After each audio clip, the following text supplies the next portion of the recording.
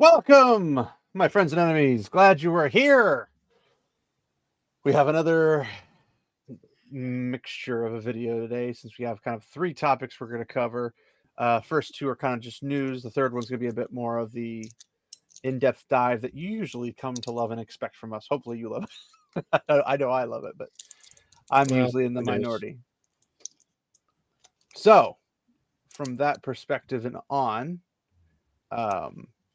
let's jump into the first one, shall we? From That Park Place, newly announced Harry Potter TV writer Andy Greenwald does not like the idea of a rigorous adaptation of the books and said he has not read the books. Right. That's a good sign. Great choice for your TV writer, right? For the Harry Potter show. Considering that J.K. Rowling wants to eliminate Emma Watson and Daniel Radcliffe from existence, like obliterate them from the Harry Potter universe. Yeah. She wants to do a very book accurate, from what I understand, from what I've heard, she wants to do a very book accurate series, which will dive more into the books. Because from when I saw the books and like a book order thing, like you get like the first book, second book, third book, like all the box set or whatever. Yeah, the first like generally go in the order first, second, and then third. I'm getting somewhere with this. The first four books are like not that thick, like they're very, very thin. Actually, 4 is really thick. Well, I think that's when it begins to get thick, and then like the rest of them are like monstrosities, and I'm like, okay. So I would say 1 to 3 relatively not thick. 4 probably second thickness, the mid thickness, yeah. 5 that's the thickest, I'm pretty sure. Then 6 goes below 4 again, and maybe 7 is roughly equal to 4. All I'm running off of is the image, and the image is like the whole book set, and then the first couple ones were like, yeah, the tiny. first ones, and then after like the midway back was just like each book was like that big. Like they all got obviously bloated later on as they went, which I'm completely fine with. But like Sorcerer's Stone looked really, really thin, so I was like, wow, it's like nothing here practically. And I don't remember it being that small, but who knows? But in that terms, she's trying to convert this whole series into a TV adaptation, and she seems to want to go very accurate to the source material that she herself wrote, and apparently she has all the power under the sun for this. So having them bring in a writer that doesn't know the books because he's never read them, which means he has as much knowledge as I do, but I don't know if he's watched the movies or not, so maybe he has less knowledge than I do. Okay. So this two things. I looked this guy up, Andy Greenwald. He has some decent writing credit. He was on a TV show Legion, which is fairly decent. Well, yes, but that doesn't matter if you're doing an adaptation. Well, no, but I'm saying he also he's not. He doesn't. I was looking to see if he was like a woke writer or type. Not. I don't. He may be, but I'm not even implying he's woke. I'm just saying that's bad news for the second part. Furthermore, he made tonight and finished reading all of the books. That just could mean he hasn't read them yet. It doesn't mean he's not going to. I'm not defending his stance. Is he going to though? Well, here's the thing. J.K. Rowling apparently has absolute control of this thing. Yeah. So as she should. Yeah. So he may be taking it for she's going to run the writing room. I'm just going to output whatever she puts out. See, if she makes this an epic series, she gets all the praise because it's her baby. But if she bombs the series because she makes poor decisions, then it's all going to come back on her. Famously terrible at screenwriting. So, but the thing is she doesn't have to do the screenwriting; she just has to approve the screenwriting. But if she's in charge, she likely also makes decisions in that department. Sure, but what I'm saying is like if you have a writer like this guy come on, and he's like, I don't like the idea of a rigorous adaptation of the books. And she's like, but that's the whole point of the series. That's what's going to make Warner Bros. The big bucks, is doing this as rigorous adaptation. I don't know if it's probably not going to be line for line, prose for prose, and everything, or probably not. But it's probably going to hold a lot to the main core storyline, which I don't know how much of it. I haven't read them, so I don't know how much of it's actually like bloat or filler or whatever. But I'm assuming the important details at least will be involved, which at that level, it's already better than Wheel okay. of Time Prime. From what I remember from reading it, there's not too much bloat in the. It's just kind of like move to the next move to the next move. Well, you know, Generally, yes.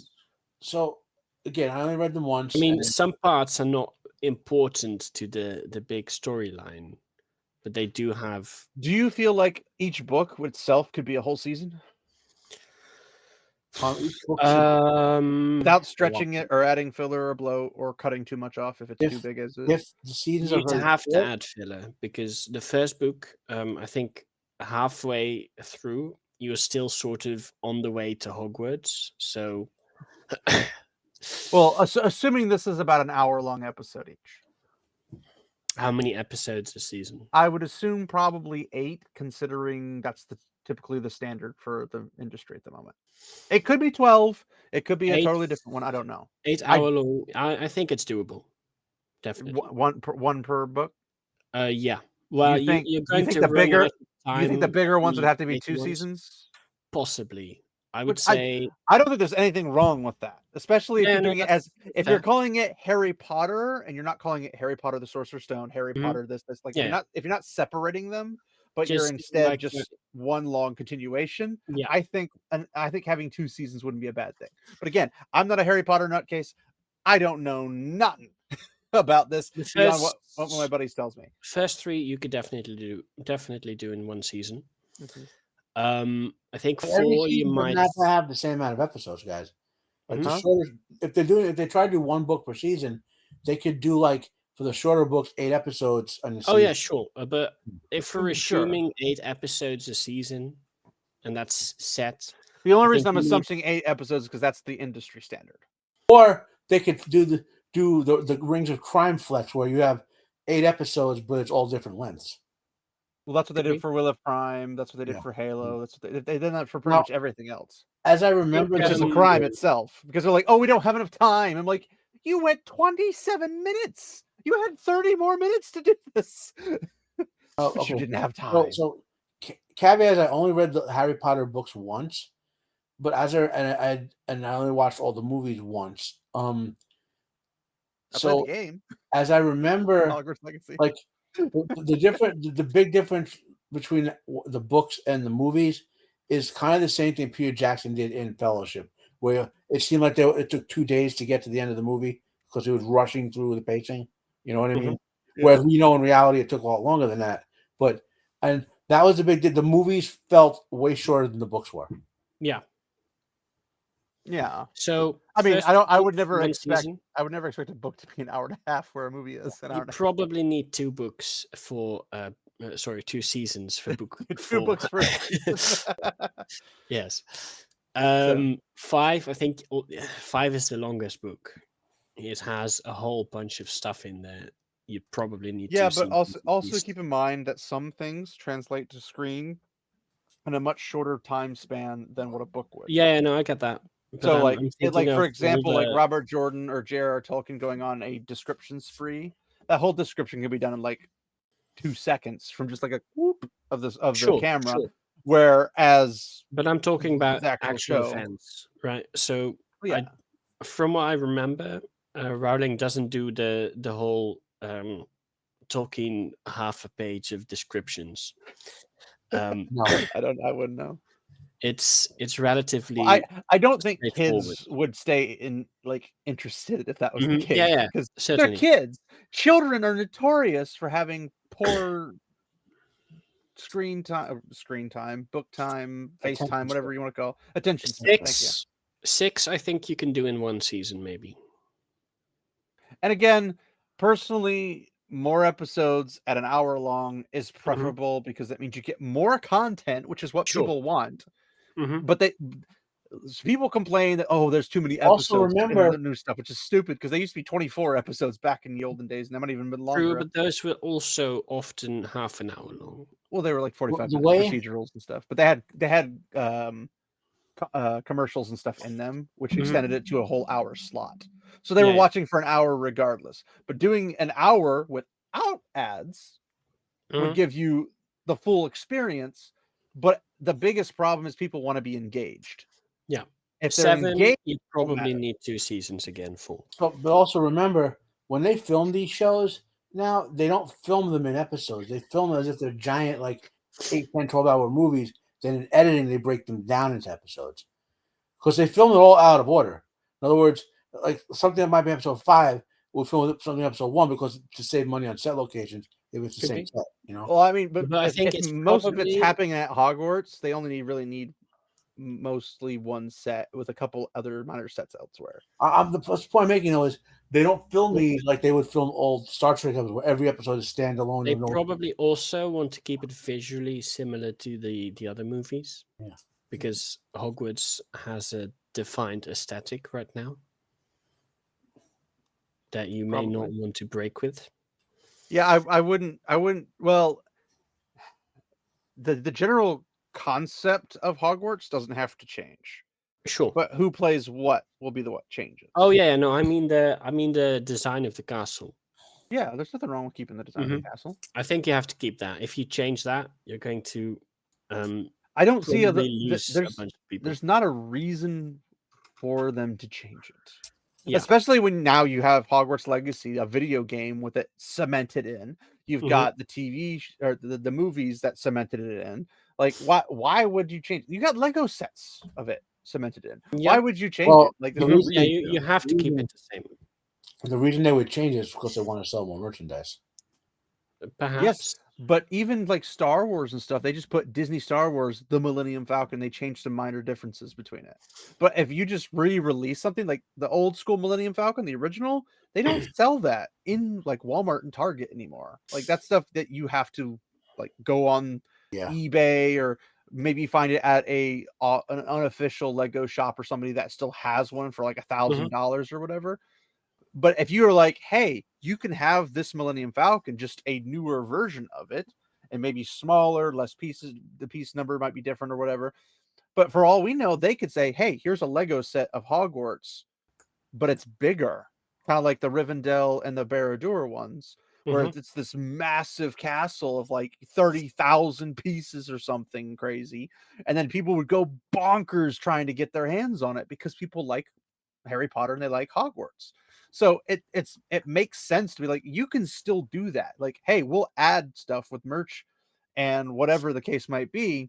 But most like you could just discontinue the old Harry Potter stuff and put the new stuff out. Or you could keep both of them up and running and just let people buy both because you win either way if you have all the rights to it, which I believe Warner Bros. Does. So there's no losing situation in that regard. If people want stuff, they'll probably buy both because they're hardcore. But Probably, yeah. so Back to the number of seasons, I think it's probably best to not indeed set a defined number of episodes per season. which could work, I suppose, but typically how people Typically outside, these days it is done with well, I'm saying from the perspective of the audience, Mhm. what the audience is going to perceive is that if you have 12 episodes and then you cut down to 8 episodes, they think Mhm. something's wrong with the series. They think that there's an issue. Yeah, okay, fair. So when Maybe you just say ditch 12, the whole season 12, idea. 3, 12, they're like, why was that only 3? Like, they're concerned about things like, Okay, they're so- going to cancel it, so I'm not going to watch it, kind of a So thing. this Greenwald guy is only one of the writers on the show. I'm aware. But the point is that he doesn't want to write rigorously to the actual story, Well, he's just a writer, though. He's going to do what he's told. hopefully. But on his So- podcast, The Watch, back in February, Greenwald was asked if it'd be possible to directly adapt Rowling's Harry Potter novels to television. He initially bluntly responded yes. But then he explained just how popular the novels and franchises are. It's like, these are really, really rich, and they are very long books, especially later in the series. People adore them, and successive generations are discovering them and loving them every day. The stores are packed everywhere. They are in the country and around the world. People are buying the chocolate frogs and hats and owls. You can monetize almost every single aspect of it, and they kind of have, which I would definitely agree with. But then he said, so the idea of an incredibly rigorous text-to-screen adaptation is, I think, probably a safe bet to be a success. Which is it's a Obviously. shoe-in. It's a shoe-in for success. If you follow Probably the books, a safe you're gonna bet. win. It's definitely a safe bet. Then he shared his thoughts. The on it. only issue, however, might be the choice of actors. They have to look. Well, JK is going to do that stuff. So yeah, sure. But I don't trust JK on that anymore after. well, I don't think certain she's going to comments. do. I don't think she's going to do a Black Hermione if that's what you're thinking. I'm not so sure though. Well, considering when she said Hermione was black was a Twitter post, it wasn't actually in books, so I wouldn't.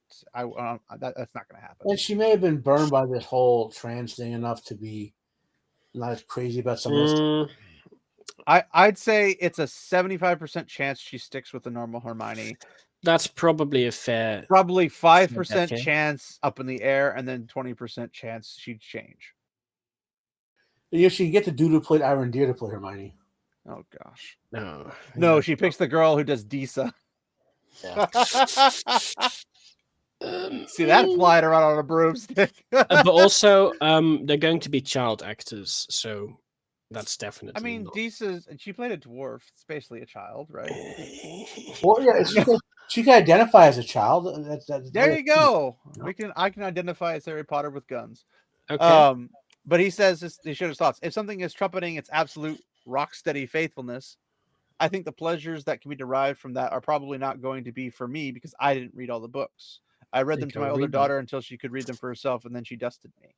So wait, he didn't read them, but he did read them. No, he said he didn't read all of them. He didn't finish the series. Okay, fair enough. He just read a couple of them to his daughter, and then she became old enough, and he just kind of like whatever. He's like, I think there might be, but here's the funny part: is like the pleasures that we derive, they're probably not going to be for me because I didn't read all the books. I'm like, but you don't need the pleasures derived from the books because if you had never heard of Harry Potter, the book series, but then you heard of a TV series called Harry Potter, you're like, I'll check it out, and you watch it, and it, unbeknownst to you, it is like holding true to the book series, but you don't know that. And you watch it and you're like, wow, this is really good. You're deriving pleasure from the books without ever realizing it.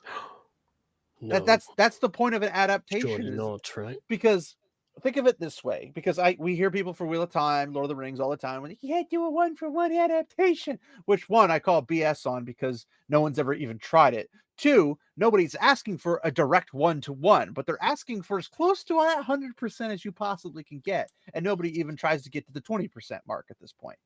So, but if you have somebody who's like, I can't read, I'm illiterate, but I can listen to audiobooks, or I can watch a visual implementation of it. And I can understand words. I just can't read because like I have people who come to my work that are illiterate and we have to read everything to them. It's pretty normal. So if you go to somebody and say, okay, believe it or not, yes. Damn. So if you have somebody who's illiterate and they want to enjoy a series, you can't be like, well, you have the books. Well, they don't have the books because they can't read the books. They have the audiobooks. They have the audiobooks, but if they were to buy them, audiobooks are freaking pricey, and they may or may not have money for a subscription to. That's fair. Other audiobooks, in my opinion, are the first major step towards idiocracy. I mean, I like them both. If I have time to sit down and look at it and focus on it solely, I'll read a book. If I don't, I listen to audiobooks because I can listen to them at work. If I have time to sit down and watch it all in color with people acting it, even better. But that's the thing is that people don't actually put this kind of stuff into consideration because they think, oh, well, you have the books. Let us have our adaptation. I'm like, but it's not your adaptation. Well, it's more of your adaptation than an adaptation of what actually is supposed to be an adaptation of. Because if we can't get it accurate to the books, because they don't want it accurate to the books because they want to see something else in that world, I'm like, then go write your fan fictions. Go have your fan fictions put onto the screen. You can raise money for that. If there's that many of you that want it, you guys can all pitch in $10 and I'm sure you can make it happen. But when it's the official plot line, the official characters, the official stories or whatever, we would like to see what we read on the screen so we can be like, wow, this is amazing, because people like Pips can't visualize the stuff in his head. So he has to visually see it for it to register. So if that's the case, imagine if Pips was illiterate and visually impaired, or not visually impaired, imaginatively impaired. Like he can't, if he reads like, and he wore a blue coat, he can't picture a blue coat on a person. He doesn't have that capacity. So if that's the case, and he's illiterate, then books literally don't do anything. Audiobooks literally don't do anything because the audiobook will tell him stuff that he will not have any actual effect for. So if then you go and you're like, we're going to make a TV show or we're going to make a movie about this book series or this book or whatever adaptation, comic or otherwise, that's a way for them to be able to enjoy it. But these people are like, no, you can't have that. We want something entirely different. That's ridiculous. It's a dumb argument, but they still make it. But he's like, hey, there might be some creative possibilities of the world, but J.K. Rowling controls all of it, and it's not going to let anyone else come play with their toys, which she shouldn't, and no author should. And that's her right, and it's obviously very profitable for her, so that's what we get. Now, I don't think he's going to necessarily rebel and write his own thing, but I do think he doesn't enjoy it, and if he's not enjoying it, is he going to do his best writing? That's what I'm concerned with. Yeah, that's fair. And where that Park Place says like that his comments are a red flag for the series, I'm like, yes and no. I'm concerned that he won't give his 100%, but if he's done good work on other shows and that what he's made has been really good and he's already acknowledging that she has complete total control of it, then we should be fine. Like there should be no problems whatsoever. Yep. And that's what I want. But the casting calls apparently posted on the official Harry Potter website, Wizarding World, and the production team was committed to inclusive, diverse casting. For every role, please submit qualified performers without regard to ethnicity, sex, disability, race, sexual orientation, gender identity, or any of the basis protected by law unless otherwise specific. They have to say that. So they have to probably, yeah. Now, the committed to inclusive, diverse casting, as long as it's diverse, inclusive as the books are, I don't care. I don't care. Like, I'm sure anybody could come from anywhere and be whatever they want. I don't care. But it's modern Hollywood. Who knew that? But J.K. Rowling defended the decision to cast actress Noma Dumezweni to play as a race-swapped Hermione in the stage play Harry Potter and the Cursed Child. She defended the decision, telling The Guardian, "With my experience of social media, I thought the idiots were going to idiot. But what can you say? That's the way the world is. Noma was chosen because she was the best actress for the job. When Jod told me he'd cast her, I said, oh, that's fabulous because I've seen her work as she was fabulous." Now, I don't have the slightest idea who that is, which probably means they're not that good. But why would you be like, they're the best actress? But the actress was well received in the role. That's not the issue there. So she's not saying I know, but what is the foundation for is the best actress? Because to me, the best actress, one that showed up to perform to the audition, I guess. Do they have bully boys outside saying you're white, don't try? Like, I mean, best actress who showed up is not going to be a big bar to jump. Sure. But when I see somebody say we're looking for the best actor, how would they choose someone who didn't show up? That's my point. But them saying this is the best actress, who is applying? How many people were actually even trying to get the role? Right, we don't know, but exactly. The guy says she's the best one. Okay, but that's my point. What are the defining traits of the best? Is it just she can act and her acting is really good? Like, okay, but I mean that is one necessity, I guess. I'm not saying it's not a necessity, but I'm not saying that's not the only necessity. Like if you have a really tall, redheaded Polish person walk in the room, that like the baseline is assumption they are an actor or whatever. Like they know how to do theater. They walk in the room, and they're like, wow. It looks just like Rand, right? Like just looking at him, you're like, wow, that looks like Rand. And you're the roles for Rand because they're really pale. Well, also that's because that's Josh. Was it Yosha Stradowski or whatever the guy's name is? The guy who played Rand in the Wheel of Time show. Yeah. No, he's Polish, if I recall correctly. Yeah, he's Dutch, I think, but he has Polish heritage. Oh, whatever. He has a little bit of Polish. I just picked a random one. But you have this really tall redhead walk in the room. You're like, wow, he's got the height. He's got the red hair. He's got attributes of the character he's going to play naturally. And then you see him act and it's like, well, yeah, he can act that. But you have somebody else who comes in who's African, doesn't have the red hair, doesn't have the height. His eyes are brown. it's like, okay, well, he doesn't have gray eyes, but we could change the gray Also, eyes. with how many contact. people are going to show up for a stage It would be play thing? it would be I don't ideal. know, but that's my point. Is that from what I understand, actors like Joaquin Phoenix can do stage Broadway theater, but it can also do movie productions. It would be ideal to have the actor look like the character. We all agree with that, Yeah. right? So that's what I'm saying. Is That that being said- the one shouldn't be just they can act. I'm like, well, duh, they're all supposed to show up if they can act.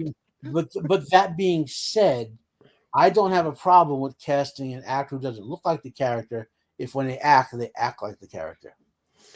Which I can kind of understand Well, that, but there's immersion. That you I would have to take agree into there, consideration. except for specific iconic characters that have a defined Like Harry Potter, Hermione Well, Granger, if the and character Ron has a Weasley. defined ethnicity, that's why I would agree. You want an actor who looks like the character, right? Mhm. So, for example, Lord of the Rings, most of the elves and humans should look like they're Scandinavian and Germanic peoples. Yes. Right. Okay. And all should look Scottish. Now, where you could play a little loose with it is, for example, on the Astari, right? So Mhm. Ian McKellen was chosen as Gandalf, an actor who I think of the same skill level and same type of actor.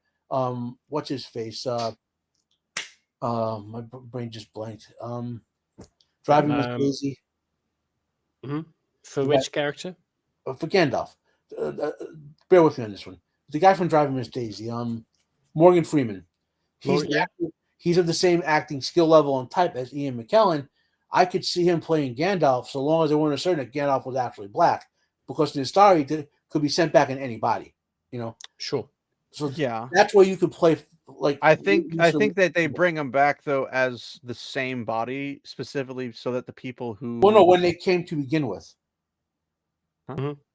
So hypothetically, if Gandalf was not chosen to be played by Ian McKellen, but rather by Morgan Freeman, yeah. So when Gandalf came from, it would probably be fine. Maybe Gandalf doesn't have to look like a Scandinavian person because he's a Maiar in a particular human form. To be fair, I never once got the hindrance that he was Scandinavian.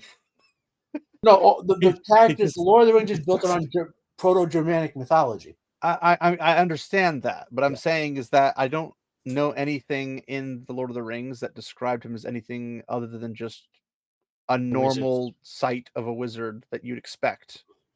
There was no expectation because there were only 5 of them. So you think that 5 unique individuals coming across did not have any particular concept of like his appearance at all? They're Maiar. They could look like anything they wanted. Well, they can, but they also want to be like familiar to the people that they're going to. The elves could recognize them regardless of what they look like, as long as they're not masked. The elves what? The elves recognize the Astari because they have the powers of the unseen world. Well, yes, but they're not just going around randomly wielding magic, doing this and that. Like they're just walking down the street. So it would be fine, probably, if they chose actors that didn't look white, right? But thematically, it is a bit of a contrast if you do put non-white actors in a majority white cast when they are supposed to fit it. Well, I always bring up this example. Also, the East was typically related to the darker skins. What if Bollywood in India wants to do a Lord of the Rings adaptation? Do they have to hire all European it would probably end up with the same criticism that Tolkien has for other adaptations. Yeah, probably that also. But as long as they keep it consistent, right? So Indian actors for all of the hobbits, plus all of the humans, plus all of the elves, etc. Then it would be perfectly fine. With casting these roles, is we have to avoid, just like there's woke, we have to avoid what I call woke derangement syndrome, where everything that deviates slightly from. I don't think everything has to be woke. I just think it's not as accurate or as good as it could be. Well, no, woke derangement syndrome is because of all this woke crap, where people having a counter reaction to where, like, if the character should have red hair but has blonde, they're going crazy over it now. You know, so yeah, because they can just use hair paint or whatever, right? Yeah. So that's the point I'm getting at is if they get that wrong, then they put in no effort whatsoever. If they were to do a Lord of the Rings adaptation and someone like Morgan Freeman played Gandalf, and they weren't asserting that for example, there were actual sub-Saharan Africans in Europe, but just Gandalf took the form of one, I'd mentally be okay with it as long as he did the role well. But how would they assert he is supposed to be this or supposed to be that? Like, the showrunner would say, well, Gandalf was really black. Well, yes, but you're alleging that we don't know what he is. I'm not saying that. Well, you said it wouldn't matter if Morgan Freeman played him. But to be fair, I like Morgan Freeman. Necessarily be a problem.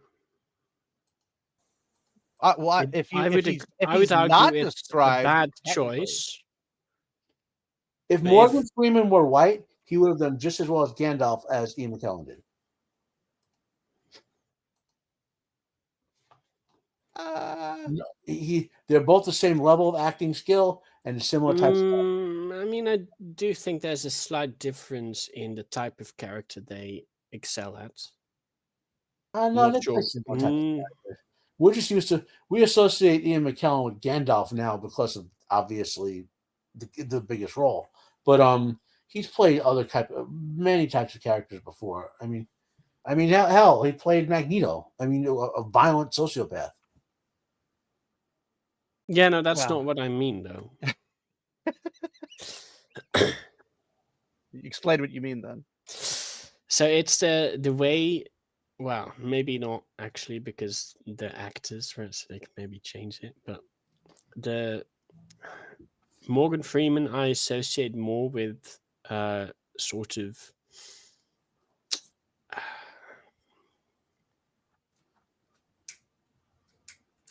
more cold, calculating type characters, as opposed to friendly, wizardly characters. I mean, he played God in Bruce Almighty, and that was an interesting thing, and it was very entertaining. Roles. I mean, sure, he might be able to do it, but when I see him, I don't think about that type of character. I mean, I would agree. I think Ian McKellen plays the perfect Gandalf that we can think of until somebody else he's tries. Just the archetypal wizard, almost. Yeah. Well, but again, I'm not saying that he wasn't a great casting. I'm saying had they chosen an actor of similar ability and type, as Morgan Freeman would be one example of, who wasn't white, Gandalf as a character, you could have not had be a European looking. Whereas all the other characters should have looked like Germanic and Scandinavian people because that's the setting Tolkien used. What's up, Crimson Law? Oh, we got nothing much. You joined in the brunt end of the first topic, and we were going over the Harry Potter writer announcement of the writer guy saying he doesn't want to do a rigorous adaptation in that regard, but it doesn't look like he's going to be that bad of a pick if he puts effort into it. The problem is I don't know if he is going to put the effort into it because he doesn't seem to be thrilled about the concept of making it as well.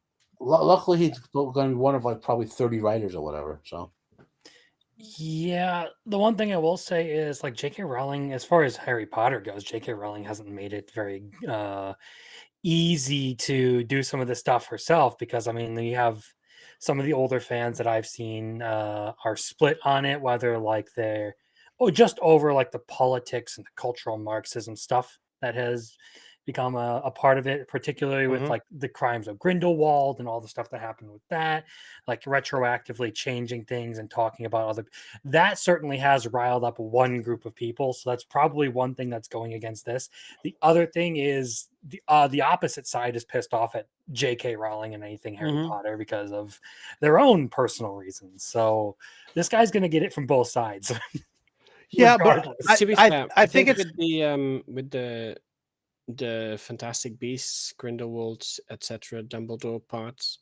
A part of it is also that there were not really good films. Oh yeah, which has tainted. They weren't like top tier what you'd expect from the Harry Potter stuff. They were kind of like offshoots. The first one was okay. I was gonna say the first one would be the only one that I would say, hey, yeah, that was actually a worthwhile movie. The other two are third. The third one, me and my best friend walked out of the movie that was awful. What the heck Yeah. happened to this series? So Well, second Well, one was not great, but it could pass. Third one, I don't know. The whole story there was kind of absurd, really. I never watched them. I never cared enough about the series to want to see them. Well, with this particular one, where it says it does not like the idea of a rigorous adaptation, my concern with it ultimately is he's got a pretty decent cred for like script Mhm. writing or whatever. Is he going to put his 110% into it and do his best possible, or is he going to be like, I'm just here for the paycheck? I want to have my name attached to a Harry Potter franchise because that's basically gold for someone's like work record or something like that. And it's just like, okay, if he puts his effort into it, I don't think this would be a problem. He hasn't finished reading the books, which I think he probably should if he's a script writer, because that's Yeah. based on Well, what to be he's gonna fair, have to write. if he said he had read the first few, right? He haven't finished them. He basically stopped when his daughter learned to read them herself. Yeah, I assume that is at least like say 2-3 books in. I would assume, yes. But when So- was that, and how long has it been? With just the first book, you can do the whole first season, obviously. So that should not be an issue. So Yes, but what on I'm the saying short is how term. much is he going to remember of the details of what he read? He's probably going to have to go back and read them again. Yeah, sure. 'Cause he made it seem like it's been a hot well, minute since he he's read probably them. will, just to as he if he works on the show for enough seasons to do them all. I'm not too Mhm. worried about that No, because same.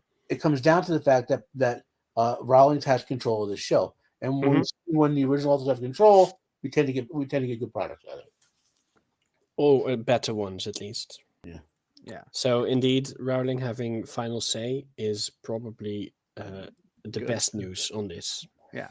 And then we were talking about when you came in about when they had the actress for Cursed Child who played Hermione was black or another color, I'm assuming. I don't know who actually she is. His name's Noma Luckily, something. Cursed Child is not canon, right? Yeah. It's like I only fanfic. recently found out that was like fan fiction. I thought it was an actual Yeah. thing. No. She gave her blessing on it. That was it. No, But okay. we were talking about is the only requirement for an actor and actress that they can act and then they're quote unquote the best actor or actress, or is also a requirement going to be they have the appearance, they have the stature, the presentation, the basic stuff before and after the acting bit? Because I mean, if you have 5,000 people come in, the assumption is they know how to act. Now you could argue one is better actor than others, but when Wheel of Time Well, came out, they're these like, days these I have would not great. assume that either, to be honest. Well, Well, I'm sure they have people checking to make sure they have at least basic theater credentials in some shape or form. They're not going to just let some random bum off the street and be like, I've done acting once for 10 minutes, and then they let that guy be in there. Like, No, well, that's exactly what they do with child actors, though. Child actors are a little bit different, though. yeah, I was They gonna check say, more like, competence on that one because they understand what the script is asking them? Can they understand what you tell them as a director? Like, I need you to behave this way, and then they go and behave that way. That's how they do it for children actors. 'Cause you can't expect them to have the mind of a Mhm. adult playing a child. But that's why also Hollywood plays a lot of adults as children or as like college kids when they're in their 40s or something, because Yeah. there's not enough college kids apparently nowadays that have those acting chops or whatever. But my problem is okay. that, So I looked up the actress in question, Noba Dumazumini. She's apparently a well accomplished theater actress. okay. Yeah. But I'm not saying that she's not an actress of like a good long history of theatrical doings or whatever. But what I'm saying is that if you have Hermione and then you have Hermione black, you'd be like, okay, but where'd you get the concept that she's black? alternate timeline, and the two have to fight to see which one is the real one. But then one could be genocide, the other one wouldn't be. So that's kind of a dangerous game to play in that regard. So, but it's the same issue with like Rings of Power. It's just like all these Asian and Black and Hispanic elves. There's going to be a genocide at some point to wipe them all out before Lord of the Rings comes along because they don't exist in the rest Yeah. of the world. It's Yeah. become like it's a called symptom the of War of the Last Alliance, right? Yeah, but the War of the Last Lions, they didn't kill the entire elf population. That's the So problem. they'll have Halron no. shouting, It "Kill the just black ones now!" coincidentally happened to be all the diverse elves. Gil-Gadaddy shows up. All right, all diverse elves to the front lines. It's become like a very like interesting thing to me to sort of watch unfold that people now assume that like American style diversity has been the norm across history, like because America wasn't found as like one racial group, so to speak. It's not like a lot of the people who made the country were native to the region, right? Like our founding fathers all came from Europe and all that. I need to make this point. So when America was founded, up to about 150 years ago, the word race was synonymous with ethnicity. Yes. Yeah. Yeah. But the point I'm making is that's not the norm, even to this day around the world. Like you go to any country that isn't America, more likely than not, you're going to find it dominated by one specific racial group. To be fair, in Europe that's changing. Unfortunately, that's fair enough. But that's historically in Africa, that's been the you're people going to have find like 100% African. Yeah. Historically, though, people have like found or have like divided themselves by race. It's just a thing. It doesn't By make it ethnicity. racist to acknowledge that or make an entire country based on one race. By ethnicity. But here's the thing: is like because I heard it recently today. I don't remember what I was watching. Might have been Geeks and Gamers or something else entirely. I don't remember. But they were talking about like, or maybe it was Madame Savvy. I don't remember. There's so many. I've watched so many things today at work, or listen, I should say. But they were talking about like how, and I think it was Madame Savvy because she was talking about the CDPR thing. I don't know if you guys have been keeping up with CD Projekt Red, but Somewhat. Not really. okay. So CD Projekt Red has the hiring habits where they basically choose women over men. Oh yeah, And the new thing where they're only in do line women's with the scholarships. the EU diversity DEI ruling type thing. Yeah. So super racist, super sexist, super all that stuff. But they're like, oh well, we can only have gay people playing gay people in films or in video games or whatever. And it's like, okay, well, so okay, when are you going to find the 30-year-old medieval person who can only play the 30-year-old medieval person in your film? Because none of them are alive at the moment. Does that also apply to straight people only being allowed to be played by straight people? Yes, but they want to remove straight people, so they're not going to give straight people roles or Fair positions. enough. They're just going to eliminate them all. But it's just like, okay, well, if we have a cartoon like, say, Madagascar, are you going to kick Chris Rock off of playing a zebra? Yes. Well, he's not a zebra. He can't be the zebra. You have to get a real zebra. That communist ideology eats itself. Like when they cast a live action Moana. Remember when they cast a live action Moana? It had an actual girl of Hawaiian ancestry or whatever. Yeah, like not Polynesian. Yeah, but she wasn't the right person to play because they claimed her skin color was off or whatever, which it wasn't. Don't get me started on that stuff within the anime community. Any character that has these slightly dark skin all of a sudden, you better be careful how you draw. We were passing that meme around in the Discord the other day. And I was just like, it's so perfect because it's just like, all this of the isn't even black. This isn't even black. This is even black. This is even black. Voice actors are butthurt. I mean, Japanese want to now use AI to just. I'll post. Remind me later, Sage, and I'll post the meme in our Discord. So I think I'm looking at it right now. Are you? Well, are you watching the extended one? It has one like a blip on top as well. A blip on top. No, I'm looking at a single meme. Not well. It's a meme, but it looks like it's been stitched together with another meme because there's two of them. One's just the black coloring one, and then the other one has extra stuff on it. But I'll show it later. I'll show you later because it's even funnier than that one. But since we're talking about weirdos in the industry, God of War. Great segue. So Sony and Amazon are starting over on the series after departure of EPs Rafe Judkins, Hawk Ostby, and Mark Burgess. Thank God. Wait, isn't Rafe Judkins the one who butchered Wheel of Time? Yep. That's Rafe Judkins. Yeah. I have never read nor watched it, but I have heard so much crap talked about Rafe Judkins that it's rightly so. You need to read the books and then go Mhm. suffer the TV show. And No, just don't make watch the me- TV show. No, Just he needs to. pretend it doesn't He exist. needs to No.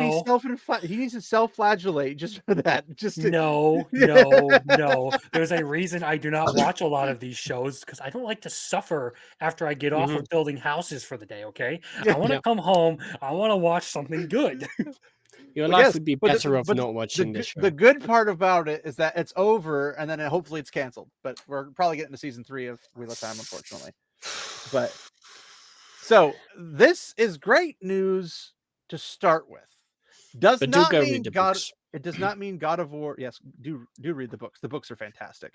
Audiobooks are also phenomenal if you don't have time to just sit. Like, I don't know if you're allowed to listen while you're working in houses or something. I That was listening to sounds like a astrophysics podcasts and shit at work today. That's Well, Ooh, I nice. meant like some Nice. jobs that are in construction will let you wear headphones or earbuds or something because yeah, hazards or but something. we're doing mostly like interior work, remodeling Okay, people's so, houses like, right yeah, now. yeah, So yeah, like yeah. I'm alone in a room. I'm just putting earbuds in. And somebody says 4, the house collapses, and you're like listening to your stuff. I But mean, almost had something like that happen to me before, but hey. it's worth it.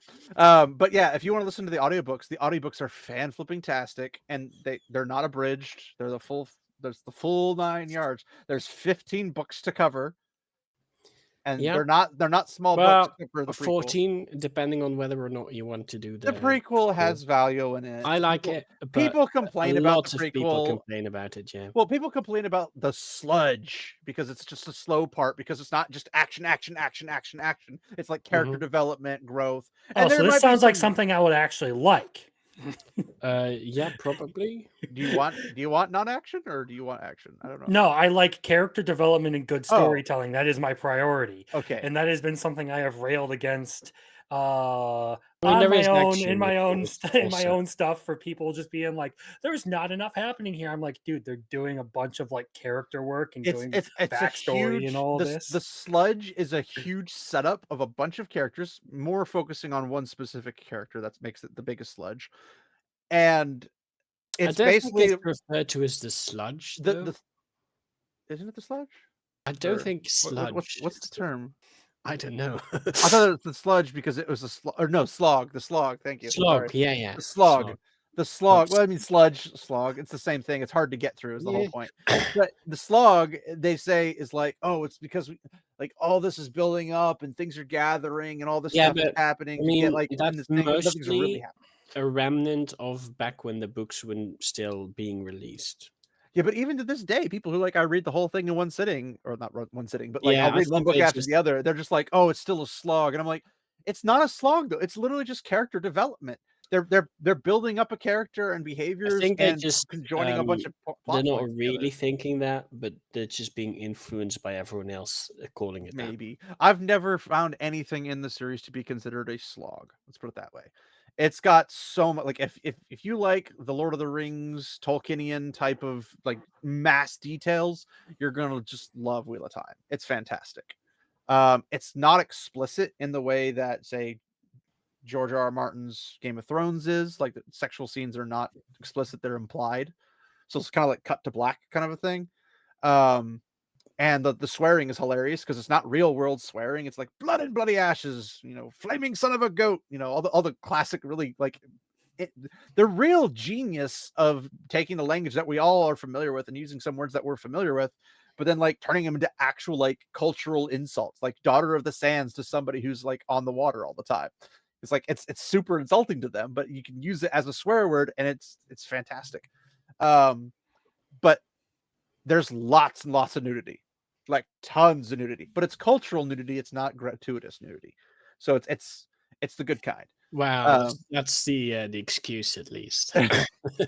He does comment on the bosom quite often, so there's that. But the dynamic between men and women is fantastic, and it's hilarious throughout the entire series. The 3 main characters and their relationships with women is also a really hilarious like cycle. But I'd let you read that to find out yourself. Yeah, don't spoil too much. I would. He's not going to remember by the time he gets there. You would be surprised. You would be very surprised. Considering how freaking big these books are. Like we're talking almost 60 chapters each one, and they're like 800 pages. Like they're hunky boys. First one has 51, I think. Maybe I mean, they fluctuate. I'm not going to go for every single individual one. The smallest one is definitely the prequel, New Spring. I would not read New Spring until I think as the 11th. Like do it in between 10 and 11 probably. do it. Yeah. Well, that's where 11 is. But I'd say do it by publication date. Don't do it by numerical, like how you would read a prequel with a regular series. At least the first time. After the first time, because the prequel will kind of spoil stuff in the series for you. So once you're past a certain point, and then you read the prequel, you're like, oh, so then you go read through it again, and you read the prequel. It's not a big deal. I mean, it does spoil a couple things, but nothing major. I mean, also there are some plot points that I'm not going to mention that are kind of spoilers. A bunch of things. I don't want to get into it. I mean, I'm thinking back on it. Like, obviously, there was some character history spoilers type of thing, but nothing like blockbuster type of. Yeah. Yeah, no big spoiler. But it also assumes that you know a whole bunch of things. Yeah, that is true. That's the main thing. It's like the world works. It's like reading the Honorverse books.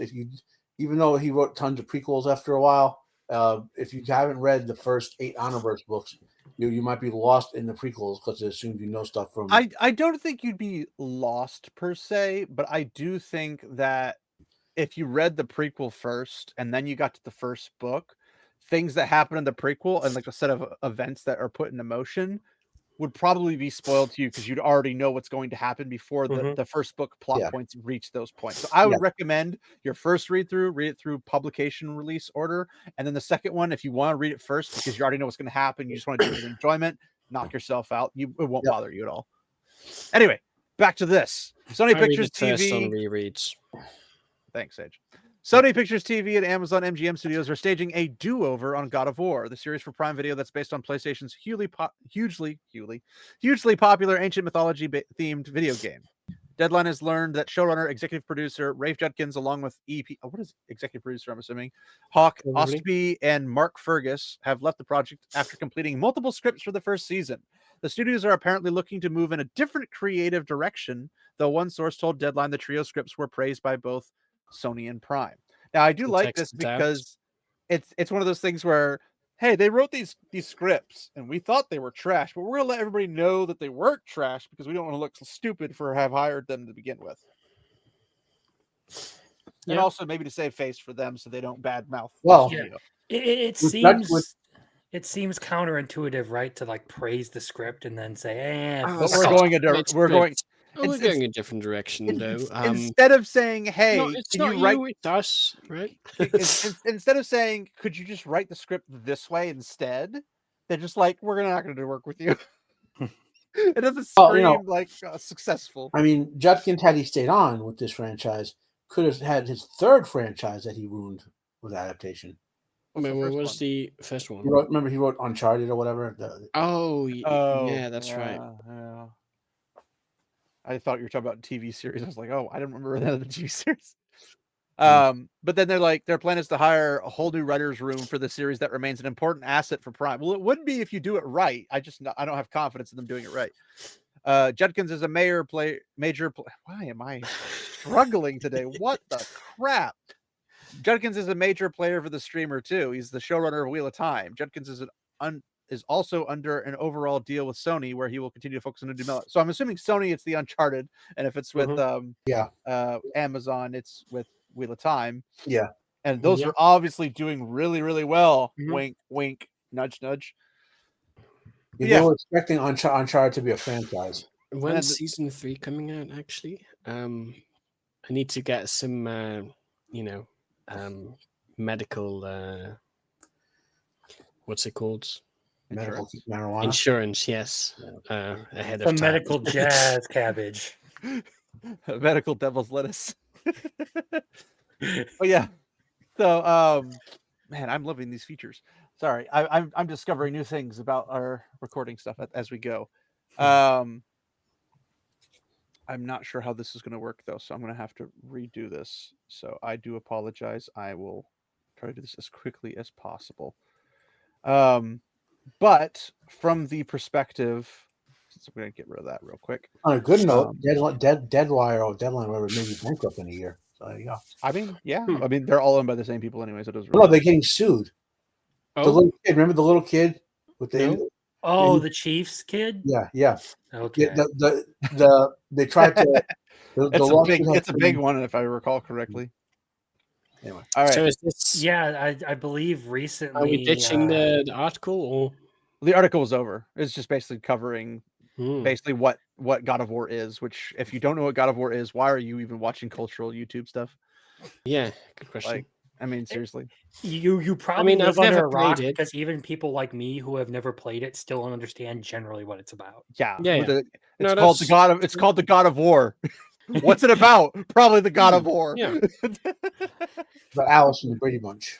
Yeah, it's just an ex-Spartan who goes on a killing spree. Wow. Yeah, I thought And the bangs article hookers on continue occasion. a bit longer, but Well, I maybe mean, I don't know if you know this, but I think it was for the PS Vita, the God of War game. And it's literally like you can go to like a brothel and you can actually like bang a whore. They have like essentially. quick time events for that stuff. No, like it goes okay. in, but you can like see the room shaking. Like it's intense. It's like, holy crap, what's Okay. happening? It's like he's jackhammering them. It's crazy. But But didn't yeah, they do that with Grand Theft Auto too? that I don't know. Possibly. I don't have much of a history with Grand Theft Auto because I find it entirely too boring. I mean, I wouldn't put it past them. Rockstar is pretty hardcore in that regard.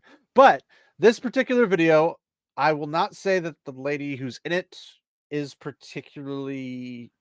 I won't say she's for our side, but I won't say she's opposing our side. I think she just doesn't like Rings of Power, but she'll kind of explain some stuff. So we'll pause as we go to cover explanations. But this is what I wanted Crimson's viewpoint, since he's probably as familiar, if barely maybe more so than hers, maybe less, I don't know, in terms of familiarity. And so from his viewpoint, I want to see if he comes up with the same outcome that she does. And obviously the rest of us are kind of hardcore in that department. So let's see what we got. Okay, that's good music, I guess. Read Lord of the Rings video. Oh, this chick. Okay. Hopefully next. But I got a comment on one of my Rings of Power videos, and it kind of derailed my plans. It kind of sent me down a rabbit hole spiraling, and here we are with a video. So the comment in question was on, I think it was on my last Rings of Power video. If not the last one, then I will point out that she has an entire series of Let's Laugh at Rings of Power. That's good. Yeah. I was going to point out I like the design of the ugly sweater. The ugly slut? Well, I slurred my words. The ugly sweater. I was going to say sweater instead of W. I was going to say L. And then you just cut it off with slut. Cut it off. It sounded like slut. Fuck. That was so no, bad. I'm not trying to call her a slut. I was trying to say her ugly sweater Freudian has slip. an interesting design. Well, yeah, ugly sweater. The Lord of the Rings ugly sweaters are pretty freaking fantastic. Mm-hmm. I have do I have one? No, I think my wife was thinking about getting me a Balrog one, which I thought was cool. The one directly before it. I think it was on the last one, because I made a remark in that video about how orcs were corrupted elves. That's where they come from. That's what orcs are. And or humans. It's not entirely clear. Correction. Oh no, it gets better. Don't Only worry. the original orcs were elves once. Morgoth, who is long gone, did that to them and created orcs. That happened thousands of years ago. No one's going around turning elves into orcs anymore. Orcs are just orcs now and beget orcs. Yeah. All the orcs we see in this time period were born or spawned as orcs. And when I read that comment, I was like, actually, yeah, okay, that Thanks, does Sage. sound right. Okay. Where are you? Okay, so in what regards is that important? Is this talking about like the morality of the orcs here, or yeah, we're going down the rabbit hole. This is basically going to be the from the creation of the orcs to the personhood of orcs, the whole jam. This is that whole these woke people trying to say orcs represent black people, Tolkien was racist. Again, I don't think she's woke. I think she just dipped a little too hardcore into the emotional side of that's the what modern world. the woke do generally. I'm saying I agree. The orc problem is something that there was a real orc problem that Tolkien had, okay? But it wasn't that the orcs were actually black people. Orcs are Scandinavian, just like the elves are. You know, it's the way it is. Well, they're corrupted, so there could be a lot of things that change their skin tone easily. Yeah, they don't have to be white. They could be purple for all we know. They're a mock. They look like a mockery of the elves. Yeah. First things first, I kind of want to set the scene for me and Tolkien, because I'm guessing that a not insignificant number of people watching this video only have seen from me the Rings of Power videos, which would not tell you really anything about what I know about Tolkien, like for real. Because I'm just making fun of the show being bad and mostly just talking about the show being bad just for itself, irrespective of lore or canon or anything like that. So to kind of again set the scene for like me and Tolkien, what I know, what I've seen, what I like, blah blah blah blah blah. Let's just do that really quick. So what I've read of Tolkien is I've read the trilogy, Lord of the Rings trilogy. I've read the Silmarillion. I've read part of The Hobbit, and a long time ago, like my dad was reading it to me when I was a kid, but we never finished. And I've been meaning to read it as an adult. I just haven't. But I've fully read the trilogy. And I've read the Silmarillion. In terms of like what I know about That's Tolkien a lore, good Tolkien canon, starting etc., point. etc. Would you say that's more than what you have, Crimson, or would you say you're about the same? I have not read the Silmarillion or the Hobbit, but I have at least 3 friends who are like huge Tolkien nerds. I thought you were gonna say I have 3 friends. They're black. I have 3 friends who are knit. Please don't Freudian slip that one. No, I have 3 friends who are big Tolkien lore nerds. One I actually stream with regularly, the other guy like intermittently, and then one's just someone who pesters me all the time in any of my live streams. Am I the intermittently one? Is that where I am? Or No, actually, I think Oh, technically that would make you interesting 4. one. That would make you number 4. Okay. Oh, okay. Yeah. Well, you only said But 3, so clearly I'm on that list. I've heard plenty of this stuff from them, talking about some of these issues, going over some of this stuff. So it's kind of like secondhand knowledge about a lot of this stuff. And there have been times like when the War of the Rohirrim trailer came out, I did a little bit of research into like where the whole story originated from and what it was supposed to be about. So that's the appendices. A little bit. So like intermittent topics that I've like looked at on my own, things I've heard from them, but as far as stuff I've actually like read myself, the trilogy and Letters of Tolkien is pretty much what I've read. I have Letters of Tolkien. So if she's only read Lord of the Rings, Silmarillion, part of the Hobbit, she unless she does research for this video, she's missing the whole actual deep dive of orc lore. That's not the direction she's going. I've already watched this. Okay. I watched it today, but that's not the direction she's going. But she does know a bit more about the outside of things. Like she's aware of the counter stories and the origin and everything, but that's not the main point. So we'll just get there. Peter Jackson films, the extended editions of them, I have seen more times than a human should. I also have those really cool book ones, the special editions for DVDs. They're really cool. Yeah, same. I I have those as well. memorized them. And I'm not saying that's canon, but like, that's a lot of information about Lord of the Rings is coming from there. I generally know how the films do differ from the books, like the big things. I don't know every single thing that's different, but both because Well, the first thing you need to know that is different from the books is that Aragorn doesn't actually break his toe kicking a Uruk-hai helmet. Yeah. That's the most important part, of course. Wait, you're telling me that Tolkien didn't write an entire part where they scoured a field for rabbit holes for that charge? Yes, I am telling you that. I observed the differences, and because I've seen videos and I've read articles about differences over the years, then I have a decent understanding of what things Peter Jackson changed, and oftentimes I have a decent amount of knowledge as to why he made those changes, like be it because he just completely decided to not do what Tolkien had, or because it was something that like Tolkien had kind of like been uncertain about, and so Peter Jackson kind of had to pick one. So like I kind of have an understanding of that. I have bits of lore that I know, either because they just like really stuck with me, or because I just found them particularly interesting. So then like I looked into it more or remembered it better, but I don't like have a encyclopedic knowledge of Tolkien lore by no means. And I know a decent amount about I can appreciate the fact that she's saying up front, like, I'm not the encyclopedia of Lord of the Rings stuff. So that way that we go into it, we're not crucifying her at the first misstep or something. Like I appreciate that because I don't want I would never want to do that to somebody who didn't actually know that. But if somebody came in like the Tolkien professor, I absolutely would crucify him for misstating something because that's obviously not cool. I think we did that last week, right, Sage? Yeah, we did. We did did do that last week. We did do that. Tolkien the man. Again, not an expert, would not position myself as one, but like I know, that he was a professor. I know he was a Catholic. I know that kind of it was like world and language first, story later. I know he was friends with C.S. Lewis. I know that he hated allegory. I want to pause there. He hated allegory in references to his particular work. He did not hate allegory entirely in everything ever. She does make this mistake a couple times, and it does drive me nuts, but I also realize she probably isn't aware. She's probably heard I hate allegory in all of its forms, but not the context surrounding it, which is in reference to his own work, not that he hates allegory in total. So, just pointing that out. I know that he hated Dune. I know that he had experiences with war and like that may or may not have colored. Which I will say, I did not know he hated Dune. I didn't know he knew By Dune the way, existed. he hated Dune, but he liked Robert Howard's Conan writings. I don't know why he probably didn't like the false messiah thing of Dune. That's probably one of the things he didn't like. In the 60s, Lestrange DeCamp, who was controlling the Howard estate, sent Howard's Conan writings to Tolkien. Tolkien was like, something like, this is rather good, So, yeah.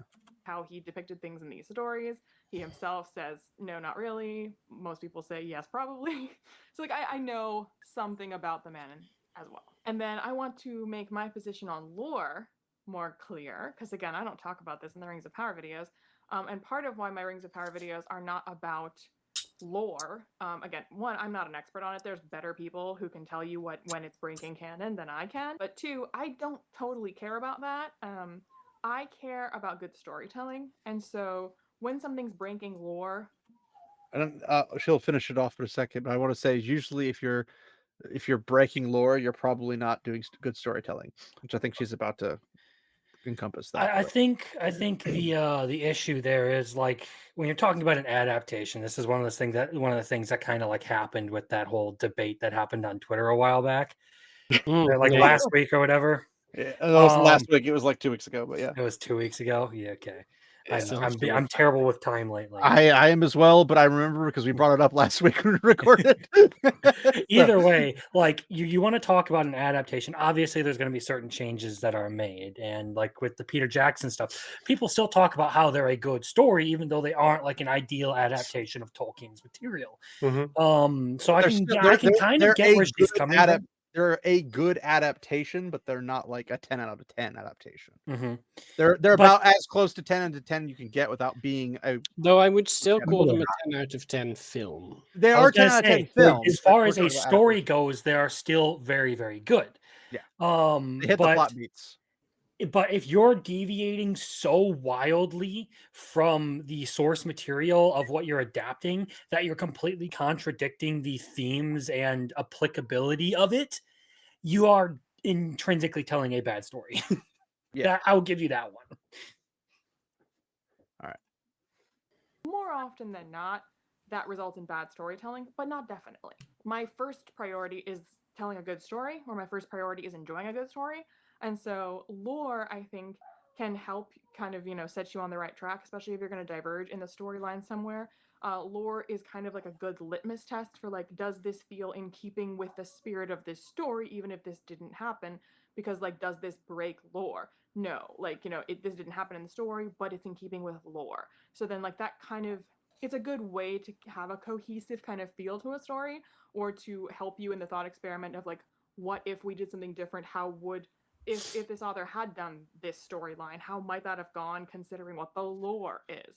So I think it's a good resource, and I think it's also a good resource for the reader when you're reading a book to have something like the Silmarillion to refer to if you're like, I'm not totally sure where orcs came from, like what are these orc things in these Middle Earth stories? Let me go look in the Silmarillion if I personally care about that or would like that expanded upon, so I have a fuller understanding of kind of what is meant to be going on here. Which is fair. I mean, not everybody cares about the orcs. They just see them as they're the bad guys, and that's that. Which works. Are, right? Yeah, but there's a little bit more depth. Yeah, there's a bit more nuance, but sure. I mean, we had disagreement on the last video, so yeah. good to have that to dip into if you want to. It can help to complete the picture for you, to fill in the blanks a bit for you, to help make sense of what the author was kind of attempting to do with this story now that you have a more complete understanding of the world at large.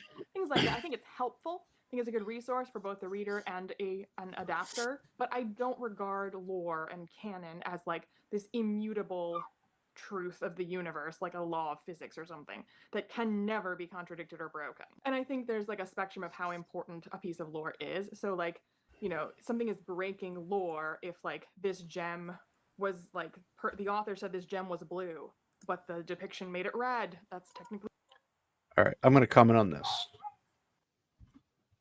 So, the whole comment from the blue to red or red to blue type of gem concept, they think like, oh, it's not that big of a deal. I'm like, if it's not that big of a deal, just keep it the original color. It's that simple. Like they told maybe you they it's don't this have a red gem, right?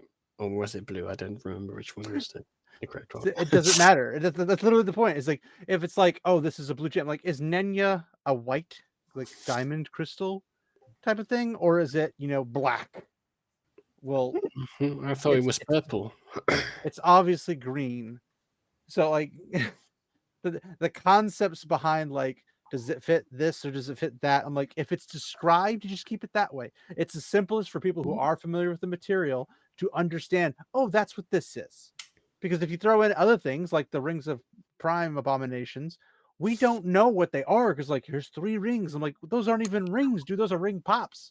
Like Well, Okay. I'm betting Ring of Prime changed them because rings. they wanted to sell Yeah. ring merchandise. Did someone say ring pop? Yes, I did say Yes. ring pop. I want a ring pop. I do it just to torture you. Don't worry, I have Jolly Ranchers, so that'll. I got to Those cut are out in about disgusting. 3 minutes, guys. Fuck you. No thanks. What did you say, Matt? I got to cut out in about 20 minutes. Okay, well, we'll try to get through as much as we can. I wanted to kind of point out what exactly the difference. Like when somebody says like, "Oh, it's not that big of a deal," and she kind of touches upon that. Simply breaking lore, but like I don't think that's really that important. But if the author had said in the lore that this gem had these powers and these uses and this effect on its user, and these are the consequences of using this gem, and then the adaptation is like, oh, what if we completely change, like what this gem does or how it functions or whatever? I think that's like a much more significant breaking of the lore than, what color was it? And so like I think on that spectrum, there's like things that kind of like fall within that gradation of like, is this like super critical to get right? Is it like central to the theme of the story? Is it a linchpin of the story? Is it like a building block of what we're trying to do with this world, or is it just kind of like, well, he, had to make choices about where things were, what things were, how they looked, what they were called. So like there's just like information about that.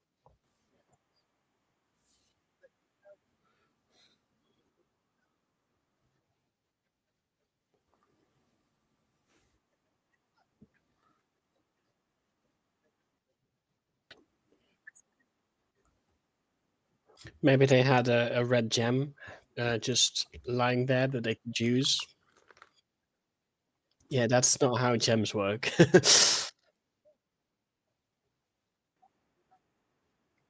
Sure, but you can't just paint it and it becomes blue. That's the same thing.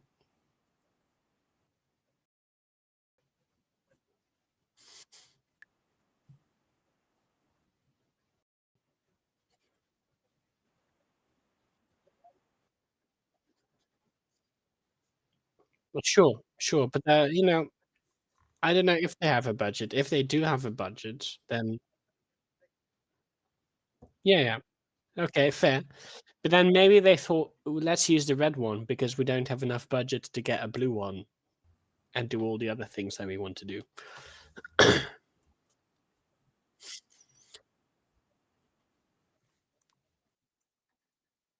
Well, maybe it is. Who knows? Okay, sure. In this case, maybe not. But let's say we go to armor, right? Let's say you need a very specific combination of things for the armor. which might be expensive to get, and then they choose to let's get a slightly more simpler design that is more cheap. Would that be a problem?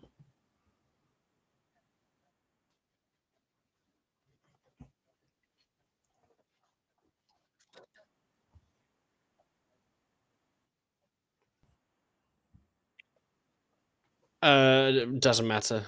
Both could work. Let's not talk about those. The scrotum hats, yes.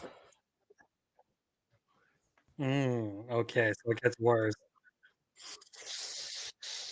Yeah, that yikes. Whoever thought of those? Some of these people get like these really weird, like overly done designed armor. Just make some normal fucking armor, please. It's not that Yeah. hard.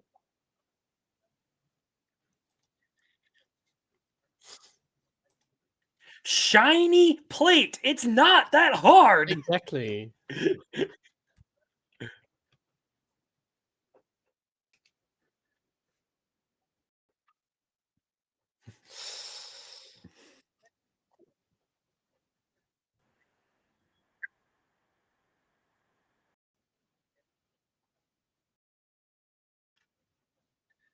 Mhm.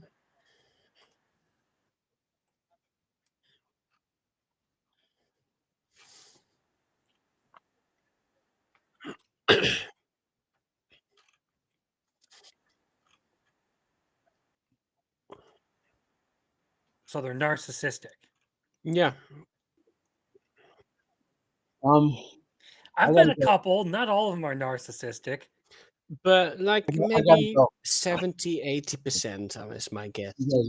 Thank you. See you guys next week. Farewell. I mean, I like as far as like if we're talking like artists in general, like authors and all that. Yeah, some of them kind of are narcissistic. I'll say that a lot of them are. Myself,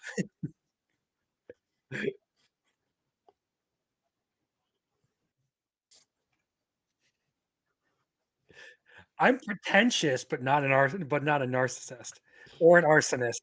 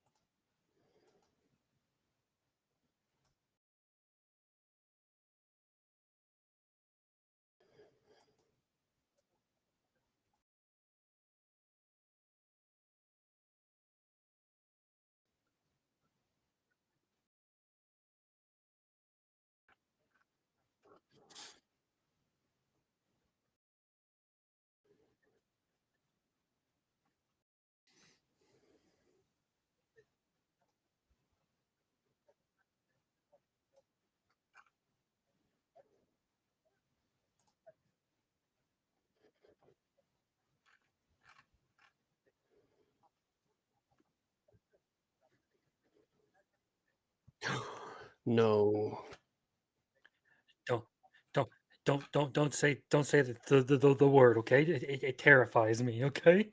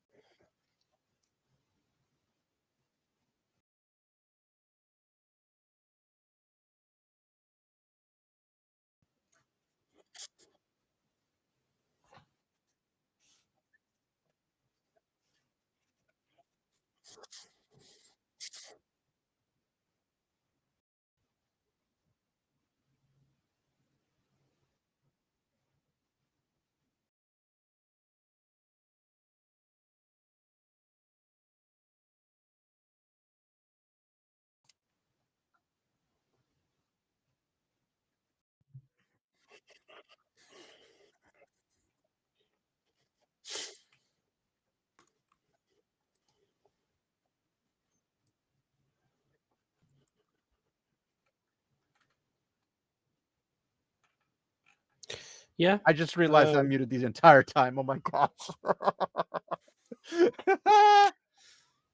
Oh, I hate Nice. my life. I don't even know how long I was muted. That's the best part. I just punched my mic. Oops. I did. Well, I wish you would punch me. So short Not coverage. that of long what of I a just. drive. I might be able to make it by the end of the day. I mean, yeah, you never know. Well, I mean, actually, by the end of the day, Well, maybe early next morning. yeah, maybe. Do you then turn around and go back to work? A quick drive. So for the quick one, since I am oblivious in my stupidity, basically I was saying that artists are narcissists and not just pedantic. Like they're just 95% of artists are just over the top and think they're the best thing since fresh cheese. And basically, if you can go to somebody who can make something cheaper and faster for more quantity for the AI tools at their disposal, because Adobe has AI in it, but all that type of stuff, why would I ever bother going anywhere else with that? So if I missed anything else, I do apologize, because I don't remember how long I was muted, and I am really mad that I was muted. So anyway, we'll move on. That, but like you could change that and not really change anything fundamental about the story. So if you wanted to make it blue instead of red, like unless the color of it becomes like extremely like significant in terms of the symbolism, which again, that's possible. Most authors put in insignificant details like colors of gemstones, because this is very subjective on what insignificant means, because insignificant means it's not important, but if it wasn't important, they would just say gem. Yeah. Like it'd be like saying Tolkien puts a word in his work. Now, anybody who is familiar with Tolkien knows that Tolkien would be very, very pedantic about his words and language use. So Yes. if there is a word in his writing, it's there for a reason.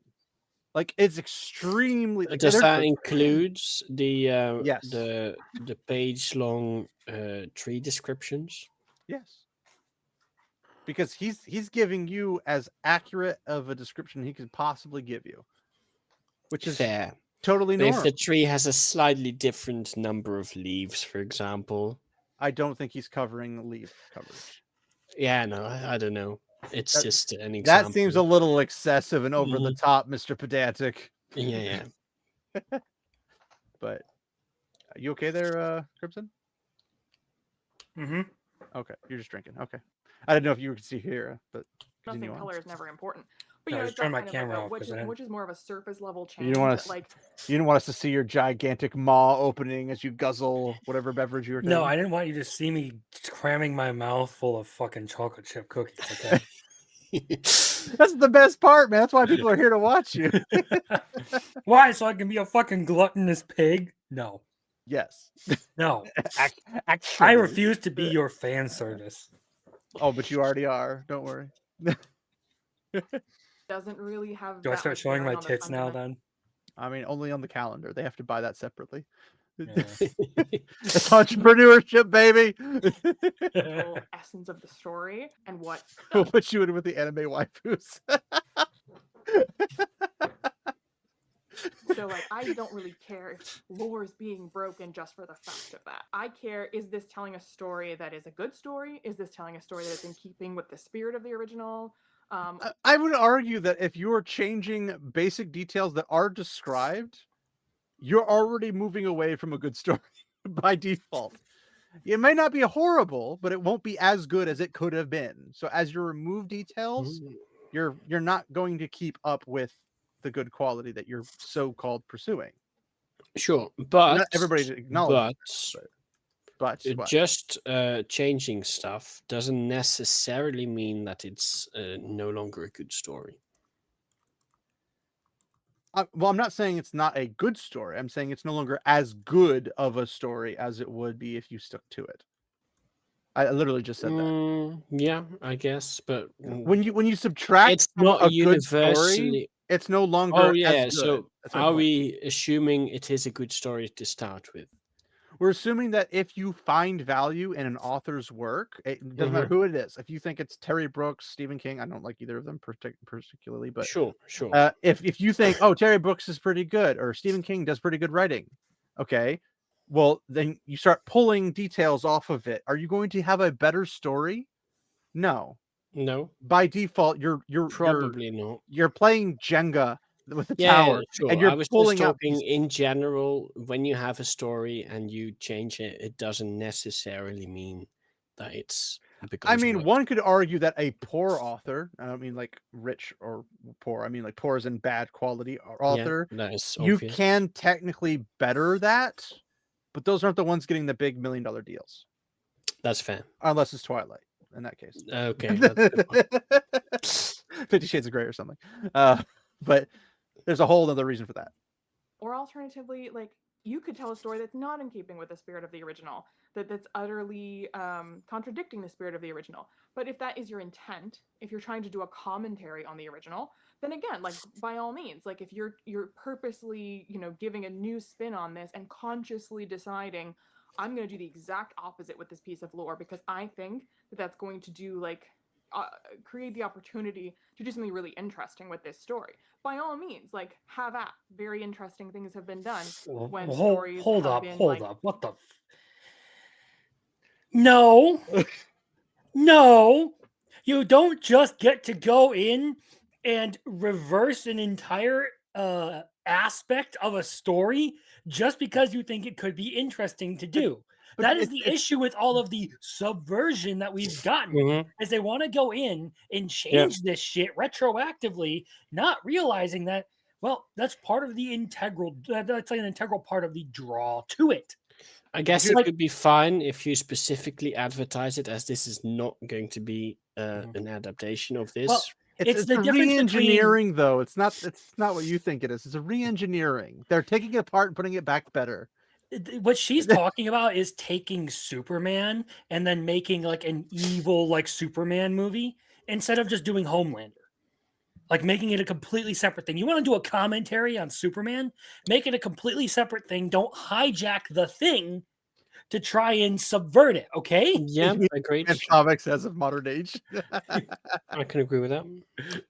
Well, and then that's the concept, is that people think it's okay because they don't have anything in the game. They don't have no skin in the game. So if something were to change, they don't care. But it's called they're called tourists for a reason.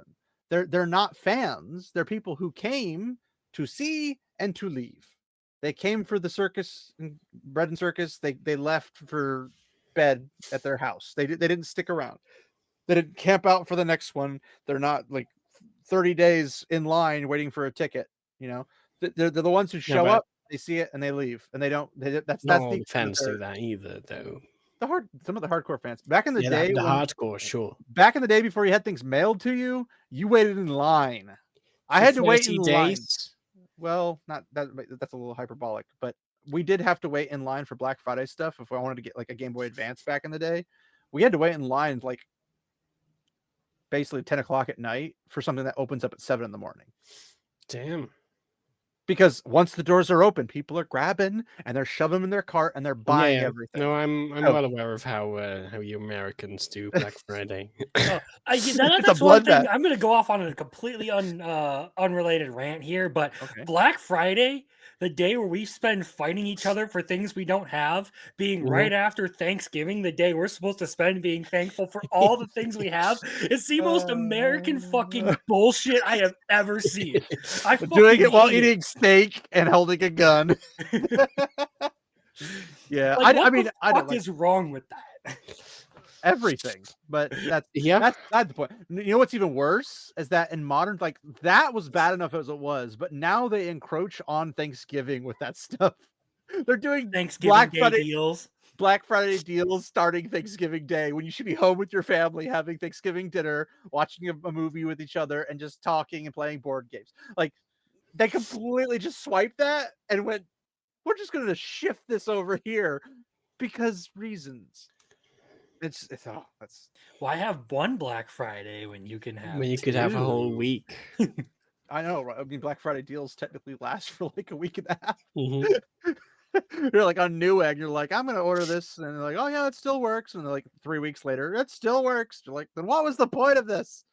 Anyway, Altered in that way to tell them through a new lens, from a different perspective. What if we twist this one piece of lore? What does that do? to the Maybe rest of you the could story? do Like, that yeah. if there is already a good one, a proper adaptation. you mean like a secondary one? No, so say you have the Lord of the Rings films. Mm-hmm. They already do the story. Mm-hmm. And then someone else comes in and says, oh, let's do a sort of not quite right adaptation. Yeah, those sort of what ifs are cool in concept, but Mhm. they rarely, if ever, work. That's fair. Because people, once you start But they're talking less about reversing problematic. something people like, people go into it and they're just like, well, this isn't at all the thing I like. This is kind of shitting on the thing I like. Yeah, It's very that's rare fair. to see a what if actually be received well by the community that Mhm. supported the original. Well, when it is accepted, it's usually a Star Wars or Marvel though. what if that is designed specifically to be a what if. It's Sure. not designed to be faithful. It's designed to say, well, what would happen if this happened instead? Mhm. And that's what people go for initially because they want to see the what if. Like, what if we had, pun intended, a what if Wheel of Time? What if the story went this way instead? Well, if that was what they did with the Wheel of Time series that Rafe Judkins did, people will probably be less upset because they're not advertising it as the story of Wheel of Time. Mhm. And if people liked it, if it was even somewhat good, which I would argue it's not, but if it was somewhat good, people are like, ooh, what's the real story like? I'm interested now. And then they Yeah, come out could with be. the real story as it's supposed to be told. It wouldn't be that big of a deal. Like if I ultimately got a Wheel of Time TV show that was accurate to the books, it'd be freaking Long Boy, and I'd be all here for it. But more content is better for me. I don't know what to tell you. But if that was the case, I wouldn't care if they had a butchered what if season. But here's the funny part. The lore itself prevents a what if series from happening. Because the lore says any other timeline other than this timeline is a bad ending timeline. Well, they could just do the bad ending. Well, they could, but nobody's gonna want to watch that or be interested in like what's the good Well, ending like. Yeah, but if you only let them know that the ending is bad when the ending actually happens, then they don't really have a choice. Like now imagine it, like having the Twilight Zone or whatever it has, like imagine if you will if this had a good story. That's the regular storyline. Would you like to see that come back next week for our real series? Like totally swipe them sideways. That'd be Mhm. funny. But Yeah, that's not but how as I was saying, so it's less problematic if you make one of those completely different, but still using the same names and such. If there is already a good actual adaptation. So, for example, the Wheel of Time series we got, that would probably be perfectly fine to release if we already had a good one, because then just no one is going to watch it if it's bad. But now it's actively problematic because we have no actual adaptation and we're stuck with what we have now. Well, here's the thing. Maybe they'll reboot it in, 15, 20 years. I don't Yeah, know. but that takes too long. But why would I want to wait 15, 20 years when I can have it now? Which is the whole beef we had with the other people who are okay with the current slop we got.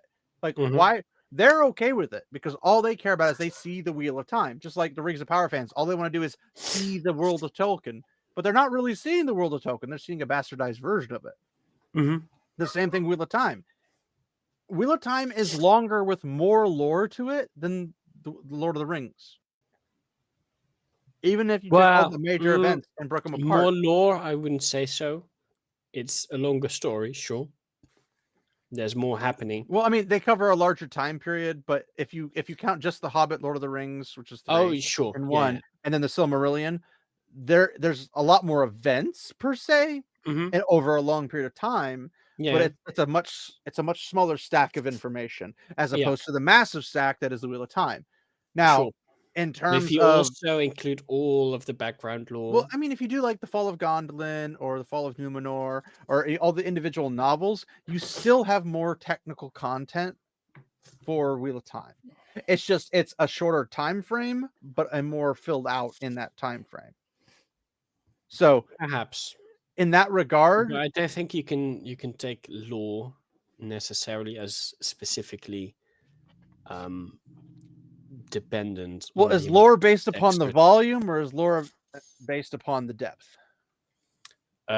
Probably both a bit, Well, I'm saying like if it's about like but not quantity, a it's number of the words size of written paper. about a thing. Okay. I'm not talking necessarily like, oh, let's talk about the ancestor of this elf and that elf's ancestor of that elf and the ancestor's elf of that elf's elf all the way back to the line. I'm not talking about that. I'm talking in terms of like what happens in the story, the canonical setting from the beginning to the ending of the series. Lore. Sure. So in that I'm not sure that's necessarily 100% the same as lore. what would you consider lore then? What is not lore? The The main story is not lore? The main story is not quite the same as lore because lore is sort of the Or is lore just the mechanics. mythological hidden stuff in Yeah, the background? I would say yes. Okay, well, there's a lot of that in Wheel of Time. We just don't know what it all is because it was lost 3,000 years ago. Yeah, okay, so it's not actually there, is it? I mean, it is technically. It's somewhere buried in a mountain somewhere. Yeah, but not in the books. I mean, also remember those little hidden depots that the Forsaken had all those little trinkets and words and Yeah, stuff. Also, sure. the Aes Sedai and Tyr both have those holds, and Fluidion all have giant holds of Terangrial and Yeah, but stuff we that don't give know what they libraries. say. Well, some of them have libraries worth of books. Yeah, but we don't know the info. We know that they have lore, therefore quantity. Nah, that's not how it works. Oh, you're the arbiter of how that works now. I see how that is. You can't just say, "Oh, we have like 700 books of lore in this I library." think 700 is a bit of a low ball, but yeah. Well, no, it's just an example. Your examples suck. And then Right. say, "Oh, Continuing. there's actual I'm 700 all books for it. worth." Let's tell good stories. Okay, yeah, good stories are nice. That's a good place to start. The Orc Okay, now that that's Problem. out of the way, Yes. before we get to the Rings of Power Orc Problem, let's just talk about the Orc Problem. And again, I hope I made it clear, I am not a Tolkien scholar. So this is just a broad stroke. I think she should tell kind us a of couple more catch-up times session, just to be sure. of like Mhm. general information that I at least have about the Orc Problem. So again, I have read the Silmarillion, I have read the trilogy, I've done some Googling, I have been on Reddit threads, I have seen some YouTube like video essays on like Middle-earth Tolkien, Lord of the Rings stuff. That's my scholarship. So when it comes to orcs, my understanding of them, like that what stuck with me for most of my life, and still to this day does, which is hence the comment that I made in my Rings of Power video, is when I was a kid, my dad told me, because I hadn't read the books, my dad told me that orcs were corrupted elves. That was such a horrifying idea to me that like because I saw what the orcs look like in the films, and I think that the Peter Jackson films also say this at one point, but like that's not why it stuck with me. Like that kind of reaffirmed it, I guess, if I noticed it. It was my dad telling me that made me like it just like created such a deep impression with me that to me when I think of orcs, I think of them as corrupted elves, and that is supported by the lore again, like that. I think this lore is a bit twisted because yes, the first orcs were corrupted elves, but it doesn't mean that when the babies popped out they were elves and then thus were corrupted again by Morgoth Mhm. into the next orcs. I think it I mean, is it more like depends a on how DNA level. on how she defines corrupted elves, right?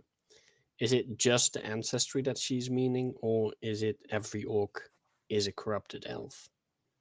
Well, then they can't be a corrupted elf beyond the first. Yeah, no, ones, I get that, because they'd already be corrupted. but it's not clear which of the two she's meaning. We'll get there. Commenter doesn't disagree that happened, but is that what all of them still are? Is each orc that you see was that individual formerly an elf. No. Tolkien, with a lot of things, including the orcs, kind of went back and forth, had kind of differing ideas about kind of how he wanted to do things. And so there's like bits and pieces of lore that kind of contradict each other, that he kind of played with different ideas about what he wanted to do with this. That's one of the problems with being like... Are you familiar with this, Crimson? Familiar with what? The contradicting lore thing? Yeah, with like the orcs' origin and all that jazz. As far as I know, it was basically the orcs were corrupted humans, elves, whatever, that like Morgoth or the forces of evil pretty much subjected to all these horrors and stuff, turned them into the orcs, and then the orcs were pretty much supposed to be an incarnation of evil. They were supposed to be like warlike and violent and cruel. Evil, yes. Orcs were meant to be evil. And that's the impression I got out of them when at 11 years old, I watched the Lord of the Rings trilogy. I was like, okay, so these are Was that in theaters? No, Or- I'm only 25. I watched it. Oh, wow. Make me feel old, why don't you? Because I saw them when I was Yeah, 11 damn. too, but I was in the theaters. I watched them all back to back in one night with my cousins. Theatrical or extended? Theatrical was the first How time I watched dare- it. I mean, to be fair, the first time's okay. After that, you have no excuse. Extended all the way. But yeah, I was like, I saw the orcs. I'm like, okay, so these are the minions of the bad guys. I didn't know exactly where the orcs came from at the time. I'm like, all right, Mhm. so they're evil, they're bad, they're horrific, like monstrosities that are unnatural at their very creation.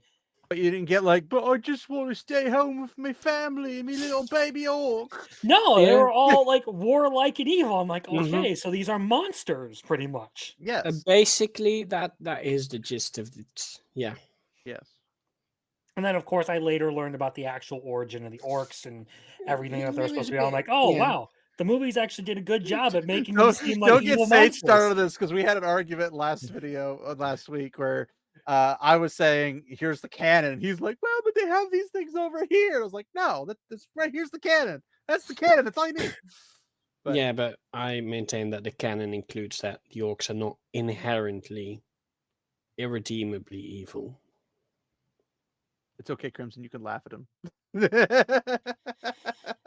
Because I'm gonna close my mouth because I'm wiser than to start arguing with someone who probably has a better knowledge of this stuff than I do. I'm on your side. It's okay. You can laugh. It doesn't matter. If I'm going to make an argument, I want to understand what I'm saying. I don't That's just fair. yap out my ass like half the internet, okay? Like Sage does about orcs, yeah. No, I am directly quoting Tolkien on this. Are you? Yes. Because I'm pretty sure last time you said you thought you were, but then you didn't have anything to back it up. Yeah, but I've looked it up in the meantime. So So we actually have an actual argument to stand on now. You want to bring it up for us? Oh no. No. The quote is just that Tolkien says that roughly translated, right? Okay. That Roughly, what do you mean roughly translated? well, transliterated maybe. So he struggled with the idea of making the orcs irredeemably evil, right? Because through his Catholic whatever, right, the idea of redemption always being possible, or should always be possible in his mind. So he dislikes the idea of inherently irredeemable orcs. Which iteration is this? What do you mean? Which iteration? There's not There's a multiple. number on it. There's multiple orc origins, and if Yeah, he no, I has get it in that. relation to one of those origins, it's not the current origin. Because it's the thing about Morgoth. If it was just as simple as like, create this beam in the sky that comes down to the earth, and as orcs run through it to attack the elves, they all transform back into beautiful elves. This wouldn't be a problem. That's just not something that's ever put into the works that ever even implies that it is possible to do. There is no we can fix them mentality. You forgot the part where the Silmarillion and such was not ready when he died. I know, but what I'm saying, what I'm saying is that he had a good chunk of it done. He didn't have all of it, and then he talked to Christopher. Christopher put the rest of the conglomeration together and put it out. Mm-hmm. So, but what we do know from logic and reason is that if it was as simple as we can capture them and we can cure them, kind of like it'd be almost like a Resident Evil movie or something, or The Walking Dead. I don't like The Walking Dead, but we'll go Resident Evil. Resident Evil with you got a whole bunch of zombies. If it was as simple as they're redeemable, we just have to take the syringe, stick it into their neck, and they'll become human again. If it was that simple, why didn't they do it? Because it wasn't an option.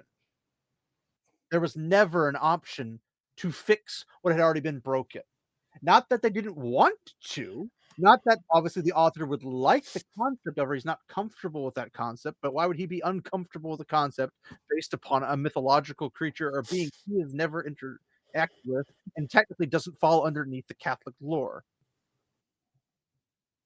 So logic and reason would dictate that maybe he struggled with that at first and one of the many orc origins he came up with, but ultimately what was settled on didn't have any form of we can fix that, because at no point in the history of this was it ever fixable.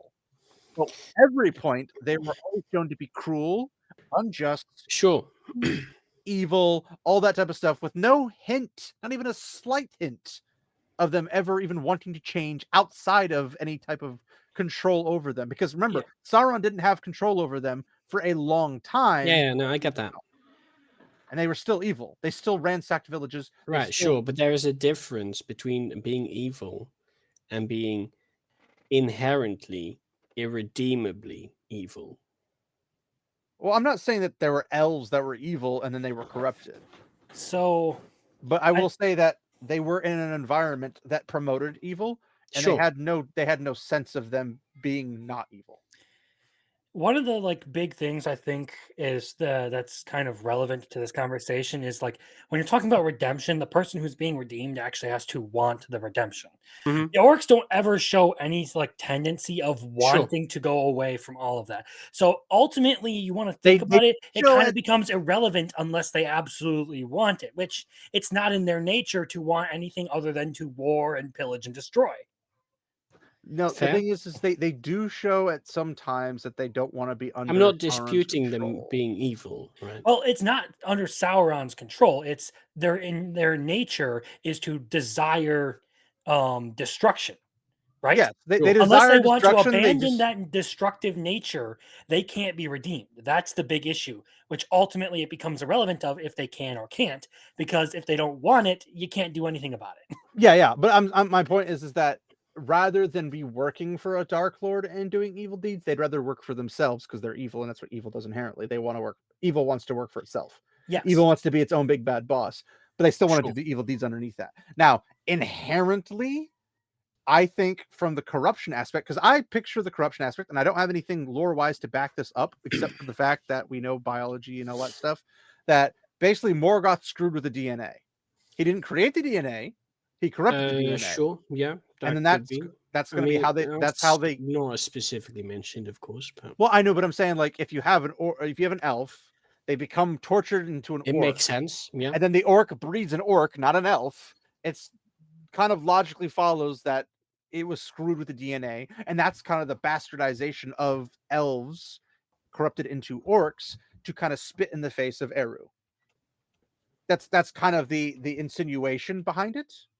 And with that insinuation, if they are corrupted physically, it could have corrupt things like lowered the things like empathy, lowered kindness, like the chemicals and stuff that like are make us okay with other people, like things that are biologically good things like pleasure and whatnot, and maybe tweaking everything to be pleasure and violence, pleasure and anger, being angry, being prone to outbursts, like all these what would lean towards very radically different if kept in check. Basically they can get really, really bad. It's like taking a person who has anger issues and giving them a bunch of alcohol. It's going to inflame that anger and that kind of stuff, and then throwing them out into the world. And we'll get to some other things in the orcish relationships in this, which is really funny. But I wanted that to kind of come across where it's like, we don't have anything directly saying that Morgoth screwed with the DNA, but it follows logically that Morgoth, because he wasn't there for half the time the orcs were multiplying and breeding, and goblins and everything. So if they could still do it anyway, that means something was changed inherently in them biologically that made them come out not as elves. Yeah, well, whatever it Sure. was, the core of their being was changed. They went from being an elf to a mockery of an elf, Hmm. which being the opposite You of might that say would make them- Morkery. No, let's not do that.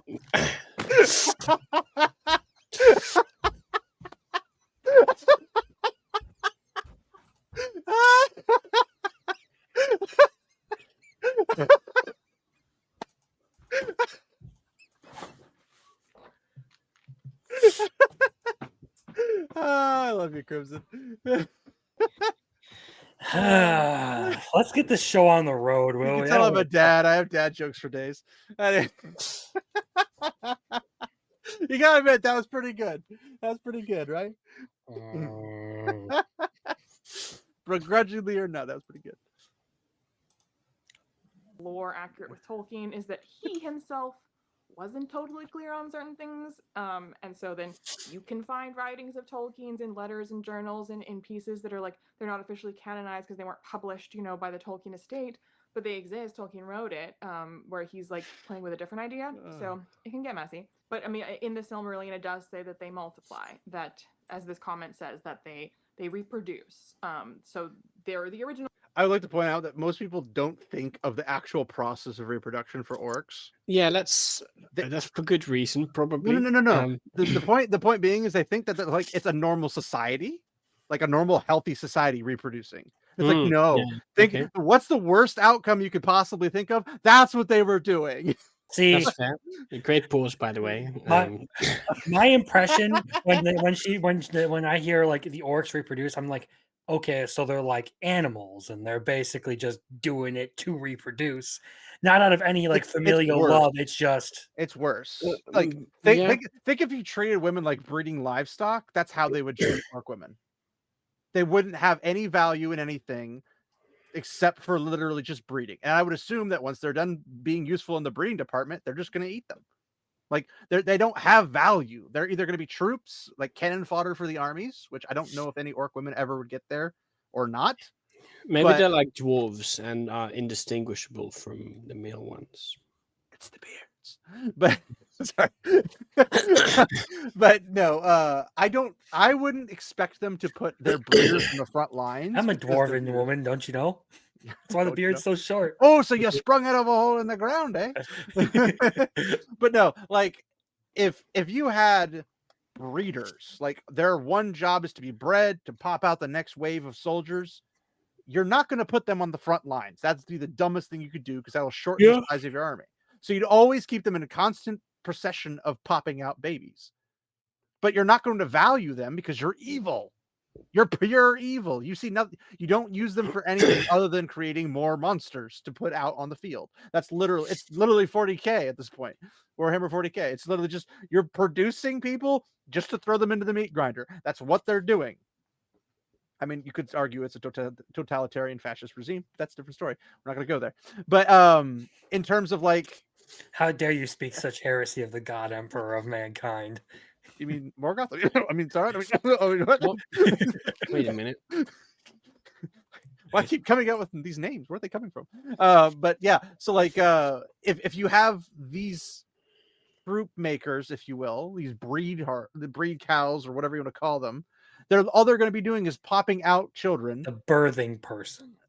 They're not persons. Ooh. That's another thing we'll get to. They're not persons, but that's beside the point.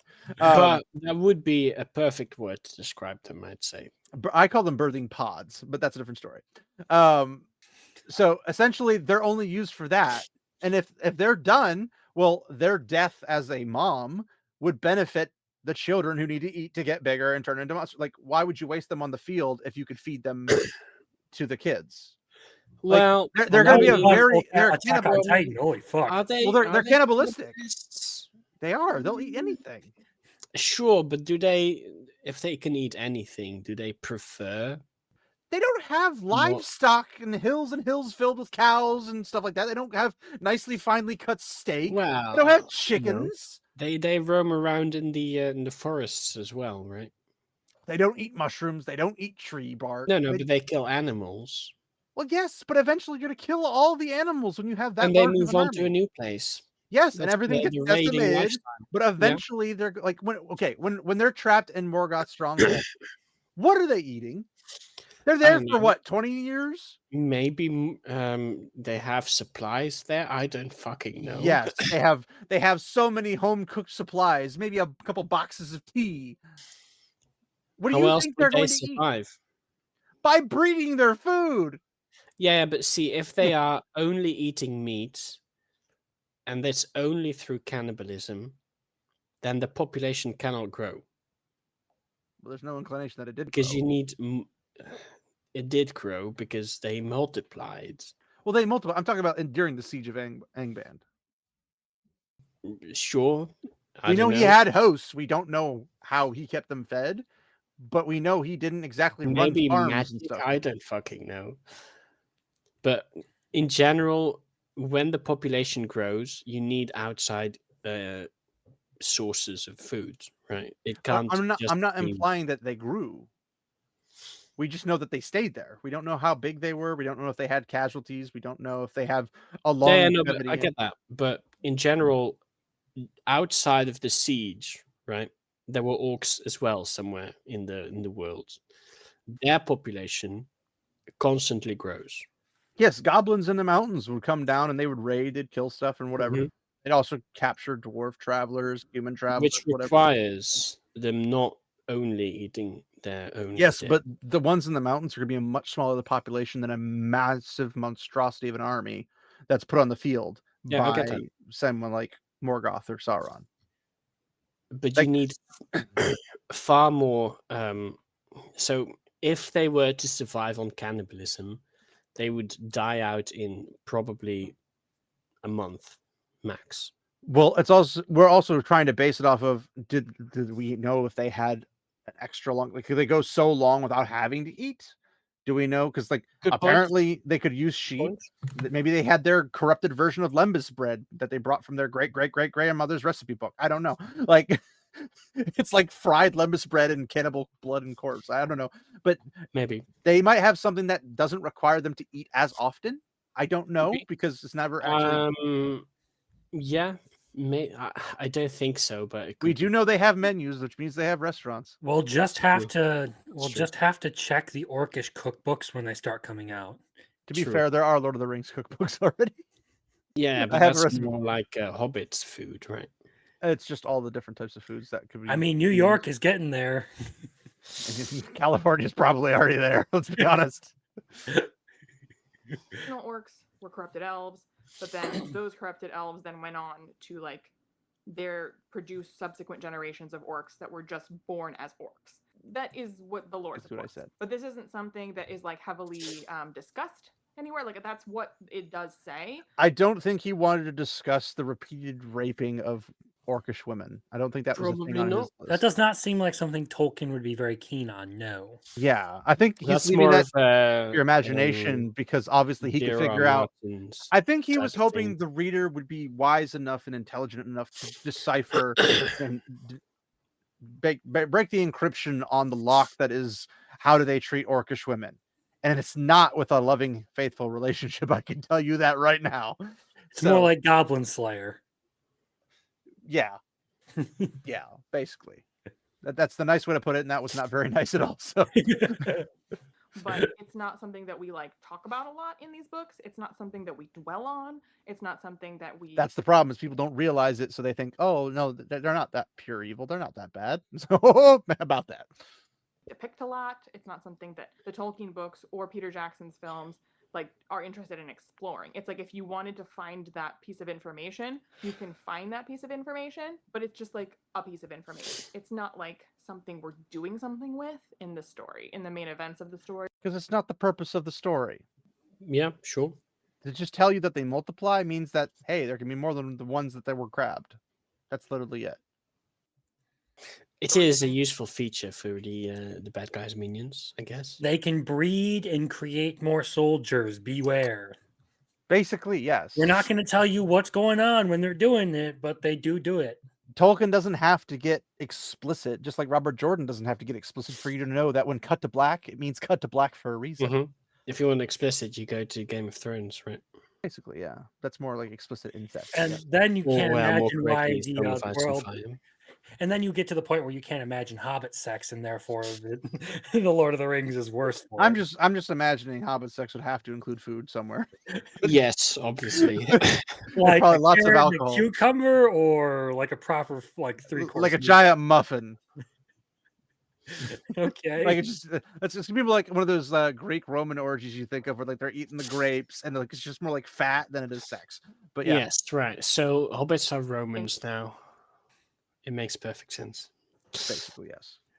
The majority of the Silmarillion. The Silmarillion tells you that, but like it doesn't dwell on it. And so again, when it comes to the orc problem, one of the other problems with orcs, and one of the reasons why Tolkien kind of had a problem himself with what to do with them, is because orcs themselves, like their function in the story, is not as characters. Like the orcs are representative of an idea. The orcs are like an amalgamation, a literalized metaphor. They are the forces of evil. Orcs aren't like persons in a collective. They just are the collective. They represent an idea, which like in real life, Tolkien referred to like orcishness. So Tolkien referred to like industry destroying nature as orcish behavior. It's a concept more than it is like a race in how Tolkien is conceiving of it. And so because there is like Conceiving. Sorry. You're so mature. I know, Mhm. right? I'm an old dude, has the mind of a high schooler. But I should not be laughing at you though, because I've laughed at dumber shit. I guarantee it. probably. You probably understand the jokes when they say that, because like, nowadays they're saying stuff, they're like, ha, ha, ha. I'm sitting there like, how is that even funny? That doesn't even make sense. Skibbity Ohio Rizzler. Oh no, please don't. I fucking hate that shit as much as you guys. The fucking Europeans do. like, oh, I took emotional damage and physical. like kind of a variety. Please keep that shit in of America. play. Trust yes. me. We'll just put all the freaking British police in your freaking country and see how long you last. And how you're gonna make that We work. can the stay in story, Britain where as they came well. from, That's what they're doing fair. with that.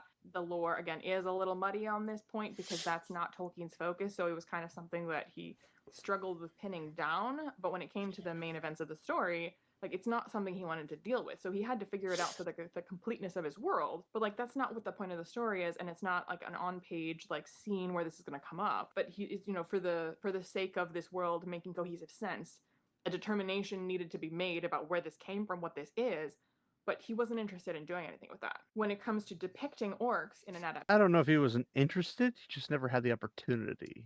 Mhm. Potentially. Like maybe he just didn't want to go I any mean, further. he He's just did like, he I did did this. die before finishing the work. So Well, yeah, but I meant like if he had lived, like same thing for Robert Jordan. If he had lived, would he have continued it on the same way that Christopher had? I would Probably not. argue at least 80% yes. Yeah, sure. Because they talked enough. Christopher loved his father's work so much Mhm. that he wouldn't have deviated far from his father's vision. So it's more reasonable to think that he probably would have gone in a similar direction. Maybe he's like come to a conclusion a couple of years down the road afterwards and said, you know what, I want to flesh this out a little bit more so people can understand the horrors and atrocities of the evil ones, and then justify those that go and crush them. Maybe he wanted to do that. Probably not, but maybe he would have. I don't know. It's hard to tell. I think he would have probably worked out everything into absolute meticulous detail. Probably. That's just how he was.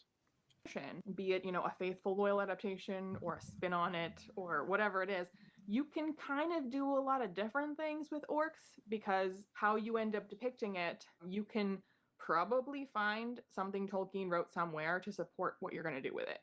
You can take it a lot of different ways, is what I'm saying. So whether your orc depiction is lore accurate is going to be a messy question, kind of no matter what you do in your depiction of orcs. Oh, and the other problem. But why? Because there's multiple interpretations. But not all of them are canon. Only one's canon. Yeah, true, but we don't know which one. Oh, we do, because it's the Do one we, though? used. Right. No, but see, that's the problem. No. They're not actually written down. You're assuming that Christopher didn't use the one his father wanted him to use. No, but see, That's not what I'm talking about. What's about in the Silmarillion, for example, about orcs is great and all, but the As much stuff as we're it can talking be. about, you're right, is not actually conflicting with that. It's extra information that's beyond the Silmarillion stuff. How so? You're talking about the Because additional origin stories? no, the origin stories don't exist in official canon material. There is no single origin story that's in there. All of the origin stories we have is through notes that have not been officially published into a actual story. So you're not including like Unfinished Tales and Well, Lost those Tales are 1 and 2, those or... are unfinished inherently, right? That's in the name. Well, I mean, they're published books. That's what I'm saying. Sure, but it's a published book, but all of the notes with the different origin stories are all published in that same manner, but it's not in a definitive, this is the final version of the note. Right. I'm pretty sure there's a pretty standard one in the Silmarillion, though. The Silmarillion has a basic orcs were corrupted. Yeah, and bit, orcs multiply. Yeah, and orcs multiply, but it doesn't say how, why. Are they corrupted elves? Are they corrupted men? Are well, they were something else? originally corrupted elves. That's what we know. Yeah, but the Silmarillion doesn't specify. Well, Silmarillion specifies that Morgoth kidnapped elves because men wasn't around then. Yeah, but he didn't. It's not specified that the elves that Morgoth kidnapped became the orcs. How else would they get orcs? We know he can't create. Yeah, see, that's the issue. We don't know if it's only That's not elves. that's not an issue. Well, we It's do. the Because it wasn't dwarves. The elves are the only option. No, it could also be humans. Humans weren't around then. They were, because by the time we see orcs, humans exist already. No, but when they were kidnapped, Yeah, but that's not the Humans- same time. humans weren't existing at that time. Sure, they were kidnapped, but humans were also kidnapped. And only afterwards we first see orcs. I don't recall that being in the plot line or the storyline. So, when Fëanor and his gang, right, assaults it is a gang, to be fair. yeah, assault the sea elves in Valinor and sail to the other side. That's roughly the same time when the sun and the moon start being a thing. And once they arrive, then they come across Morgoth and his armies once they hit Middle Earth, and by that point, humans have already entered Beleriand. Well, they were just entering, if I recall correctly, though. Well, okay, they could have been, but humans were farther in the east already present. And Yeah, that's but where Morgoth came was from. north. No, Morgoth had everything except Beleriand. The east was under his influence as well. That's where the evil men of the east were. Yeah, but the evil men of the east weren't there until they betrayed him at the. No, they were. The three main groups of the Edain fled from the evil men that served Morgoth. But one of them betrays him and becomes the evil man. One of those three later betrayed them and folded back into the bigger group of Eastern people. I'd have to go through and read it again. It's been a hot minute, but I don't recall that specifically. I remember them saying that when men came out of the east and headed to the west, two of the lines were faithful. One of them Yeah, betrayed but they him. all three were already fleeing from the Morgoth servants. I don't know why you'd be fleeing from Morgoth servants if you're going to become one of them anyway, but okay. Well, maybe they didn't make up their minds at that point. I don't fucking know what they were thinking. I don't remember that detail. I'd have to go back and read it, which I will eventually, but anyway, that's the men's origin But story. the point is the actual origin of the orcs is not specified in the Silmarillion. I'd have to reread it, but as far as I am aware, elves have been the constant. Not yeah, go-to. it's we guess that it is the elves. Well, I because that mean, makes even if most we have sense. other origins, if all the other origins are it's elves, it's elves, it's elves, it's elves, it's elves, and then we get to the latest one, it doesn't have any information, and then we're just like, well, it could be men. It seems a bit of a stretch. No, but there's Reasonably multiple, speaking. right? There's notes saying elves, there's notes saying men, but the Silmarillion. I don't recall doesn't- anything that says men, but again, I might have missed something, or I have not read it in a long time. But the Silmarillion only specifically says they were corrupted beings, not I specifically. feel like corrupted elves beings only. is not a term that Tolkien would use. Well, but... okay, I'm not literally saying the exact words. Well, I know, but I'm saying it would be down his alley to say corrupted elves or corrupted men. Because anytime we see corrupted men, they're just men, but with evil hearts. He didn't have to corrupt them physically to convert them Sure. to evil. The elves he did. Well, I think the men you would the elves and men are similar in nature. Kind of. Yeah. They're similar in parent, but they're not similar in physicality. They're not similar in The only thing the longevity. elves have going for them is that they are longer lived and thus wiser, right? Well, that's the other thing is if an orc dies, does it go to the halls of Mondas and then become Oh, we its don't know. original elf?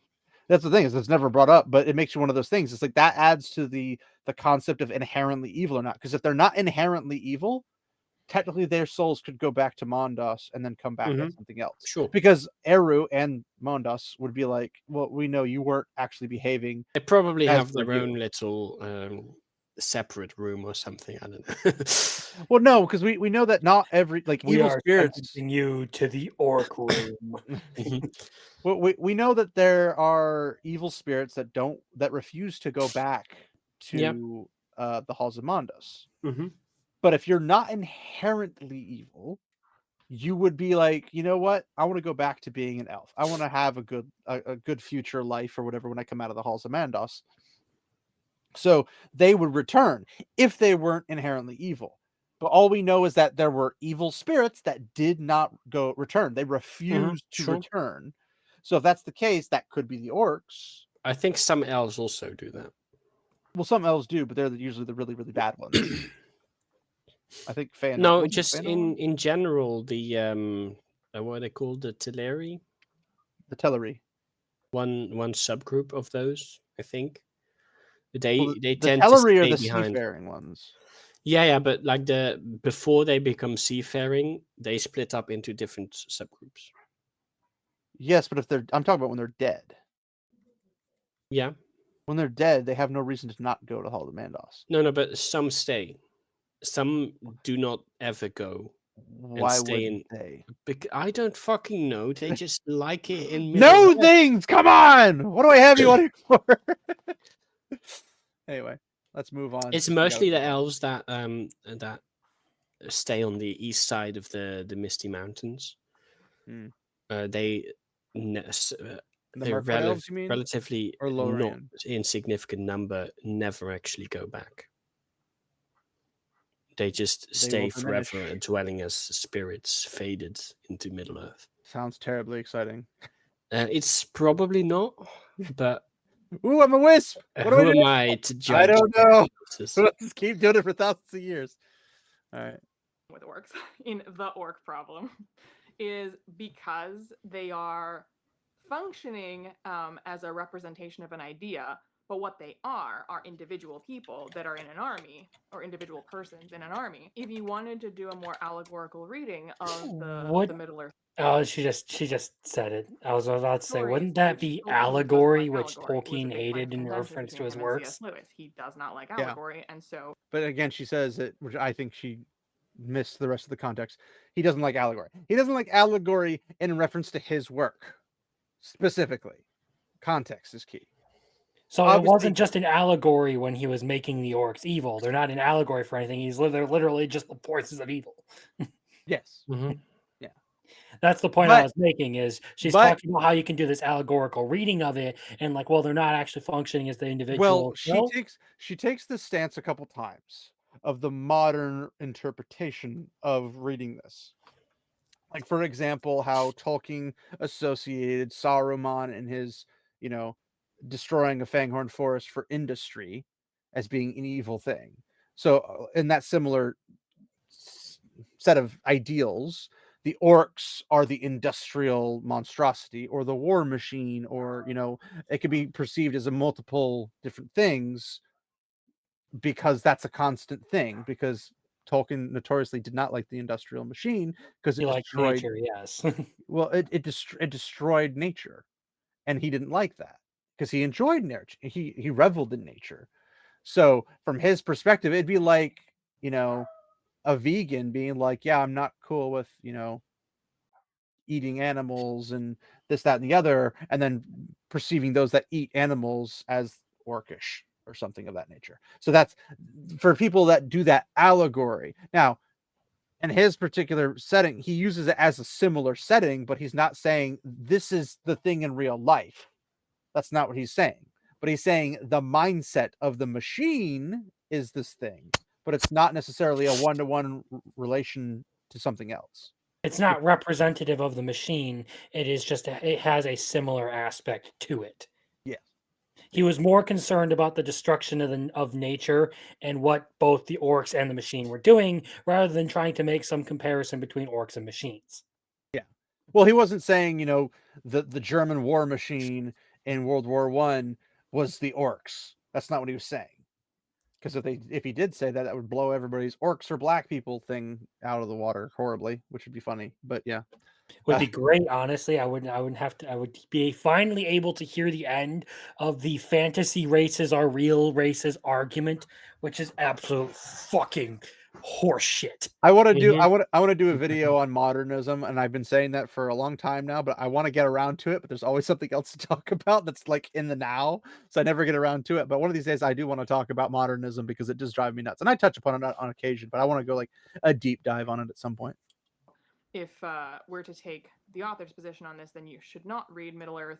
You should stories always as an take the author's allegory. position. But if one is to ignore Tolkien and read into it, One as an should allegory, never ignore the author. Having an army of individuals that are an uncritical evil that can be slaughtered without compunction. This depiction of this army is problematic because it does reflect real world ways that other. See, that's the problem. Reflecting real world ways is not how it's intended to be, and you shouldn't do it. I was about to say, wasn't Tolkien's whole thing like keep the secondary world separate from the real world, enjoy the story, and then live in the real world? It's the escapism aspect, yes. Trying to entangle the two too much kind of ruins the whole point of what he was working on. Yep. Cultures, other races, other nations have been othered at times of war, etc. So this idea that the other, the enemy, you can kill them without guilt because the other, the enemy, they are just evil. They are not individuals. I think what she's arguing is the sake of propaganda. Could be. Like one kingdom says, "Oh, those guys over there, they're these evil monstrosities that eat baby fingers for dinner." Like super like grotesque. They throw babies into the air and skewer them with their bayonets. Basically, wait, I think someone actually did that in one of these world wars. I wouldn't be surprised. There's messed up people everywhere in history, but the concept is she's like, oh well, the other. I'm like, except that in this case, the forces of evil are always the other to the forces of good. That's literally how it works. One's good, one's evil. The other is the opponent. If your army is led by a literal demon, don't you generally think the army might be a very large concentration of bad people? You're just misunderstanding them because he's a redeemable villain. Didn't you hear the modern Hollywood tropes? Gosh, what's wrong with you? But no, but things like the other, like they only look at this from the one side. They only see it as the good guys are the othering the other people. They never think about it like, well, the bad guys are the othering them. The orcs are going, those over there look tasty. Not ours necessarily. I mean, if you had a fresh human versus probably reeking horrific vomitous orc, you probably pick the fresh human. You'd probably get more enjoyment out of the pain, and you probably would get a better fill. Just throwing that out there. They probably would have preferences on what they could eat. They'd probably want to eat other things other than each other, but they eat each other because they have to. Well, I mean, look at how they. I think it's I don't actually know if this is or remember if this is just the movie exclusive, but the orc shouting about meat's back on the menu, boy, when the hobbits are. Yeah, that's not in the movie book. only. That's not. Yeah. That's how we know there's restaurants in Mordor. It's like, but one does not simply walk into restaurants in Mordor. But yes, like the point that she's making is like, well, the good guys saying they're the other, and so we can just slaughter them without any conscious Is she problem. making the point, or is she just exploring the argument of that side? Kind of, yes. So to be fair, I don't know if it didn't seem like she was actually trying to make this argument. It seemed like she We'll was get there. just going there for a thought she experiment. She brought it up there as the thought experiment, but she doesn't experiment the other side. That's the problem.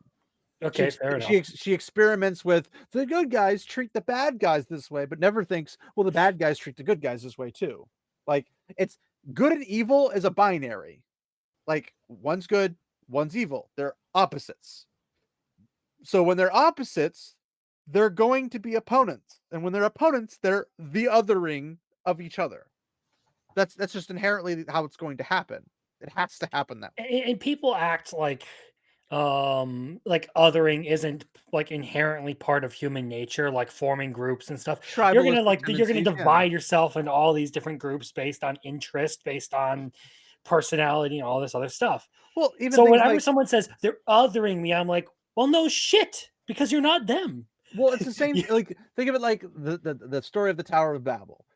Well, if everybody gets different languages, you're going to go to the people that have the same language as you because you can communicate with them.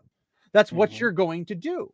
But you're also going to find people that look like you that speak your language because that's what you're familiar with. Now, obviously, the Tower of Babel, I mean, I don't necessarily think that everybody was like all the Asians spoke the same language and all went over here because they all looked like all the, Africans went this way, all the Middle Easterns went this way, all the Europeans went that. I don't think that's necessarily what happened.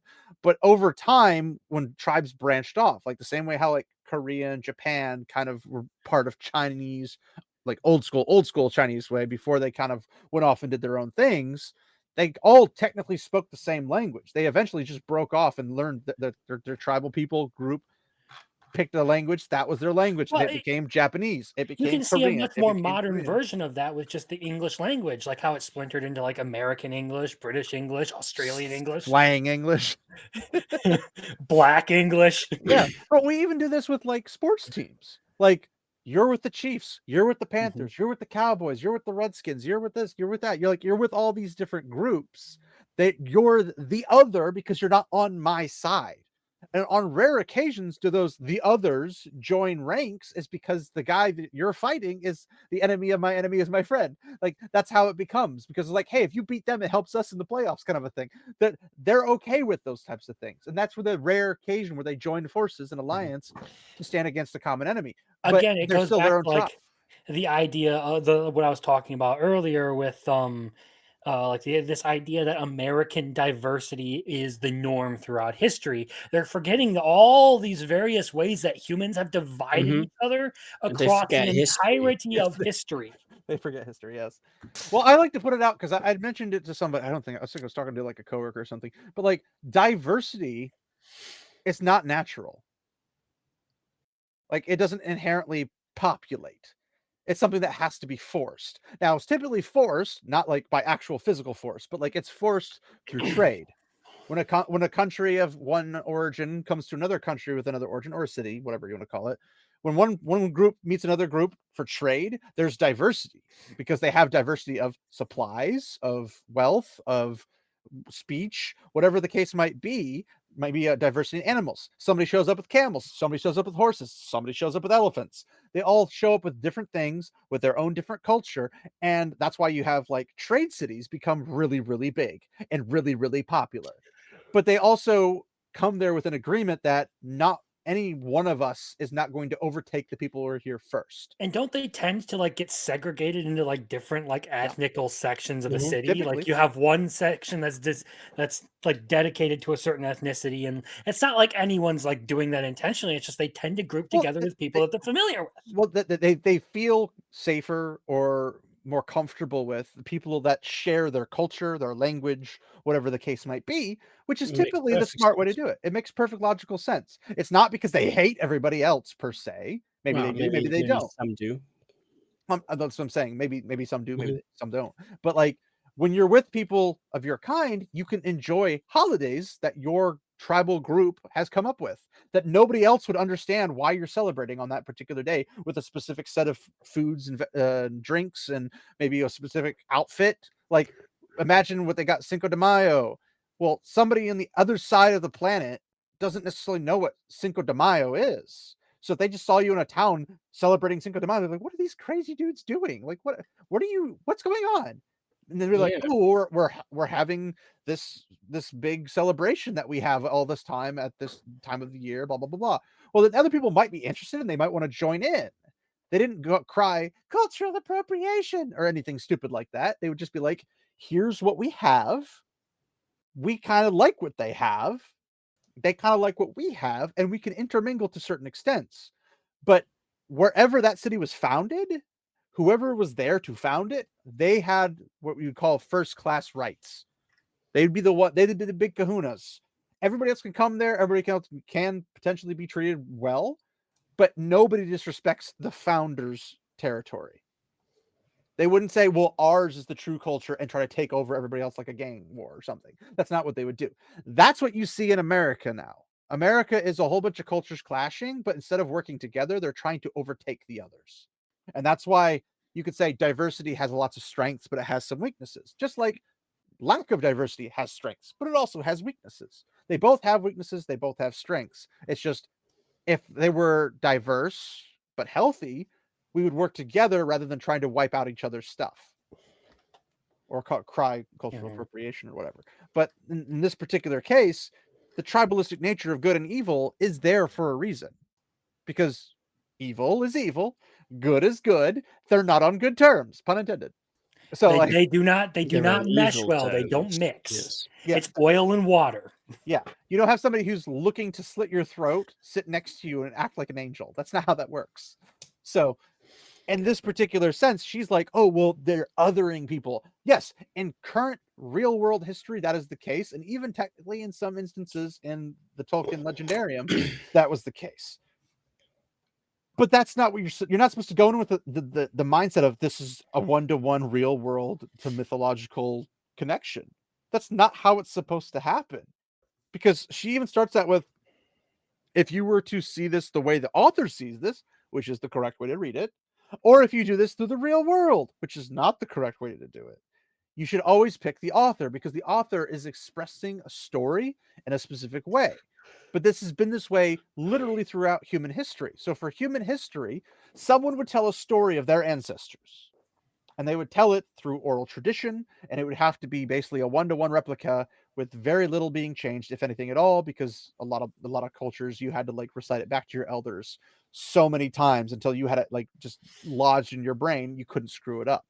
So then when you get to your kids or grandkids or great grandkids or great great grandkids or whatever down the line, you taught it to them. They'd have to repeat it back to you and repeat process, all the way through history.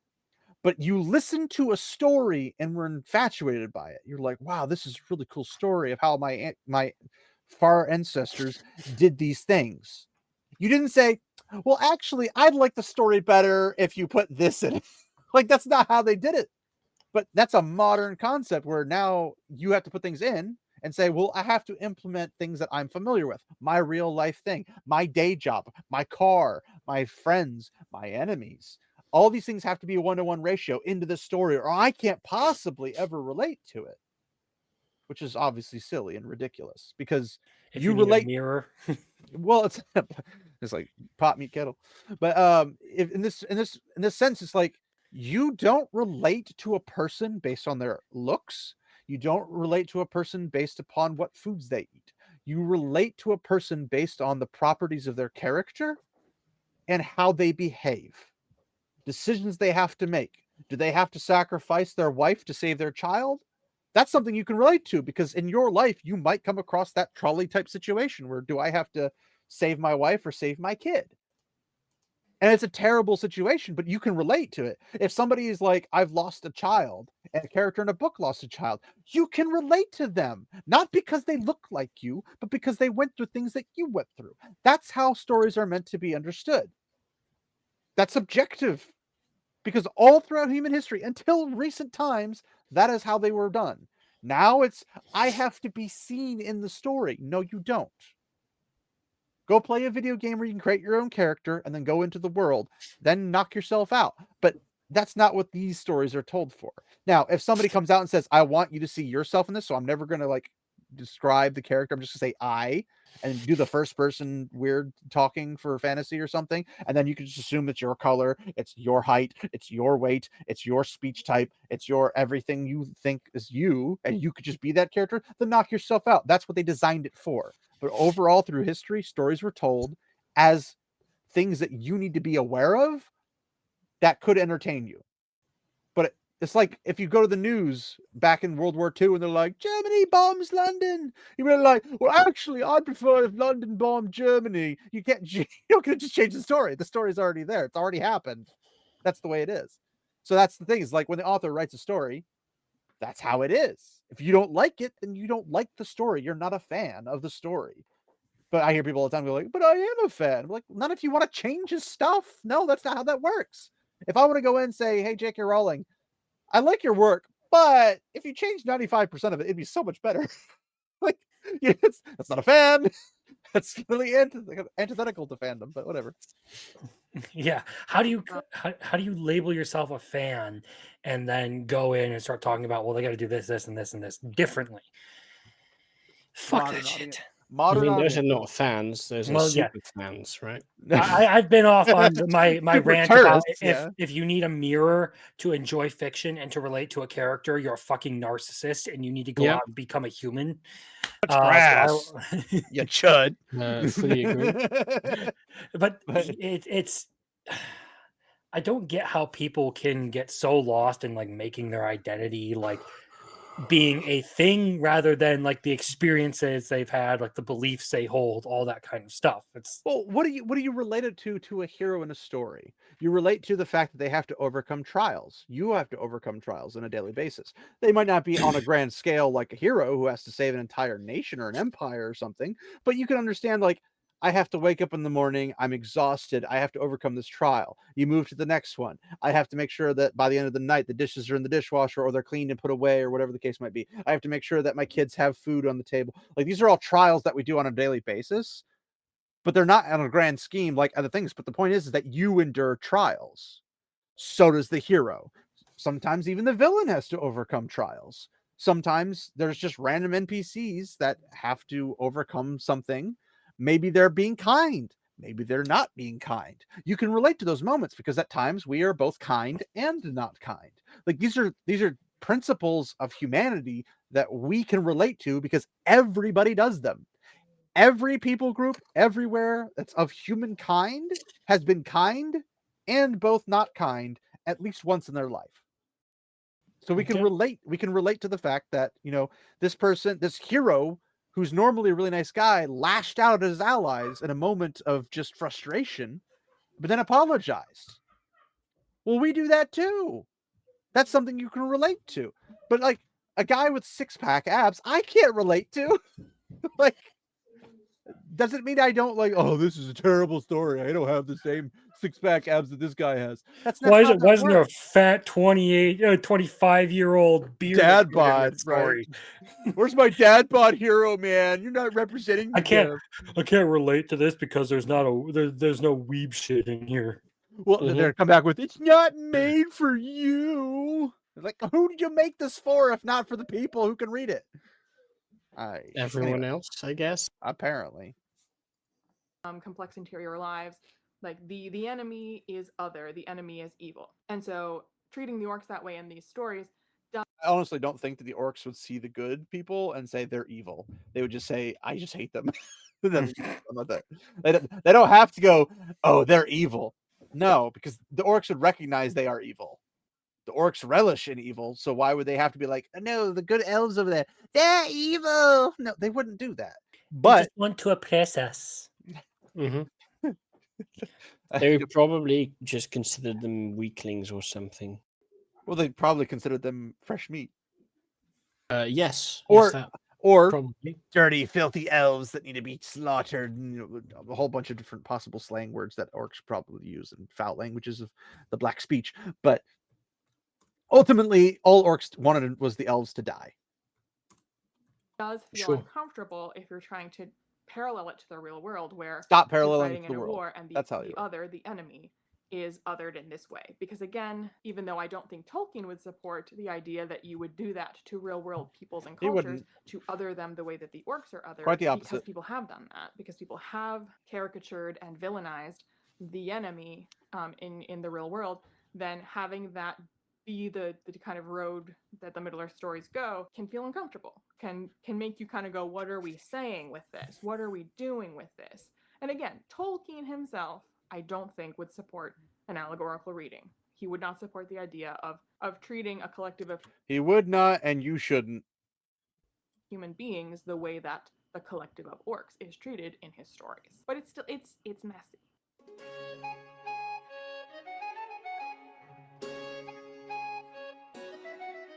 Okay, so my So is this a orc different one? problem, but we're gonna Well, yes. This is one thing. She just has them in sections. So there was the orc problem. Then there's lean. She's lean. The orc problem. So she's Sure. pulling out her version versus But- just the Right. problem. Her version is different than the actual one. Yes, she's about to Cool. explain that. That's why it's a separate section. Come on, Sage. Yeah, Keep it the That's program. gonna get to Rings of Power, I promise. So my orc problem is that I object to essentialism always in all its forms. And essentialism is present in the Middle-earth stories a great deal, not just when it comes to orcs. Stories like Lord of the Rings, they require me to set that aside and to regard what is going on more as a fable. And that is also what I think supported by Tolkien's attitude. I think he intends it to be. Imagine reading a fantasy and expecting it to not be a fantasy. This has to mean something about real life. Look, I enjoy finding like meaning and lessons and stuff that I watch and all that, and like having some level of applicability out of it. But there's just some things where I'm like, okay, there's really not anything I'm supposed to derive from this. This Yeah, is like, just say, 100% pure raw brain rot action, and I'm going to fucking enjoy it for that.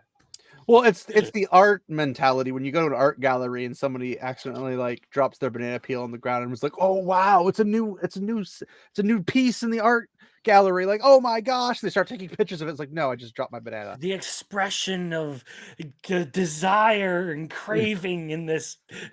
It's so hard. It's like, The- they go with some stupid stuff. And you're just like, "No," and you go pick it up. They're like, "No, you destroyed the art." Yeah, it's like, okay. No, I accidentally dropped this banana peel from my lunch bag. Can I go throw it away now? No, it's now part of the gallery. Like Are the you gonna people taking are you pictures. pay me my $50,000 for my banana? You could have it then. And then over time, as it fades away and turns black and brown and all that stuff, it's like, oh, that's a euphemism for it. And it started just going on all this other stuff and just like, whatever, just give me my $50,000. I hate modern art. It's so bad. much. You talk about narcissists. People vacuum sealing themselves in bags and calling it art. I mean, I think that's more of a kink, but yeah. Be read that way. And so that goes a long way towards me being okay with it, because if I thought that Lord of the Rings was meant to be an allegory, we have a big problem. But because Lord of the Rings is written in the style of and is in I really wish Tolkien had just written in the intro, like the foreword, and be like, this is not in big capital black letters. Like, this is not an allegory. So they'd be like, well, what if it was that? No. Just like immediately just shut it down. But sadly, that would not happen. interpreted by fans more often than not as being mythic and fable-like, where characters are kind of archetypes and avatars for ideas first and characters second, then the fact of a character being all good or a character being all evil, that a group or a race being all good and a group or a race being all evil, because I do not read this and do not believe Tolkien intends me to read this as allegorical, then I read them as avatars for the concept of goodness, avatars for the concept of evil. They are embodiments of these ideas, and they function that way in the story. And so when you are Which is true until you get to Feanor. It gets a bit messy there on. killing the all evil thing, I don't treat it as the idea that there exist people and races that are all evil and should I just think be this is more destroyed. referring to the Aragorn versus Orc setup.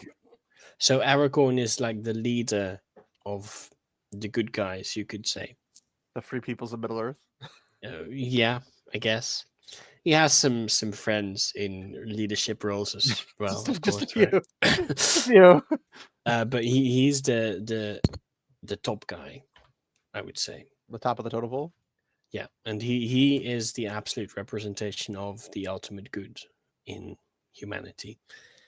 So that sort of works, I guess. I mean, yes, but anytime you think of good, which would be anything that was not evil, things like elves were good. Feanor kind of went with that, Sure. but in the end, long run, thankfully, they all went away, and we kind of reset back to the good. But the characters weren't as simplistic as just good or evil, but they were complex in that goodness or evil. Yeah, but I think that's more so a Silmarillion thing. Yeah, I mean that wouldn't be the Lord of the Rings or the Hobbit for sure. Rather that evil we should always seek to destroy the concept of evil, whatever that might mean. But in Yes. this story, they are embodied Obviously. by these characters or by these races. You say or by obviously. these I objects. don't believe And that. so then, because they are the embodiment of that thing, then in this story where we have literalized that I mean, it's idea, quite then it obvious should that be evil should be and so destroyed, because it's no? functioning that way in the story, then Well, the that essentialist depends nature on of what it subjective is form less that problematic evil to me, takes. and I think to many others. And so the ring in the Lord of AKA the Rings, yes, it Antifa. is a piece of jewelry, but the ring in Lord of the Rings They think is you more are the so problem the and evil. embodiment of They ideas, Sure. the embodiment of temptation, of corruption, of evil. Like that is But what the because ring, they think that's the I'm ring's evil, function in the story. they think I need mean, to I be don't destroyed, think right? Tolkien would say that jewelry, Yes, but you're not like an evil, actual and gold thus No, you ring, should not sure, be but is the embodiment evil of evil. must And be so destroyed. orcs are the same That's obvious. in how Yes. I understand Tolkien to mean What that. exactly is evil? Okay, they objective are like evil needs to be is- persons, destroyed, just not the way that the subjective ring evil. is Sure. a piece of jewelry. But the orcs aren't really persons. The orcs are a representation of orcishness, this idea of like She doesn't believe black people are persons. Confirmed. Wow. Well, I mean, neither do I. So Ooh. Ow. I'm kidding. I'm kidding. I'm Ow. kidding. Yeah. You guys go to Three his channel. fifths. You guys go to his channel and crucify him. Don't do it here. destruction and corruption and of executing the will of ultimate evil. Okay, Ryan Cannell. I don't think he's arguing I've that there are probably people said in worse the on world my or channel. I don't doubt it. races of people in the world that are that. They're just that in the story. But it's a lot trickier to do that with persons than with objects. Having an Makes sense. object of ultimate evil doesn't so much have any real world problematic connotations, even if you were to read it as an allegory, whereas having an entire race do that in your story, this gets messy and tricky and can be very It's uncomfy. really not that tricky, and it shouldn't be that problematic. No, she says it can get messy. Okay, shouldn't. so Rings of Power. No, but it Finally, can. at last. If evil beings show up and do evil things as an entire race, you shouldn't be like, well, this could get messy. No, it's pretty cut and dry. Yeah, but it can get messy because of the possible interpretation of things that people can read into stuff, right? It's not Well, that's the the intent. problem. They're trying to read into things. Yeah, but therefore it can get messy. Therefore, you are messy. It That makes should no not be sense. messy. Have you seen your hair? Get a haircut. My hair is perfectly fine. False. Having set the scene so entirely. So Rings of Power is not adapting any particular Tolkien story Yeah, that's correct. It's been admitted. because legally it can't. So instead, it's taking I mean, it bits and could, bobs and at least pieces try. of Tolkien stuff. I'm not even going to say bits and pieces of what Tolkien wrote necessarily, because it's taking everything Tolkien-esque, either pieces of writing, pieces of adaptation, pieces of interpretation. It's literally only taking them names all and kind of and vague mushing them locations. together the way a machine learning tool would, and spitting out something that, to the casual observer, strongly resembles Tolkien. And no, I don't think AI wrote Rings of Power, and I think anyone that says so either is not being serious or they don't understand how studios and or machine learning tools work. But so Amazon's exactly AI would actually write a somewhat competent story. I feel like that would be an insult to AI, but however, I also do hold to the concept that it is in fact possible that they had AI write a script and then they took that script and tried to modify it. Yeah, could be. Because they don't want to possibly do actual hard work. So it makes logical sense. Personally, have certain ideas about what's going to make a show like this a success. So on their mind would be 1, Tolkien is popular, full stop. Big groups of fans exist for Tolkien. 2, people seem to really like the Peter Jackson adaptations of Lord of the Rings. And in particular, though not exclusively, in particular, people seem to really like that Peter Jackson really expanded on the violent battle aspect of these stories, that he in general added kind of more tension and stakes and kind of made it more action focused, action heavy. Think, for example, Frodo getting stabbed by the Morgul blade and then getting to Rivendell. In the books, while there is tension, while there is a ticking time bomb element to that part of the story, the way the film does it, it seems a lot more urgent, a lot more dangerous. It's condensed and heightened, and everything feels escalated into being this like much more dramatic kind of sequence of events. The books are more slow paced, and they don't treat it quite that way. So anyway, people seem to like that about Peter Jackson's films. 3.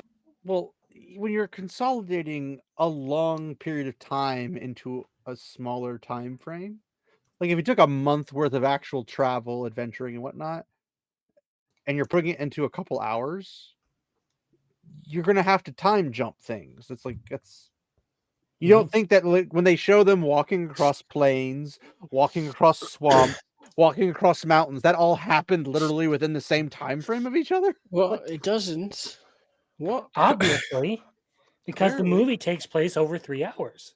Mm-hmm. Yeah, clearly. Yeah. It literally only took them 12 hours to get to Mordor. Well, slightly less because they also had to get back, right? At the end of the 12 Well, no, hours. the Eagles made it quick, so it was teleported. Okay. The The Eagles. But why didn't they Eagles take to, the Eagles to Mordor? If I have to hear that one more time, I will slap somebody. Trust me, I know the reason. I've been over it with friends before. Well, actually, the actual reason is a lot deeper than most people give it credit for, but we're not going to cover that here. 3, people seem to like expansive worlds with lots of lore. Yep. And lots Expansive of world, lots of lore. Number That's 4, good. people do complain. Also, for people, when I said that they got to Mordor in 12 hours, the joke there is that it took literally over a year.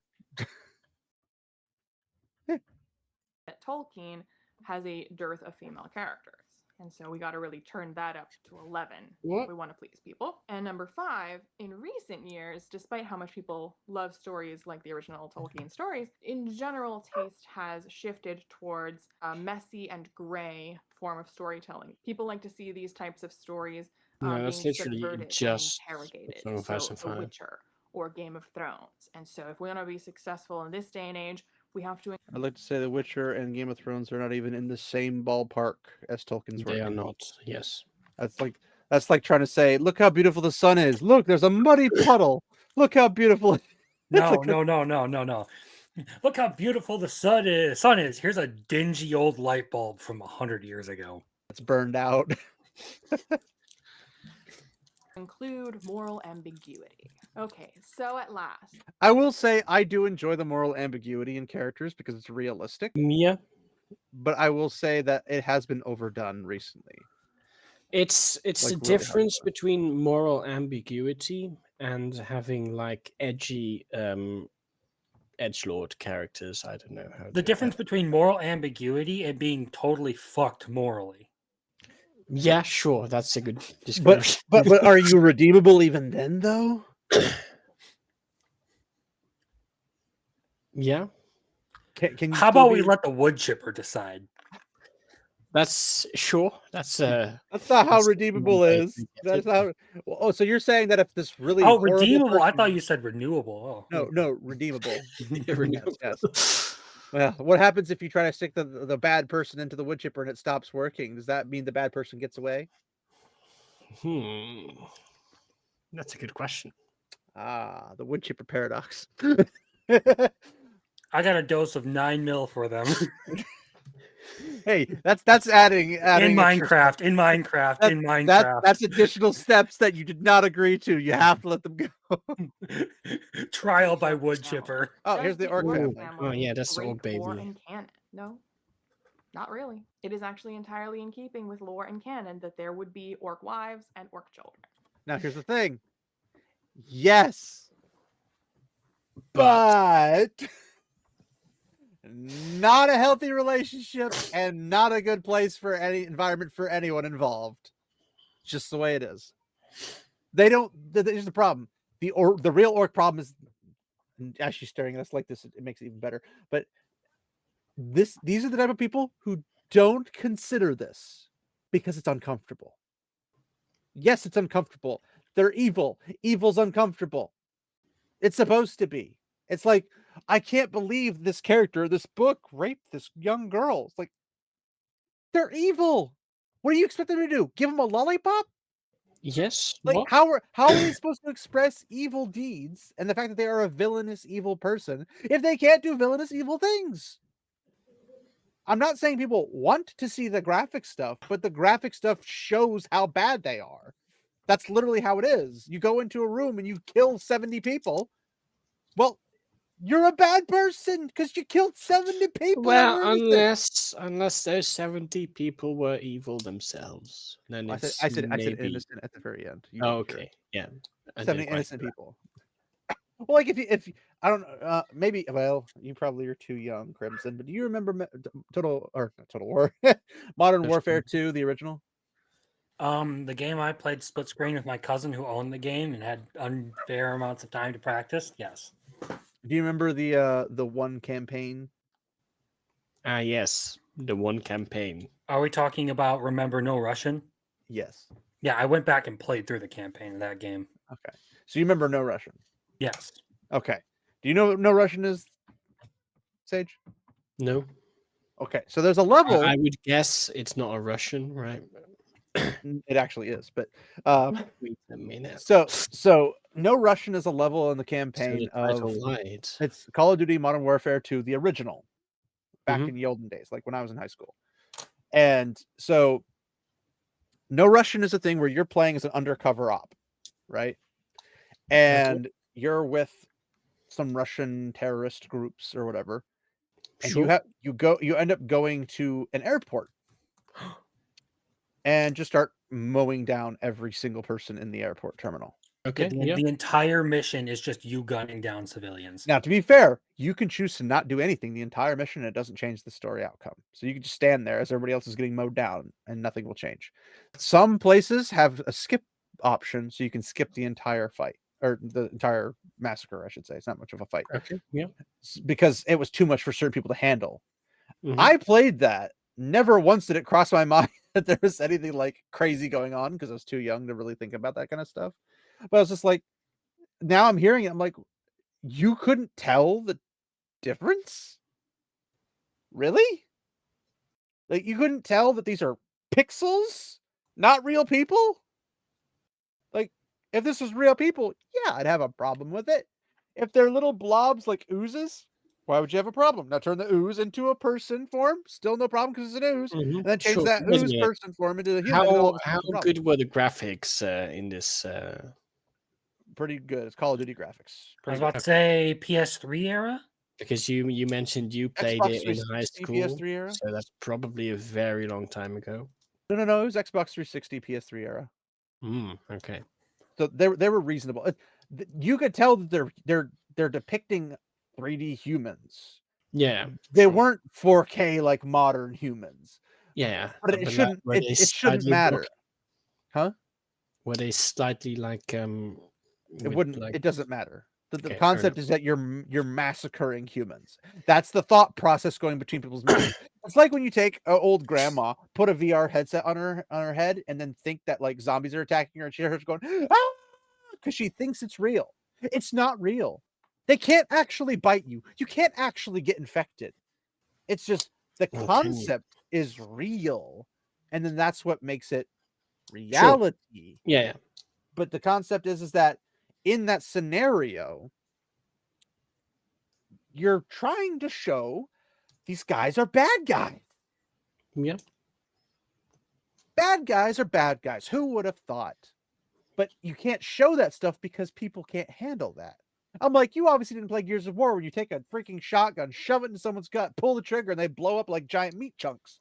Happens yeah. all the flipping time. It's a consistent problem, like even with like you have say like a shonen anime with like fan service or whatever, and people start complaining about it, and it's like, this is disgusting, this is evil, how dare they do that? I'm like, bro, Well- have you watched the rest of Dawn to Dawn? Like, they're trying to make these aliens look evil, you know. Well, not even that. It's just the target audience for those animes are typically younger kids, like teenagers or something. Like that's the original, like it's of that group. Like Naruto wasn't written for adults. Adults Yeah. happen to like it. I mean, I would Some of them. assume it wasn't written for that, but you never know for sure, of course. You what? You never know for sure if the Well, you intent know, was 'cause- secretly to Well, be. no, it's like you don't write a young adult novel and it's for adults. It's for young adults. That's why it's in the Sure. young adult section. So when you write manga that's aimed at young boys, it's aimed at young boys. So when they're like, "Oh my gosh, I can't believe you're treating women so sexually," it's like, but it's for young boys who are hormonal nut jobs at this point that see women and get really hot and bothered by it. Like Fair. that's the target audience. You Well, making a big deal about that, it tells more about you than them because that's expected of them. the inability to deal with uncomfortable things does not make the show bad. It just means you can't deal with the uncomfortable thing, the uncomfortable thought. And maybe that just means I'm numbed to it because I have Desensitization. seen and heard a lot of Yeah, awful really shit. messed I up read stuff. some pretty dark, messed up fiction because that's the stuff I like. But like Kinky. the idea that you can't handle an uncomfortable display of evil is insane to me. Like, okay, how else are they going to make the evil guy look evil? Mhm. Draw a gotta big do- mustache on him and have him twirl it? You know that I a can see modern that concept of being an it. evil person would be like a person who drops a plastic straw into the sea. Like they're Or like, someone who "Oh, doesn't he's What a would they think of villain." me disposing my car batteries there? I know, right? But Yeah, here's the ooh. thing: is that like in the anime and manga sphere, you have people like, "Oh, these girls are so like they're so lewd and this or this that and the other." And it's just like, okay, can you at least like separate that lewd scene from the rest of the show and how the characters interact and all the rest of the plot, like the rest of the story? Can you at least do that? Because if so, I'm sure you could ask somebody to go in and block out certain parts that you feel uncomfortable with, but you can at least get the rest of the story and think it's okay. You can't just say the whole story is scrapped because one scene you didn't like out of a 24 episode series. It does get a bit awkward sometimes when you're just watching a thing and then suddenly, you get Well, yeah, but there's Your mom walks in right as that thing is exactly happening. yes. and then and there's actually like memes about this where like when you played the WWE games back in the olden days, like on N64, where like they'd have like the hot chick and like the big like the boobs are popping out of her top and everything, and she's like dressed all like naughty and everything. But that was the loading screen every time your parents walked in the room. It's like the rest of it's just a bunch of hairy old sweaty dudes fighting each other, but it's always that one screen that gets you when they walk in. And it's just like, yeah, that happens. But it's the case of like even like in, I guess a semi comparison to like anime and manga is that WWE reference. It's like, yes, there are hot chicks in that, but you don't 90% of the time see them because normally you're playing Andre the Giant, you're playing freaking Steve Austin, you're playing The Rock, you're playing somebody else, Kane, Undertaker, whatever it Does might make be. recommending stuff a bit awkward as well sometimes. Well, that depends because like a lot of racing things had like the really hot racing chicks that do like the flags and stuff. Yeah, no, for but the races. I'm specific talking about anime and fan service. Oh, well, That's- well, that's the thing is somebody okay with understanding that this stuff happens? Because I mean, how many times have you yeah, recommended but or you rated our never movie? know until that moment is there, right? So it's always risky. I honestly, I wouldn't say it's that bad because a lot of those are appropriately rated. Now, imagine watching a TVG show, an anime, and finding out there's boobs in it, like nipples and all. No, surely not. That was old school anime. Lupin the Third. But stuff like that pops up. It's more awkward when you say this is a very wholesome show because it's TVG, and then you sit out and you see boobs. Well, That's a bit more you awkward. also have like Dragon Ball drawing like Kid Goku's penis in certain like shots too. So Or having Bulma with her pantyless moment and stuff like that with Mhm. Master Yoshi. Like that's the problem with these is that people don't put them into context, because if anybody who's going like, oh, I can't believe they made that woman so lewd, and I'm like, you just watched 50 Shades of Grey. Why are you talking about this? Like, you can't be talking like you're the arbiter of like female preservation or something, because you just went out and did the very thing that you say is this horrible sin or crime against humanity. Like, what's your point? But when it comes to when we're trying to point out villains, we're like, yes, a villain should do villainous stuff to show it's a villain. Not every villain's as bad as the other villains. Some villains are just, they steal your bride on wedding night, and then you sleep with them, and then they dump them. I mean, that's British and Scottish law back in the day with William Wallace and stuff. Like that's their, what is it, noble right or whatever, to like have the first. Know what they do over there. You should have better than us because you live closer. But the point being, if you ever watched like Braveheart and stuff, is that when somebody would get like married, there'd be a big celebration, but then the Lord, that was British, could show up to a Scottish wedding, carry off the bride, and have the bride night with them. Like basically essentially rape them, because they weren't doing it willingly, obviously. And then they'd get like a good way in to the structure morning society. But in the morning they'd dump them off. Well, they didn't care. They saw the Scots as less than. fair enough. I mean, that the point is it happened.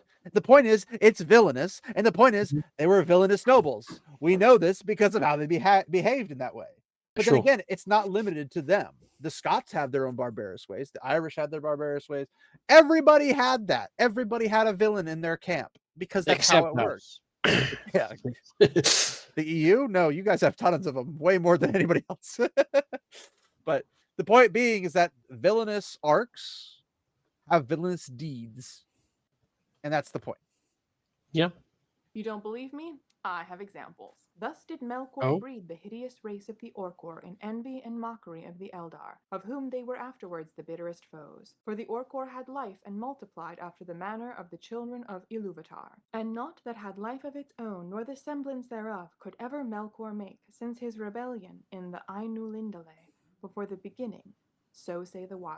And in a letter, Why is when someone inquired in a about different? this, he wrote, there must have been orc women, but in stories that seldom, if ever, see orcs except as soldiers of armies in the service of the evil lords, we naturally would not learn much about their lives. Not much was known. Okay, so what's the problem? Well, why would you know much about their lives when they are not integral to the plot point of the story? The breeding habits of orcs is not required, just like the breeding habits of the Ents are not required, just like the breeding habits of literally anything is required for us to know how populations are born. I'm sorry, George R.R. Martin, but just because I can't imagine hobbits having sex does not mean I do not think they can have sex. Is that an actual George R. Martin thing? He made a criticism of Tolkien about that, and I got into a whole debate with a George R.R. Martin stan over it. They're like saying like they got really pissed at me. I'm just saying his criticism is retarded. Like, I don't need to know why how hobbits have sex, or I don't need to be able to imagine them having sex in order for this story to be good. You don't need a graphical instance of sex between hobbits to know that hobbits breed like humans and have If you want to know what hobbit sex is like, look up midget porn, okay? I'd really rather not, but I'd rather not too. Plus, hobbits are taller than midgets, but that's beside the point. Why do we hate the orc family? Why does it feel wrong? Well, I can't speak for everyone. I love how you keep saying family. There was no orc family. Because family implies at least a form of a relationship. But when you have just basically a whole bunch of cows lined up and a bunch of bulls mounted, no, this does not mean is specifically in reference to the Rings of Power scene. Well, the reason we don't care is because we know that's not how it works. Yeah, sure. There is no orc family. The orc family does not exist. The orc breeding process exists. There is no orc family. Yeah, that's the answer. Sure. But Tolkien, as I already laid out, was not thinking of the orcs as persons, as people. They serve the function of representing a concept. They are the embodiment of evil that is threatening and invading the good. But Tolkien was into super detailed lore and world building, which is great, but not so much when you are trying to describe a race as both a race that is multiplying and existing as people with, spawning children, etc., and as a concept only, and therefore not to be regarded as individuals with personhood. Okay, so why couldn't he just have the evil baddie Melkor simply create a bunch of monsters that the good guys can then kill? Why did he insist several times that orcs multiply? Well, this is the problem when you're sort of writing concept first, story second, because when you have two concepts and concepts are your priority, then these concepts may not work together in a way that serves your story. So let's go back to that quote from before. And not that had life of its own, nor the semblance thereof, could ever Melkor make. You see, it's extremely important to Tolkien's worldview, and therefore the way that his story and the concepts in his story play out, that evil cannot create life. Evil can only corrupt and destroy. Melkor can turn something pure True. and good, like elves, into something corrupted and evil, like orcs. But Melkor cannot create a race of beings out of nothing. That kind of power is reserved for the good guys. And so then we come to Lord of the Rings. Well, it's reserved for Eru Iluvatar, but yes. Where You could the you good could guys, say Eru is the ultimate good guy. Yes, but she says good guys is in plural. Sure. There's only one good guys that can do it. But like everyone aligned with Eru. They It's don't part of the group. participate in the creation aspect. They are sub-creators. They are not creators. Okay, fair enough. They don't make the piles of earth to mold. They only mold. Sure. That's the thing. They're sub-creators. They can build the sandcastle. They can't build the I get beach. that. I get that. Yeah. But if you consider the group and say Eru is part of the group of good guys, then only the good guys have the ability to do so. I kind of think he's in a league of his own, but that's just me. Sure. God, everybody else. they have to be regarded as the good guys, but they also need to triumph over the armies of evil. Well, great, we've got orcs for them to fight. But hang on, where did all of these orcs come from that our heroes have no qualms about slaughtering en masse? Well, let's not dwell on that too much. Now, I can't tell if she's still talking about Rings of Power specifically or if she's talking about in total because she's reading from the lore. She's not reading like from a scene in the show. So no, evil monsters that like to do evil things. Oh, no. being slaughtered indiscriminately. Do evil things to reproduce and create more evil things that will do evil things with them.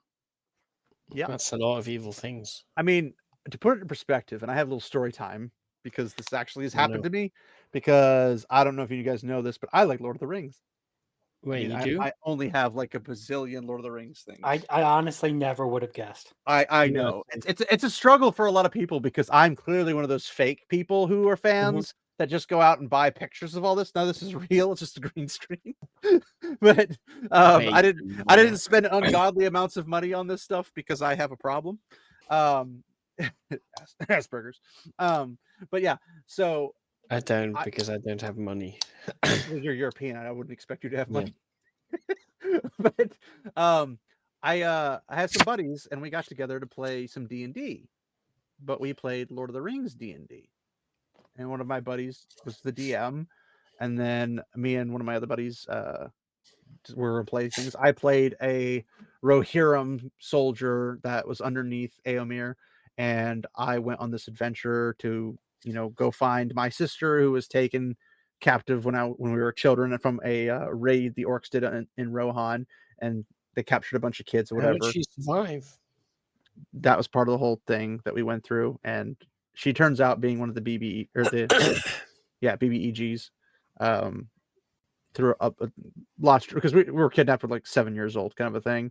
I survived and got away, but I tried to like save her and I couldn't. And then the rest of the Rohirrim that came to hunt them down also tried, didn't work. So she got away, but everybody else was saved. And And then we got older, and then I came north to see if I could find her because I heard news of stuff. Got with the group. We did the whole meeting in the tavern kind of a thing because it's D&D. That's kind of just how you do things. And we went around on different adventures and stuff. We were trying to chase down some news of her while also doing other things. And there were multiple instances in which, like, we were in Bree one time, and there were these bad men, basically Southrons, and we end up like fighting them because they had kidnapped a Dunedain ranger of the north, and we needed him because he had information we needed. And I told my DM, I'm like, I'm going to run and chase this guy, but he ran out the back door and was running this way. Well, I was running this way, and I was like, I'm going to jump through the window. And as I'm like jumping through the window, my DM finishes the sentence for me and says, basically, I pulled a link and just drive my sword down on top of this guy and kill him, which is not what I wanted to do at all. But he made me do it anyway. So I was forced to kill this guy. And then he gives me what they call shadow points. So shadow points are when you do an evil deed, you get shadow points that will eventually turn you to the shadow. It's the dumbest thing I could possibly think of in a Lord of the Rings game, but whatever. So I end up getting shadow points for doing something that he made me do. I just jumped through the window to stop him. I didn't actually try to kill him or anything. Right. So did you object to the I did, but he said we're going to keep it that way. He anyway. said, okay. Yeah. Interesting. But then it gets better. I would find a different GM, to be honest. Well, let's just say he thinks Rings of Power is good quality. Let's put it that way. This was a while before Rings of Power was even announced, though. So, but then later on, we sneak up on this orc who is like taking a nap later on, and we capture him. And basically, the other guys are like, "Well, you lead us to where this camp is, and then we'll let you go." That was the DM and my other buddy. And then we get there. He turncoats because that's what coward evil people do. It's nothing new. It fits their kind very well. And as he leaves, I chop his head off. Like, we told him we would let him go. I was like, you told him to let him go. I have an explicit, like in my character, it says I have an explicit hatred for orcs because of what happened to my sister. Like it's inbred to wipe out evil. Like I am like the holy crusader of Rohirrim, basically. And Orc Slayer. I got a shadow point for doing that. And we got in a big argument about whether or not orcs are evil or not. And I was like, and everything in Source, they're evil. There is no ifs, ands, or buts. There are no good ones. However, if we let the orc go and the orc goes down to the farmhouse down the road and kills the farmer, eats him, and then rapes the children and the wife, who's that on? Us. Because we let him go. So you cleanse the thing that is not supposed to be here. It's not a natural part of the I wouldn't use that word specifically, but which word? Cleanse. How about purge? It's the same word. Eradicate. There you go. Decimate. No, decimate is wrong. Exterminate. No, decimate is like obliteration. There's another word for you. Annihilation. Is that one word for you? Reduce 1/10 of it. Well, you decimate and then decimate again, then decimate again, then decimate again. There's nothing left. Yeah, but you have to do it a few times for that to happen. And well, you never reach. My character would have happily have done that. Don't worry. But usually the context be busy forever. Oh no, I'd make a bloody mess of it really quickly. But that's because my character just had an inherent despising of just orc kind, anything like that. Because I don't like evil. Evil hurt my family. Evil needs to pay, which is a righteous fury anger. Like the men of the West have a hatred of orcs. Orcs have a hatred of the men of the West. It's a natural inclination between predator and prey, both seeing the other one as the opposite. So it's like, okay, but because I killed them after they gave the word, I did not, I got a shadow point. So the one person who's literally the opposite of evil and is like hardcore in Eru Iluvatar's corner is going to become a freaking wraith at this point because of how evil I'm doing things. And I'm like, not even Southrons are are turning into freaking wraiths, and I'm sitting here killing evil creatures, and you're saying I'm going to be the evil one. But I've also, I mean, I'm assuming, Crimson, you've watched Rise of the Shield Hero. I watched the first season Mm-hmm. and then did not hear good reviews about the second season. Oh, I've enjoyed them. I like them. I'll probably get around to it eventually, but the I've read first the manga. I have a slew of problems with it, but I'll spare that for another talk. Did you ever? I don't remember what happened in what season, but did they ever cover what happened in terms of what the other heroes did and like the consequences of their actions? The first Yeah. season is basically Naofumi cleaning up every single one of their fucking messes. Yes, but like that's what I'm saying. Is like you covered that part. I don't remember if that was the first or second season. That's what I'm Yes, asking. I'm That's familiar. Okay. Like the whole reason Naofumi gets so strong is because he's actually the one doing everything that like they refuse to do. Like they're all about the it's not even glory. it's not even the refused. They refused to admit that the consequences were their problem. Like they didn't refuse to clean be it up. fair, They didn't acknowledge it even existed to begin with. To be Like- fair, they didn't really know, right? They just got a quest, did a thing, and then well, it had Yeah, a bad well, result, but Naofumi by was the only time one bad of them who results didn't treat the sprouted, whole they thing like a already were game. gone. Yeah, because they're seeing it as a world without consequence, when in reality consequences happen from every action. Wherever there's an action, there's a Yeah, reaction. they see Wherever it there's as an a action, there's game consequence. because Yeah. it's a Well, game. they for see them in themselves as their the heroes who original could do world. no wrong. But here's the thing. When they did their things, when they slayed the big dragon, problems arose from the carcass and the black magic and the dragon basically resurrecting again. You have freeing the people from the tyrant, and then it gets even worse because now nobody can feed anybody that's chaos, and then other tyrants are popping up. Now there's more tyrants doing more bad But things. see, they didn't acknowledge it because they weren't aware because they had already moved on to some other. Well, yes, they didn't think at all. There was no thinking involved. That's the problem. But it's not like they denied their own responsibility in that part. So I mean, they kind of did, because at the end, when they were told what happened, oh, I didn't do that. They denied everything. Is that the point we're trying to make of this? Is like people aren't acknowledging that the consequences of their actions are their responsibility? Yes. Okay. Because what happened to me in the story was I cleaned up a loose end that could have gone horribly wrong. Because that orc could have gone and done any amount of horrendous things. If that orc had done any of those things, it was on me. Or my group, I should say. So for me to stop somebody from committing future atrocities, because atrocities were guaranteed to come because he's an orc. They don't believe that orcs are all inherently evil. I'm like, then why are they always inherently the evil ones? Now, I don't think they're in the same camp as like Skyrim orcs or other orcs. Yeah, from, there's a completely different type of orc. Or the D&D Mexican orcs. Yeah, like there can be Mexican orcs. Wait, I thought orcs were black people though. Well, Mexican black people, don't you know? Now they're gonna be Mexican black Asian people. Then Mexican black. Everyone's Asian a black indigenous. person. You know what? The N-word is no longer offensive. Well, if you're an Afrocentrist, then you have to admit that everyone's a black person. Wait a minute. Afrocentrism has no basis in reality, but that's beside the point. But in terms of like when you see stories about people, they're always like these good heroes that never do anything wrong. It's like, but there's always something where somebody's like, oh, I'm not gonna get like we had the discussion about Batman and his no killing policy. Well, if he puts somebody away like Joker, the Joker gets out, gasses a whole group of people, and they all die. Whose fault is that? Is it Batman's because he didn't kill him? It's the jail guys that let him escape. Well, they didn't let him escape. They kind of didn't give him an option. But yes, it should have done their job better. If you say it's the judicial or the justice system, well, the justice system will not put them to death. They'll put them in an insane asylum. But if they get out and do more damage, who's at fault? The person who keeps putting them there, aka Batman, who could end them on the street, or the people who don't properly pass judgment on them, the judicial system or the justice system. Who's at fault? Because it's the same thing where like you have Batman versus the Punisher. When the Punisher had a crossover with Batman, he was going to kill the Joker.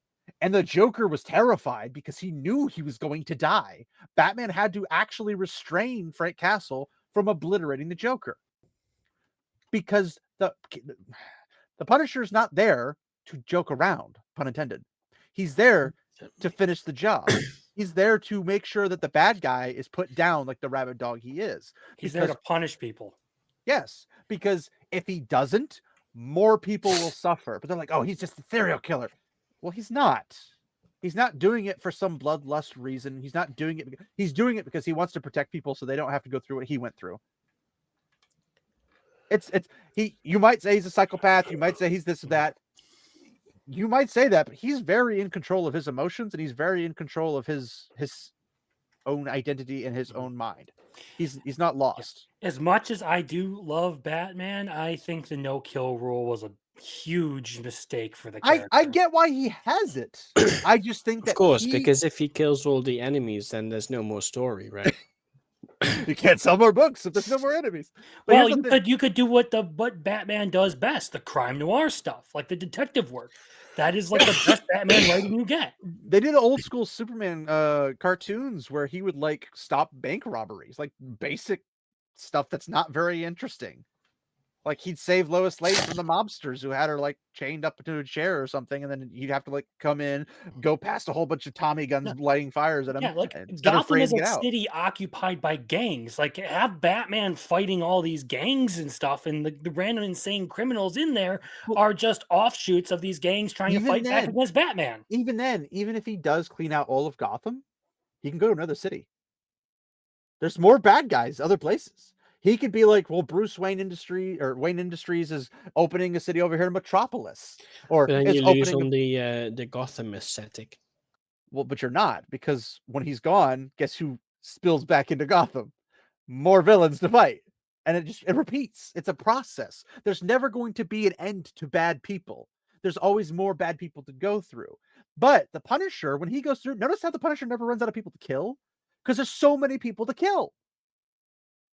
There's always bad people doing bad things, and he puts them down. He doesn't care about the small fries. He cares about the big ones, because the big ones that cause the biggest waves. Biggest waves kill more people. Yeah. What happens when a gang leaves an area, another gang rolls in and takes that territory? That's just what happens. And if you expunge all the gangs in a state, well, gangs from other states are going to come in. If you get rid of all of them across the country, gangs from other countries are going to come in. And you can't get rid of all of them all over the place because you can't be everywhere at once. And there's always going to be somebody who wants to form a gang, and that will have a following of people that will get powerful at some point. It's just a natural expectation of humanity. Now, here's the thing. In the situations, like, for example, the mob, the real-life Italian mob, whether it be New York City or Chicago, wherever it might be, when they were around, crime was actually lower than police-controlled areas. Yeah. Because nobody screwed with the Nucci's, so to speak. Punisher reference, sorry. But when you went in, there was a respect for the mafia by the neighborhoods that they controlled, and people wouldn't rat them out because they took care of the people. They didn't go around randomly shooting up places. They didn't do all the fancy stuff you see in movies now. Did you see the Tim Pool interview with the guy's name? I did see that. He was talking about the same thing. I was riding around with my dad for work. And we were listening to that. I'm sitting there like, well, yeah, I mean, that sounds about right. Like these guys, it wasn't about like just the crime and racketeering of it. It was the whole ordeal. Well, it's like they didn't go around like holding up banks and stuff. It's like we can make a passive income literally just from promising people we'll make sure nobody bothers you. Somebody bothers you, come talk to me, I'll come take care of you. Like that was the case. That was the thing. They would literally do that. And then you have different mafioso families, and then they would all have their own territories. They didn't step on each other's toes. The heads would always communicate with each other to make sure everything was clean. And then the amount of stuff that didn't happen was amazing. They didn't do drugs because it was bad for the neighborhoods, which is bad for them because it breeds more crime. But it's also, it might have been instantaneously lucrative, but it would be long-term destructive for their own mafioso family. So they didn't deal with that. And the heads were like, we don't do this. And as soon as somebody dips their fingers into it, they crush it because it's bad. And they recognize it. But that doesn't mean they can't have racketeering stuff. It doesn't mean they can't have, casinos and betting rings and all that stuff. It doesn't mean they can't have like moonshine pouring around. Like that, none of that stuff was harmful per se, compared to drugs or gangs of crime gangs and everything running around like Blood and Crips. Like none of that was going to be temporary. Those are all permanents here to stay. Yeah, alcohol could cause a person to overstep his bounds or something, but the mafia could take care of that too. There's things that they were just in better control of the entirety of the area, and people were felt safe. So under mafia rule, people felt safer than under government rule. That's pathetic. But like I said, now I'd rather have mafios personally, but I say that as a Sicilian, so I guess I am biased. But Yeah, you could say that. But the point being is that At least with the mafia guys, I know that as long as I don't fuck with them, they're not gonna fuck with me. well, you also know that if you're paying them, $100 a month, they're going to keep an eye out for you. No bully's going to walk into your area and take your lunchbox because the mafia will show up and that's going to be the end of that. Like, tonight you swim with the fishies, Timmy. Like, it's the nature of the. And then I feel like torturing you tonight, Timmy. You're gonna swim with we're gonna tie you up, we're gonna cover your ankles in cement, and we're gonna dump you in the harbor. Basically, yes. But the thing is the mafia didn't even really kill people that often. That was pretty frowned upon. It happened, but it wasn't like everyday occurrences. But here's the thing. Even with these characters being like, we're doing good things, we're doing bad things, who is responsible if you let somebody evil, who's capable of evil and is known for doing evil, go? They commit more evil. Whose hands is that blood on? The person who let them go. Batman, the justice system, whatever it might be. The justice system could be corrupt. Is Batman going to take it down? Now, that's the thing about like Frank Castle. Frank Castle doesn't kill cops unless they're corrupt, but he has evidence they're corrupt too. He doesn't just kill them and be done with it. So it's like this strange thing where when you're playing a game about Lord of the Rings and you're getting shadow points for doing the right thing and not understanding Getting shadow why. points for opposing the shadow. Wait a minute. Well, but to be fair, I mean, there's the Shadow Logoth thing, but not in the Lord of the Rings. No, but I'm saying like good people having quote unquote good intentions, but becoming the very evil. Yeah, but shadow points are specifically about aligning with the shadow, right? Well, they're for doing evil deeds, because which is funny because what portion of the population on Middle Earth would become wraiths if that was the real thing? Like they're doing bad stuff. Well, maybe a bit. 10%? 10%? Yeah. I mean, all the Easterlings. Imagine an army of wraiths coming from far Harad, and freaking. No, I thought that happened, right? They came on the ship with Aragorn. I mean, those are technically ghosts, not wraiths, but yeah. Same difference. I mean, no, not really. They're quite different. Wraiths can actually affect the world. Ghosts can't. But those ghosts could. No, they couldn't. They literally couldn't. In the books, they cannot.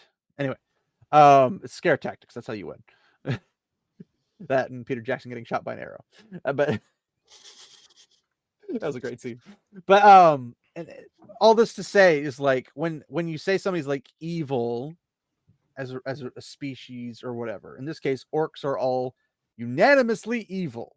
There is no such thing has been shown or anything. It's all implied that they are all evil, and there's no redemption for them because there's never an attempt for them to like turn themselves in, saying, "I would like to change my ways and start a healthy orc family and settle down," or even if there's a way to revert the damage that Morgoth did to that race. None of that is in Lord of the Rings. You have to make it up in order to get to that point. Right, Sage? No, you just have to read some of Tolkien's letters. And make it up, yes. It's not necessarily canon. And this is a problem for the original Lord of the Rings. But it is his slaughter of orcs being treated as an uncritical good. It's problematic if you think of the orcs as people, as individuals with. I hate when they use the word problematic, and sometimes I use it, and then I find myself problematic when I use it. Well, I mean, it's problematic is a that these perfectly people do not word. understand the concept of instinct. Like every living thing has some level of instinct to it. It just so happens that the orcs' instincts lead to war and carnage, cannibalism, and all sorts of other evil things. And my instincts are to cringe when Sage says things that are really nonsensical about orcs, but that's beside the point. It's problematic, Sage. It's problematic. He's just one of those guys who wants to fuck the orcs.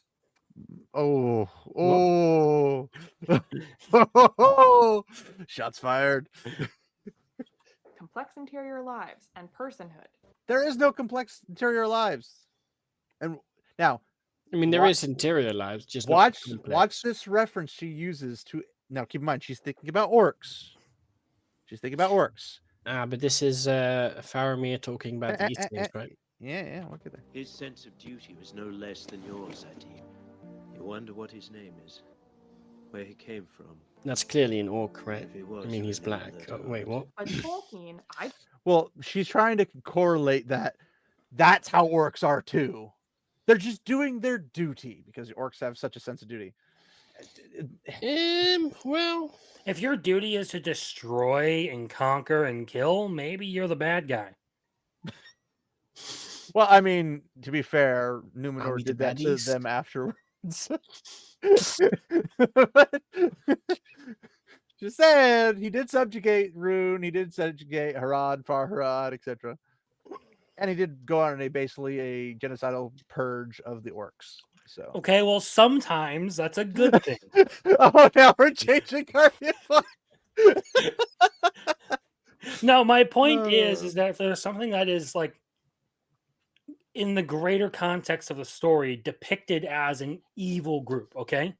Mhm. It doesn't matter whether like you want to like make this argument of okay, they are in like individually they could possibly be good. Okay, where are the instances throughout Tolkien They're where not there are good. individually good orcs who don't do any bad things? Don't exist. Please point me to the example. That's the point I want to make. Yeah, If Sage. people like want not to look relevant. at something and be like, well, it's possible that they could be good. Okay, well, where is the possibility that they could be good? It's like a wolf, okay? The wolf has a set of natural instincts. It has a set of tendencies that it will go towards. Or a bear, that's a better one because you know that guy who spent like all his life living with bears and then ended up getting mauled by them. No, which guy are we talking about? There was a documentary about a guy who basically like raised a bunch of bears and then they ate him and his girlfriend alive. And he accidentally recorded his own death too. So Nice. yeah, up in Alaska, American things. Yeah. No, They don't do any of that in freaking Europe, let me tell you. So I'm looking up the Of course Tolkien's not. We don't have bears. the Tolkien's moral dilemma, where he believed that orcs were open to morality like men. I don't even know where he begins to come to that conclusion. I mean, they are sentient, they are sapient, and they talk about right and wrong. I don't know what reference he's pointing to in that regard.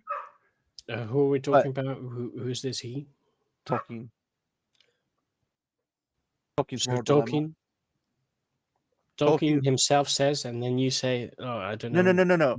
He was saying that in his moral dilemma, he's having a moral dilemma to where orcs, he identifies them as being able to speak, which means they're sentient and sapient, which nobody disagrees with. They obviously are. They can talk, just usually in the black speech. And he portrays them talking about right and wrong. And I'm sitting here going like, I don't recall them ever portraying right and wrong. I do recall him portraying them in terms of taking orders, like following orders or not following orders. I wouldn't call that right or wrong per se, because if they do follow orders, they can live. If they don't follow orders, they probably won't be. So it's more of a self-preservation than rather a moral reasoning in that regard. But they get slaughtered in obviously the two big battles. But he doesn't treat them beyond that of an animal in terms of the overall. And it's kind of a contradiction based upon what he seems to have this moral implication that he's fighting against it. But I don't know at what point he had this dilemma and when the other parts got put together, because it does matter. Because if he writes it really early on where he has this dilemma and then writes it later on something entirely different, that he probably means he didn't end on the early dilemma. He evolved somewhere else. Makes sense. But if the orcs were essentially beasts, then they should not have had a moral sense. If they were corrupted elves, then treating them as other to be slaughtered was straightforward racism. But Tolkien had made repeated attempts to resolve the dilemma, trying different approaches, but not arriving at what he felt was a satisfactory solution. There was no satisfactory solution. So that's not what he ended up on. But we know that Morgoth treated them like beasts. And that's what matters. But we also know that because of how they behaved, they never behaved benevolently. They never behaved in a moral, right way. They always chose if you had two choices, do good or do evil, they always chose evil in all of his writings. There is no other example of them. Now, if he had the moral dilemma because of his belief, sure, but he's also creating a world where not everything lines up with Catholicism 1-to-1. There's a lot of things that don't line up with Catholicism.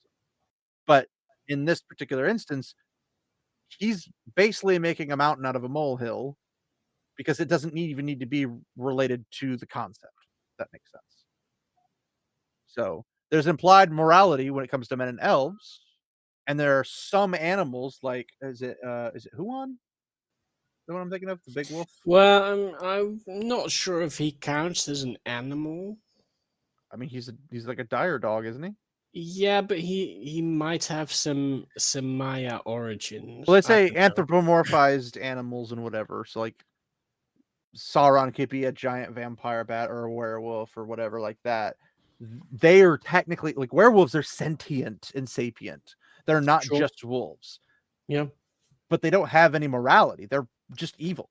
I don't They're know. always. What do you mean? I'm not too sure about the details of werewolves. How do they work? If werewolves were just raw instinct animalistic and they had no sentience and no sapience, they wouldn't behave in the way they behave in the stories. And also, if I recall correctly, is it Fingolfin who dies to one or No, Finrod, but that's Finrod. specifically Sauron in werewolf form. Well, yes, but would he take form of a non? Well, we don't really see any other werewolves, I don't think. Well, we know he's Lord of Vampires and Werewolves.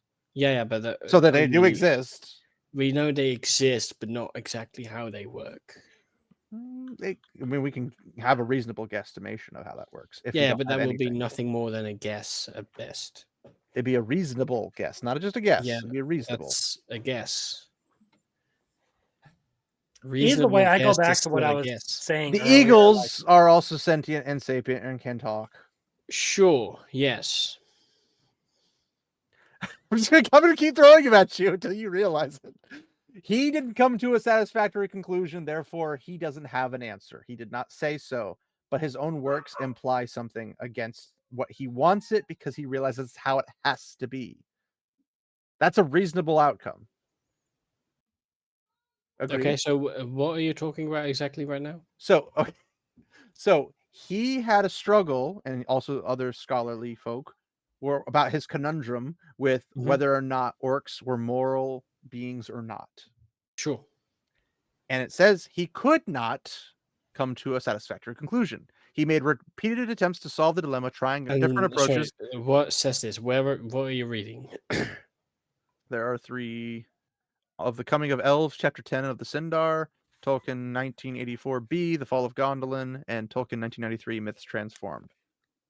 He made several Wasn't he already dead by then? Well, they're still his writings. They just didn't get printed. Yeah, but the date on it then doesn't necessarily say when it was written. I'm assuming that's when they were published, not when they were written. I don't think he was alive in 1984, was he? No, he was definitely dead by then. Yeah, so I don't, definitely by 1993. It'd be really, would that be one of the sucky things is like the year I you're think born? it's 73.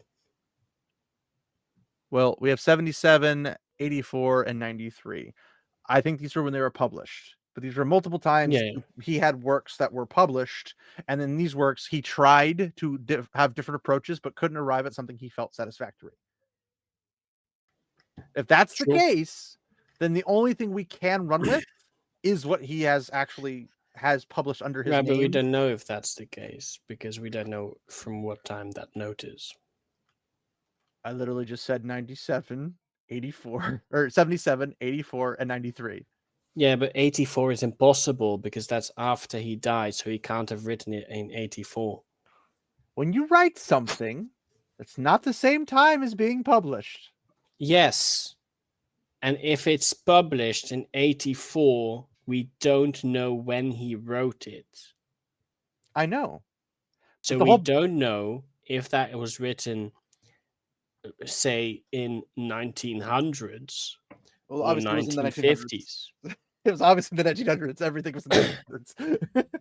Yeah, no, of Yeah. course. That's just an example. You don't know if it's an early note or a late note. I know, but what I'm saying is it's irrelevant because he never had a satisfactory conclusion. So Sure. all we run with is the canon, The Hobbit, The Lord of the Rings, and the eventual Silmarillion, which Christopher Tolkien would have followed any notes that were separate from what he had talked to directly with his father, because I'm sure this came up at least once in their talks all the way through Christopher's life. But not in its entirety. What do you mean, not in its entirety? Silmarillion is not 100% as it would be had Tolkien wrote it himself. Well, obviously, because different authors have different things. But for what we can get, what is possible to get, that's what we got. And if that's what Yeah, we sure. got, that's what we run with. We can't go with what might have been because he couldn't have done otherwise because he didn't make it past that point. Okay, so So the point is there is a canon, yeah, and none of that it was shows any never benevolent orc. disputed. No. I'm disputing the fact that because of that canon, there is no benevolent orcs. There are no moral orcs. There are no we can fix them orcs. There is no choice on one side saying, you know, we could capture some orcs, try some experiments, see if we can convert them back to regular elves, this, Yeah. that, or the other. And even if you did convert them phenotypically as such, could you also change their moral compass? Is that something that can be purged? Could Ulmo have come to the shores and tried it? Could anybody else have done anything? Is it possible to even fix them? Nothing about that is there. So what we can run with is what is written. They're evil. They've always done evil things. They have an evil master. They fear him, and they would love to work for themselves, like every evil person would love to. But they also work for him because of that reason. But the time frame in which Sauron was not hovering over them and Morgoth was not hovering over them, they still did evil things. They didn't change their lives. They didn't found orc cities and turn into Skyrim orcs or D&D orcs. That's not what they did. Sure. So the only option we have, logically speaking and reasonably speaking, is that they don't have the ability to change away from what they are through Morgoth. Perhaps. You're killing me, Smalls. You're killing me. What do you want to say? Yes, you're perfectly 100% right. Is that No, what you just hear? did say that's a reasonable understanding of what's Yeah, written. That's literally it it. could be. It's not. It could be. It's the only reasonable option we have. No, it's not the only reasonable. It's a reasonable one. If he couldn't come up with a specific ending, and it was not put in the finalized canon, not even by Christopher, which means Christopher doesn't believe that that would be Right, that's satisfactory to his because dead work. that ending doesn't matter for the Lord of the Rings itself. It's for But the wider. Historical implications affect things because they could have run into a good group of orcs, Good. but they didn't They didn't. No, because it didn't happen in the histories, because aka the canon. orcs they ran into were the ones that were sent after them by the evil people. But that doesn't mean there aren't just random orcs around. The goblins in the Misty They would all Mountains be didn't. dead. The goblins in Misty Mountains did not serve Sauron. Sure. They didn't know Sauron had been defeated by the end of Well, Sauron's to be defeat. fair, The Hobbit is slightly disconnected from The Lord of the Rings. It's not entirely. What does that have to do with 100%, anything? There's still goblins because in the the Misty goblins Mountains. in the Misty Mountains are only existing in The Hobbit. You don't see them in The Lord of the Rings. The Mines of Moria? Those are orcs. You do realize that goblins and orcs Yeah, are just the same but thing, they're but different orcs words. under the Balrog. Under or in symbiosis? They serve the Balrog. You sure about that? Or rather, the Are you Balrog sure about that? dominates them. I'm sure he would. I don't know if that's in fact I'm what it pretty is. sure about that. I don't feel like they would run away from the Balrog if they did serve him. Because terror is all you got from the Balrog, but that wouldn't work on a battlefield when you have lined up guys. But to not bore Crimson any longer, we'll continue on. You don't have to worry about me. I'm writing in the background. Oh, I know. I'd like to keep your attention though. Don't believe is suggesting that we should regard any real world people this way. He is not arguing that certain races and certain cultures can be slaughtered en masse Spoken anyway. without compunction. Orcs aren't people in this sense. Orcs are the embodiment of evil. They are an I wouldn't say they're the icon, embodiment. they're a They're symbol, they're and a being corruption just of this literalized by metaphor, evil. they can No, be but in product the, of evil. without guilt. in the function of the story, they are the evil representative. Well, yes, but when I hear embodiment, I'm thinking the source, and when I think source, I think Morgoth and then Sauron. I don't think. If we I want to don't talk think the about like the minions- orcs as like a race, they're a product of evil. That is their origin. It would be like trying to argue that a demon it can actually be a good guy because, well, he's just misunderstood. No, I think you fundamentally misunderstood exactly what a demon is. Okay. And again, it kind of goes back to the idea of, well, what were they portrayed as throughout the story? Do we have any examples of them trying to change? This isn't like an Attack on Titan where they start talking about how both sides are equally evil and equally good at the same time, and it's just a mix of awful and good people on both sides that's resulted in this conflict. No. This is a situation where you have one side who has constantly resorted to evil, that has never really shown any sort of good intention or good action across history, and the other side responding to, hey, this evil is going to destroy everything if we don't destroy it first.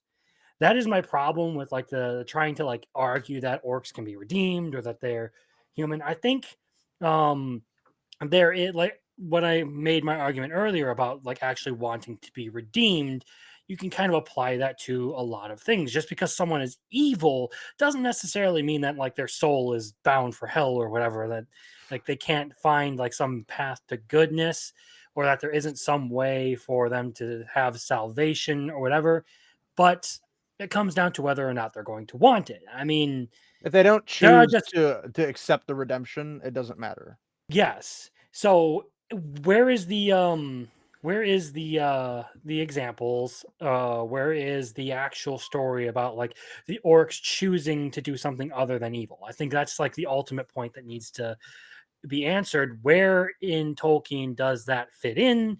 Where can you actually like solidly argue that the orcs would want to do something good rather than what has been shown to be their nature across the history of Middle Earth?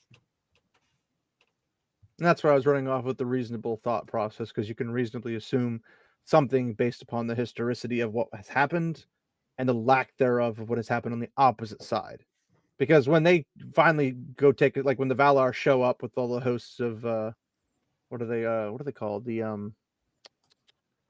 What's the third elf population? There's the Teleri, there's the Noldor. You have and the Vanya? Vanya, Yeah, the Vanyar. Noldor, So, and the Teleri. When the Well, Vanyar the show Teleri up, is divided into when the more races. Vanyar and the Teleri show up with the hosts of the Valar, they could have been like, whatever was left of the orc population that got scattered after the battle. They could have been like, hey, you guys turn yourselves in, we'll work on getting you back to normal, and then you guys can live normal lives.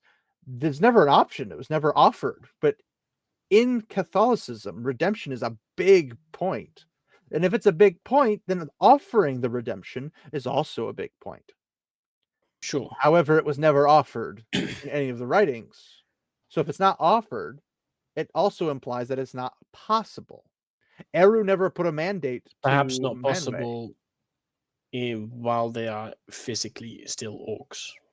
Well, I mean, Eru has the capacity to change them to the DNA if Morgoth can corrupt them. I don't know Again, how Eru does things. here's what I will say is, again, when I said the orcs were the product of evil, I mean, these are creatures who were twisted into being like harbingers of destruction, pretty much. These foot soldiers of the ultimate evils of the world, Morgoth, Sauron.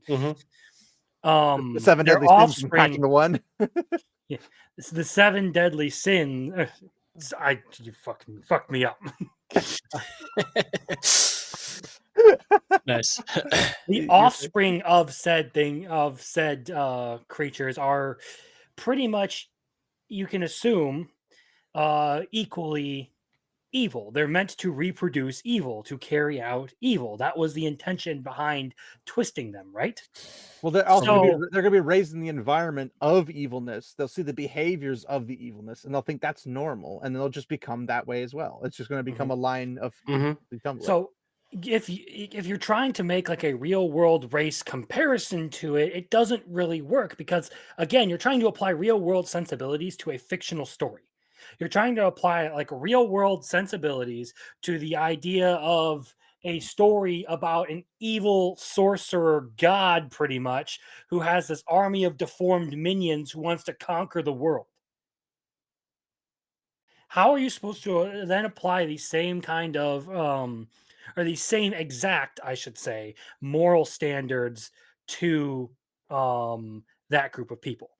It's like you're starting to like blur some lines here with trying to completely humanize the orcs or completely frame them in this moral system, when really the concept was there is evil and good people should do things to prevent evil.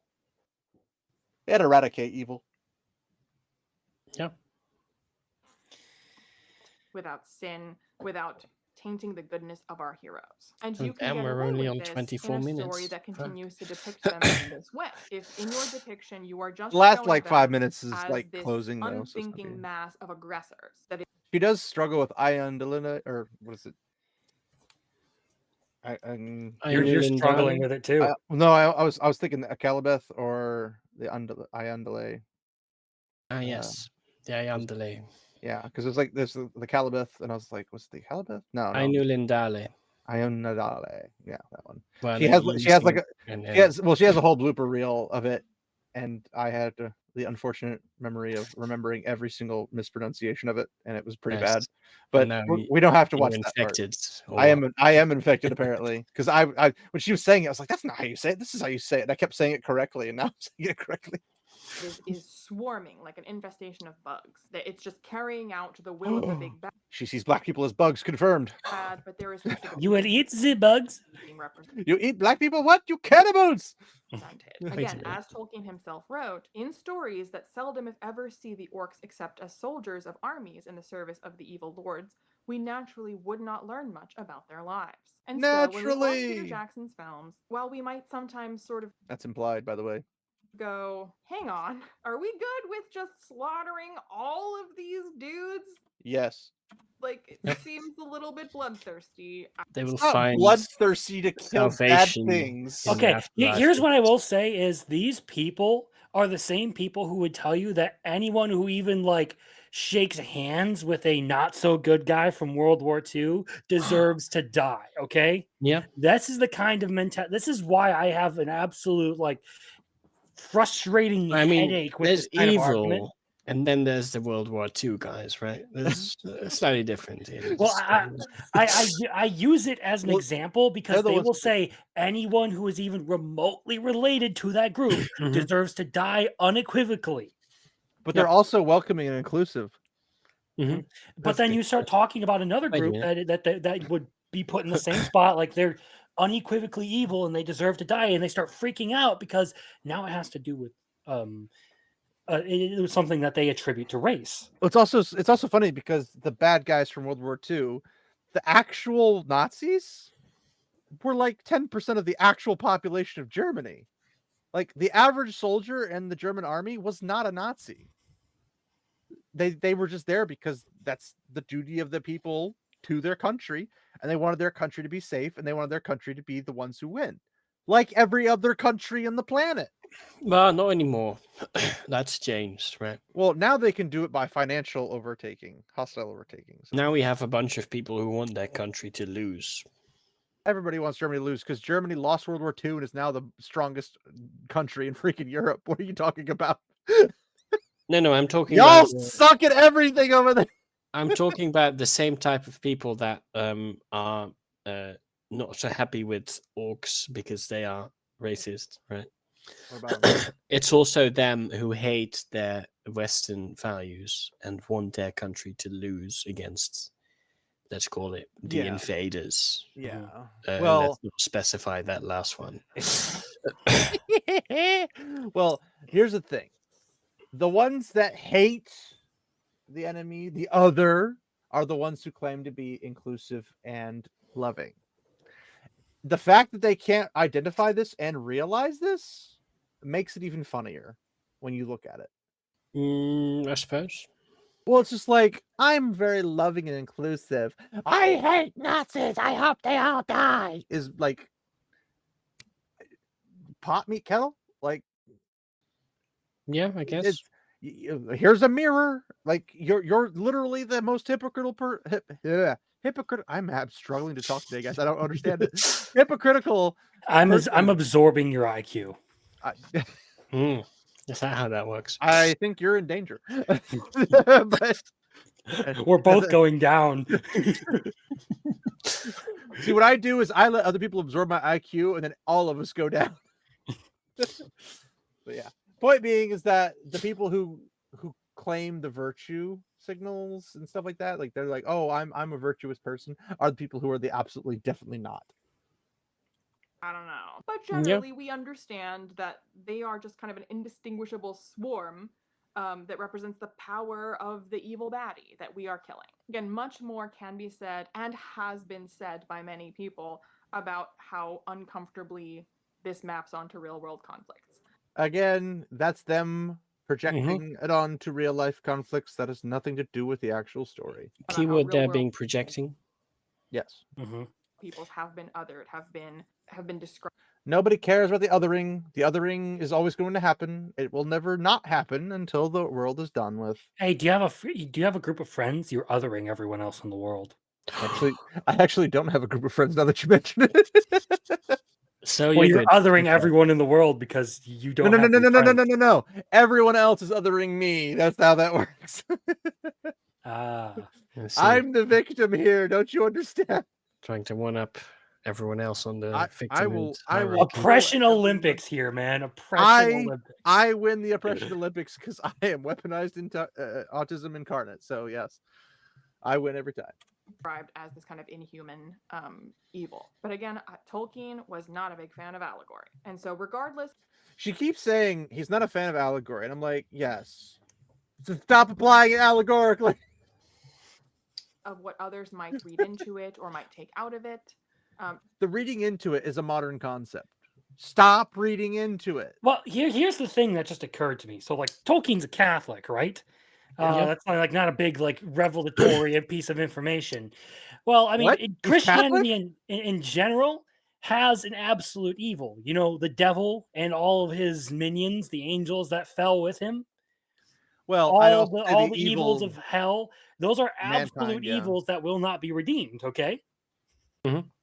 Yeah. So, like, the idea of Tolkien including something that is evil, that has minions that are evil, that will not be redeemed, shouldn't be all that far-fetched. People just want to turn this into, like, this whole thing about how one of the greatest literary figures to have existed in the last couple hundred years or whatever. However you want to argue with that, because I've heard a lot of people throw around a bunch of different metrics for Tolkien. I mean, he's actually this racist, evil bigot because he's an old guy who existed like 100 years ago, and his work is actually totally racist and garbage. Mm-hmm.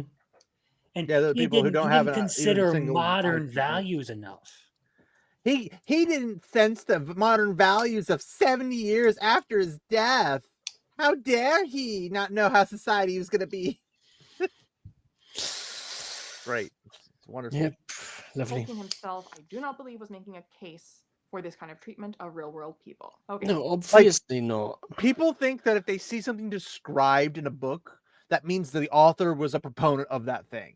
So anytime there's raping, pillaging, murdering, genocide, wars with bodies all over the place everywhere, poisoning, flamethrowers, smoke that kills people. Hey, now, there's nothing wrong with flamethrowers. I mean, it depends on who you're aiming at. And that means that means I condone a whole lot of fucked up shit from what I'm writing. And the video games you play. True. Doom Eternal, anyone? But yes, Don't you a know Christian video game. games make people violent, right? Shut up, Matt Walsh. he's allegedly joking about that. I'm like, you allegedly never ever implied that you were joking. You allegedly wrote an article back in 2016, pearl clutching about how people are awful human beings for even entertaining the idea of violence as fun. I mean, Okay. boxing has been fun for a long time. I for mean, humanity. that's literally all of human history. He says you're putting yourself in a dark place if you imagine killing people, if you go and like kill people to relax in a video game. But it's not about the by killing. by necessarily. saving someone's life by chopping off their head. The Of your killing is not enemy. actually important. It's just the violence, right? So all you have to do for violence is just swing a sword because somebody might get hurt. You don't have to hit anything; just swing. No. It has to be. I can helicopter my yeah. fists around, okay, and someone might get hurt. Is that violence? See you floating around with your fist like this. Oh gosh, that's video games. I need to talk about video games. I can't talk with the Council of Light about video games because freaking Sage is the only one who does it, and he only plays specific video games. Yeah. How dare you? So I Crimson, don't we have might be playing a time video to game. play 735. I'm video sorry, games. I have a freaking large video game library, not to include my physical library. I have a problem. Leave me alone. Crimson, we're gonna play a game sometime. Okay, maybe depends on the game, really. Killing Floor 3 is coming out soon. We're gonna have to play that. Well, I did just get a PC, so Yeah, boy. I mean, I have a Steam Deck, I have a Switch, I Your have excuse Xbox. is now gone officially. Yeah, no excuses. You can't be like Sage, poor Sage, and the poor EU with his poor degree. Hurry up, Sage, make some money. Get Arturian out of his hellhole. Get that poor How do you man do some that himself? well, I mean, allegedly, eventually, but I don't know when. But get him some good internet for crying out loud. Anyway, So back to the Rings of Power. Here, that was a good segue. So back to it. Nice. they've decided that because moral ambiguity is all the rage, then we should show orcs as being people too. And if the writers had truly had a vision for that, if they truly wanted to go like fully commit to this angle, if they wanted to kind of recontextualize the events of the Middle-earth stories by showing them entirely through the eyes of Sauron and the orcs, that could be brilliant. Personally, I think that would be extremely tricky to do. Like, you'd have to really have a vision for that because you'd have to basically entirely rewrite everything in these books and in these stories and in this world, which that's not impossible, but that's a tall order.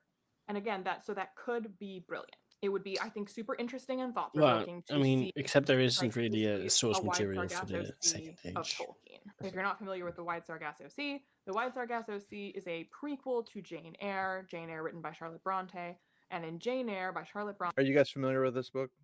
Nope. I heard it was boring as shit. I had seen the trailer for the visual aspect of it. Okay, so And, you also don't know. No, I know a little bit about it, but I didn't know if you. I mean, I'm married to a woman. Of course, I know things I shouldn't. Okay, that's fair. Yeah. But checks out. But I have so many jokes I want to make, but I'll save them for another time. as long as they're not about my wife, we're good. Or no, my they'd mom. be mostly about you.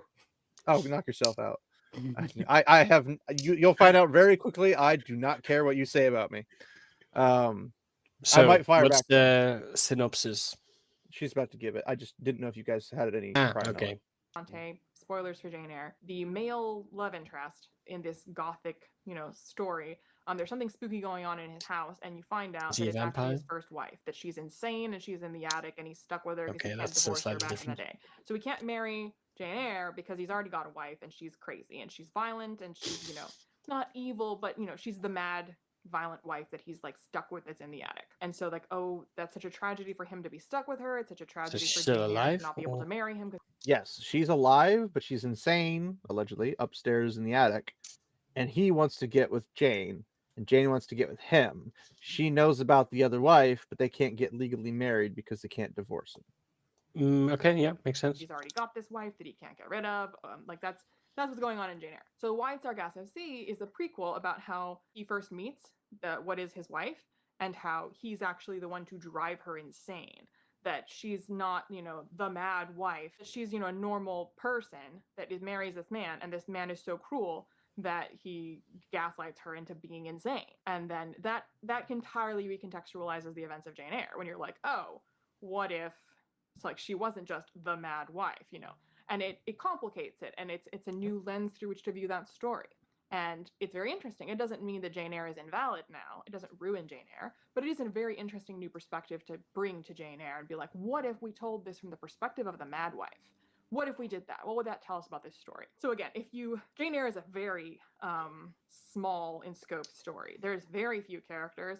You really, the main ones here are Mr. Rochester, Jane Eyre, Mad Wife, a few other side characters.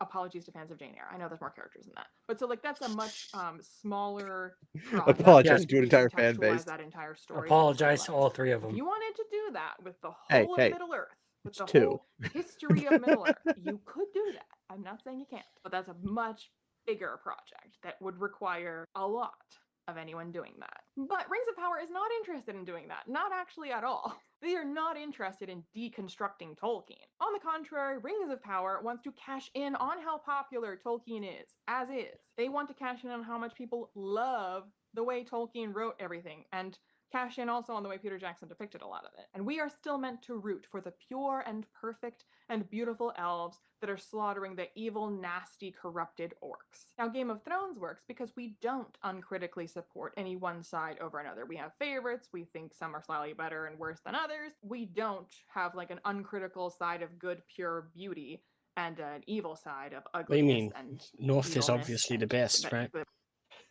It's obviously the White Walkers are the good guys. And here you're comparing two things that aren't quite as similar as they appear. Lord of the Rings was again made as a fable, something that was supposed to be enjoyed and set aside. Game of Thrones is pretty much a more realistic take on a fantasy history setting. So Game of Thrones is more about the political intrigue, while the Lord of the Rings more on the is more political heroic fantasy. It's the political drama that takes place in a fantasy world. Yeah. That's the biggest thing about it. All the effects and every action that takes place is explicitly because of some political drama that takes place. There's the incest, political. The murders, political. The wars, political. The conquering of nations, political. Actually, the incest you had is me at not incest. really political in this case. I mean, it kind of is. They're related. They have to keep it secret from other political groups so that the other political groups don't take them down a peg.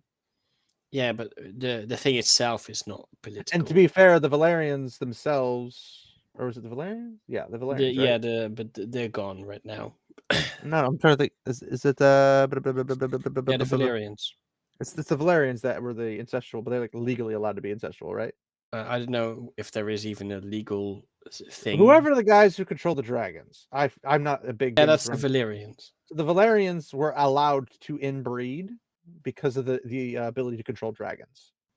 Oh, is that a requirement? Well, in order to be controlling the empire or deserving of the empire's seat, you had to be able to control a dragon. You were not seen as a legitimate throne holder without having that ability in your court, if you will. Sure.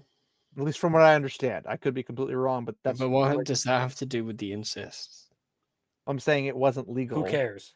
There's that too, but okay, yeah. The aspect of that, the Lannisters were not legally allowed to have incest. So in case of Bran seeing the Lancaster siblings doing it in the tower and him getting pushed out, I don't think that was necessarily a legal issue. It was a legal issue. It was more so because Cersei was already sort of married to the king, and who cares? Everybody's grandmother knows that the king and the queen cheat on each other all the flipping time. This isn't news. Yeah, but if you publicly do so, then there's a bit of a difference. Yes, but Bran running back and saying, "I just saw this person screwing this person," and it's his word versus the brother and sister, who are quote unquote respected adults. Who are they going to not anymore after that? I mean, again, there was no instance in which this was going to be a believable situation against them. So why would it have mattered? I don't know. My point being is all because of political. Every action they took was political. It's just the nature Well, of they the game. threw him out of It's the called a window Game of because of the Thrones, not a game of political. popsicle sticks. It's Sure, literally in they the threw name. Bran out of the window for political reasons, but the fact that they hooked up was not necessarily political. Well, they wanted to keep it in the family because they were of the mindset they were superior. No, that's literally why families do the incest thing as a long-term investment. not this particular case, though. But it is. They wanted to keep it in the Can we family. move on? Sure. Please? Are you uncomfortable, Crimson? Look, I've covered is- like incest shit on my channel for anime before, but this is a whole level of covering it that I just ugh. I was like, are you in Alabama right now? Just Illinois, but I'm related Wow. to like half the state, so I have to be careful when it comes to dating. Yeah, that makes that's sense. awkward. Well, I mean, that'd be also awkward going out of your state because you might accidentally run into your sister.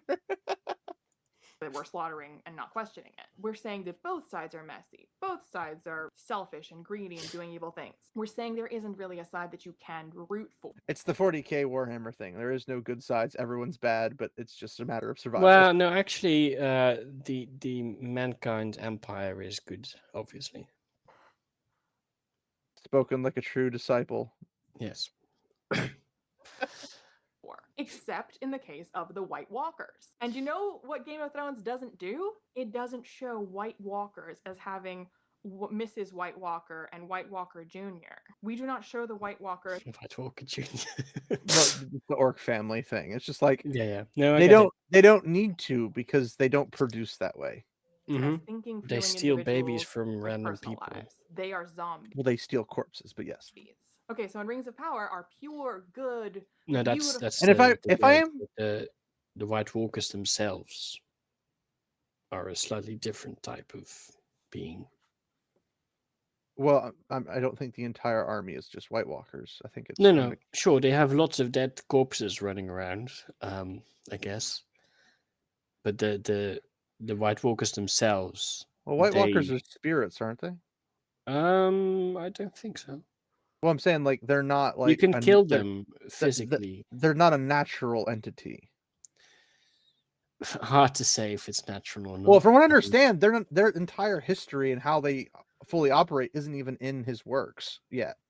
Yeah, so hard to say if they're natural. From what I understand, it's almost like a possession kind of a thing. And if you kill the body, like that, yeah, I guess that could be the case. Like if you kill the body, the same thing for elves, their souls will go to the halls of Mandos. Like the soul is freed and is not bound corporeally. But in terms of I'm not sure that's described. I'm not saying that's what it is. I'm just saying the way it comes across. If White Walkers are special and the regular random deados are not, then I would assume that it's just like almost like a Horcrux concept where they bind themselves to the body and then the body, when it's killed, is released, kind of a thing. That's the assumption. I don't know. I kind of lost interest. I always just saw it as the White Walkers are the actual enemy guys, and they just use. Well, they are of the dead. But when you see actual bad guys, you gotta at least have an idea of how they operate. If you just throw them and say they're the bad guys, they're coming in hordes of swarms, they're gonna climb over the wall. Well, how do they operate? What are they doing? Like, that doesn't make sense. Otherwise, if they could just get over the wall, why didn't they just attack the wall a long time ago? Well, it's really high. They have dead people. What are they gonna do? Fall down and die? And dead people are notoriously bad at climbing, right? Are they? I don't know. I don't. So. I don't have. I mean, I saw World War Z.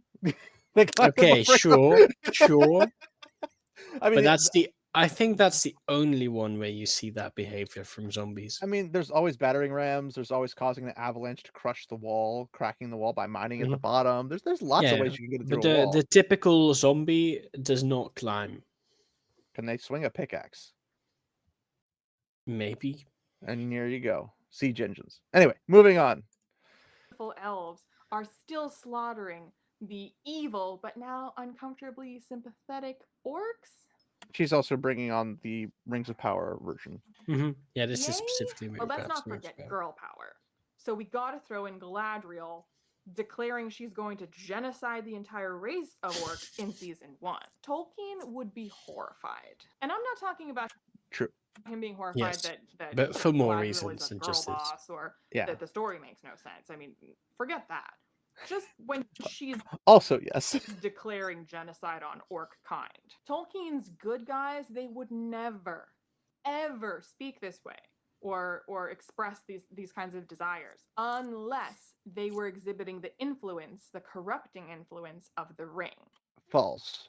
If they saw a band of roving orcs, they would very much be like, time to go wipe these guys off the face of the earth. Oh They would boy, totally- here I go, killing again.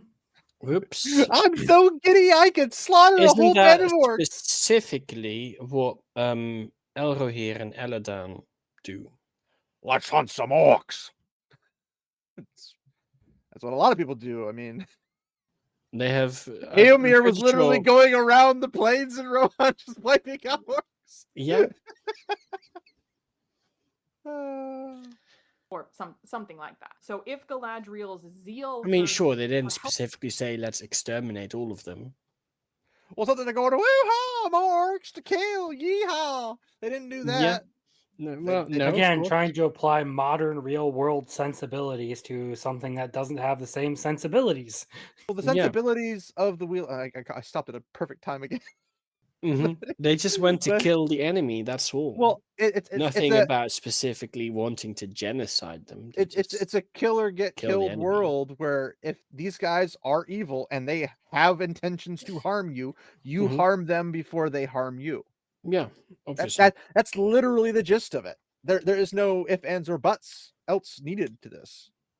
helping Middle Earth was turned into this genocidal bloodlust because she was wearing the One Ring and it was having this negative effect on her, setting aside how we'd even get into that situation where that is happening. Yeah, Tolkien might co-sign that if like this No, is No. showing what the ring does to you, but that's not what the show did. The show that's not what her ring does to her. just had Galadriel speaking this way about orcs, which are being portrayed more sympathetically in this show than they are in Peter Jackson's films. And so we at last come to Glug, Mrs. Glug, and Glug Jr. Why are they here? What is Rings of Power trying to say? The world may never know. What are we trying to do with this inclusion? Is it technically lore accurate? I mean, yeah, put simply, their existence was No, it's not lore accurate. There are components It's- involved that are lore accurate. It's How lore it's accurate portrayed is in not lore that accurate. they existed probably, but that's about it.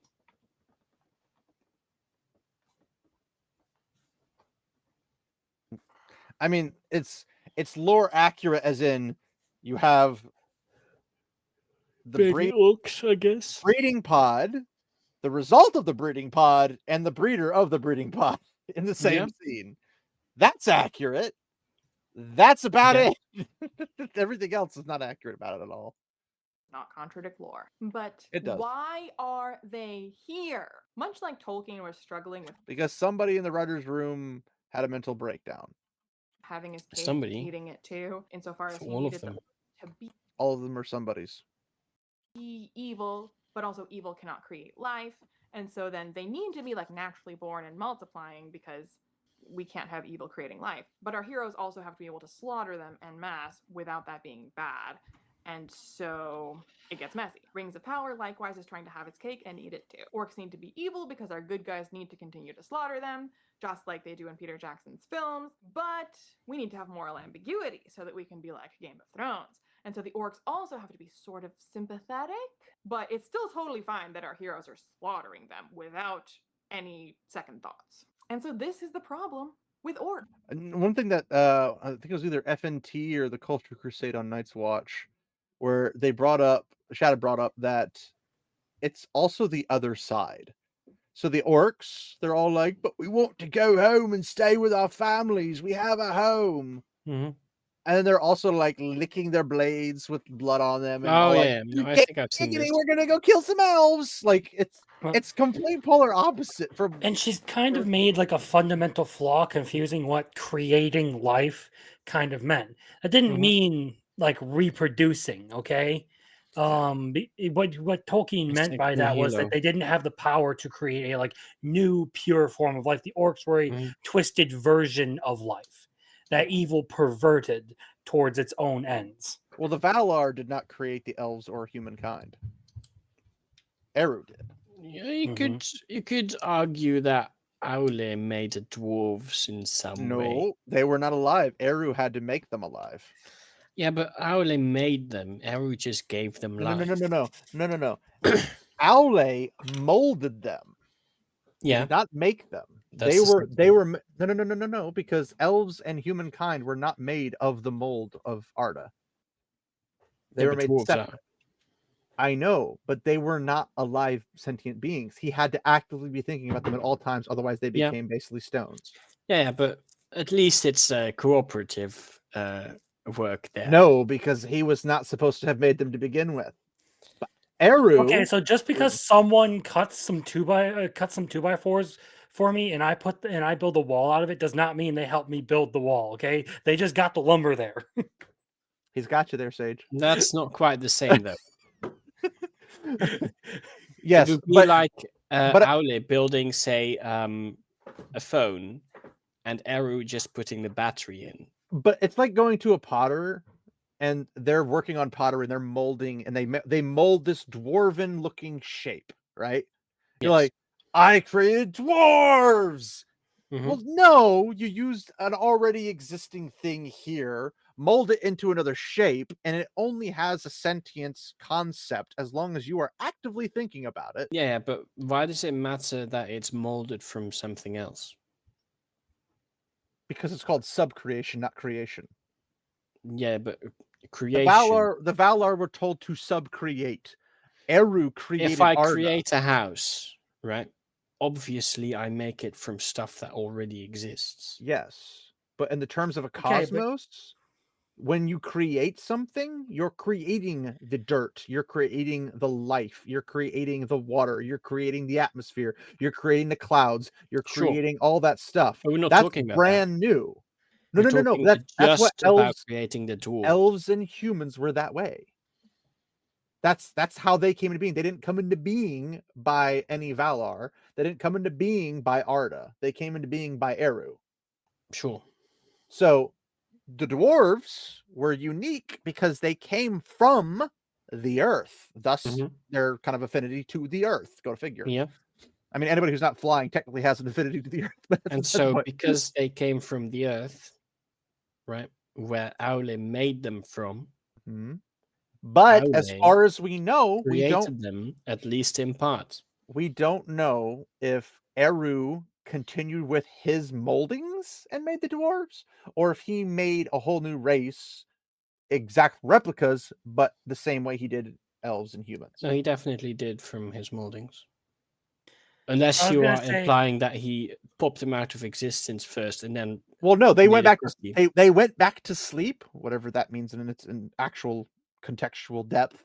But what happened is that he can say, I see, because Eru already knows exactly everything. Like when Eru shows up and says, what you doing, Aule? He didn't mean, I don't know what you're doing. I don't know what you're doing. He knew exactly what he was doing. He knew everything already yeah. before he even showed up. The reason Aule was down in the deep roots of the earth is because he didn't want anybody else to find him. So when Eru shows up and says, what you doing? Or like, what you got? And then it's like, smoothie. Like that, that's literally what he's trying to pull. And it's like, Yeah. No, I get no, that. he's doing something he knows he's not supposed to, but he doesn't Mhm. do it like Morgoth would, with the Yeah. desire to dominate. And I that's know. why Eru says, you know what?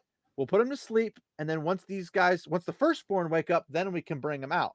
But when he brings them out, he can take the blueprint of the dwarf and make it literally from scratch, like an actual creation. No, but he already does that in that moment. He doesn't. Aule makes the dwarves. He makes the mold. He animates them with his own. Specifically says they cannot exist until the firstborn come. No, but they do exist. They don't exist. They do. Moldings exist. They're not. They don't have souls. They don't have minds. They are given souls in that moment. Then they would already be awake before the firstborn, and would defeat the entire purpose of the that's the whole firstborn. point. They are awake, but then Eru says, "Okay, let's put them to sleep because the firstborn are supposed to actually be there first." Well, yeah, I said And then that. only after they reawaken. Well, they awaken in complete individuality without necessary strings. The whole point where Eru says to Aule that, "Oh, look, don't you see that they are now of their own mind?" is because he has given them souls. Well, yes, you need souls for that kind of stuff. Yeah. And that happens directly after Aule creates them. Let me look up something. Because dwarves are not counted among the children of Iluvatar. Their creator was Mahal, also known as Aule the Smith. He created the 7 father dwarfs from all the other dwarfs who descended deep beneath an unknown mountain somewhere in Middle-earth. However, he did not have the divine power to grant independent life to any creation, and the dwarves were bound to his will. Iluvatar came and reprimanded Aule, who confessed his desire to create more living beings, but in repentance lifted his hammer to destroy the dwarves. And even as the bow was about to land, the dwarves cowered and begged for mercy. And as Iluvatar had taken pity and given true life to the creations of his child, including them in his plan for Arda. However, Iluvatar did not wish to awaken. Given true life. I want to see that in terms of... I want to know the wording because this is like an article wording. And I don't know if it's exact wording, but it's possible. But I also want to think that would contradict his own words, which makes it weird. And that's me being pedantic. See, the first children were supposed to be the first, but because Aule made the dwarves, they aren't actually the first. But they're still sort of the first because the dwarves were then put to sleep until after the elves woke up. Okay, I can grant you that one.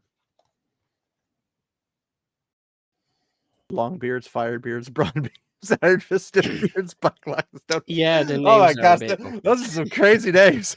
Blah, blah, blah. Peter Jackson went with Tolkien's approach, more or less.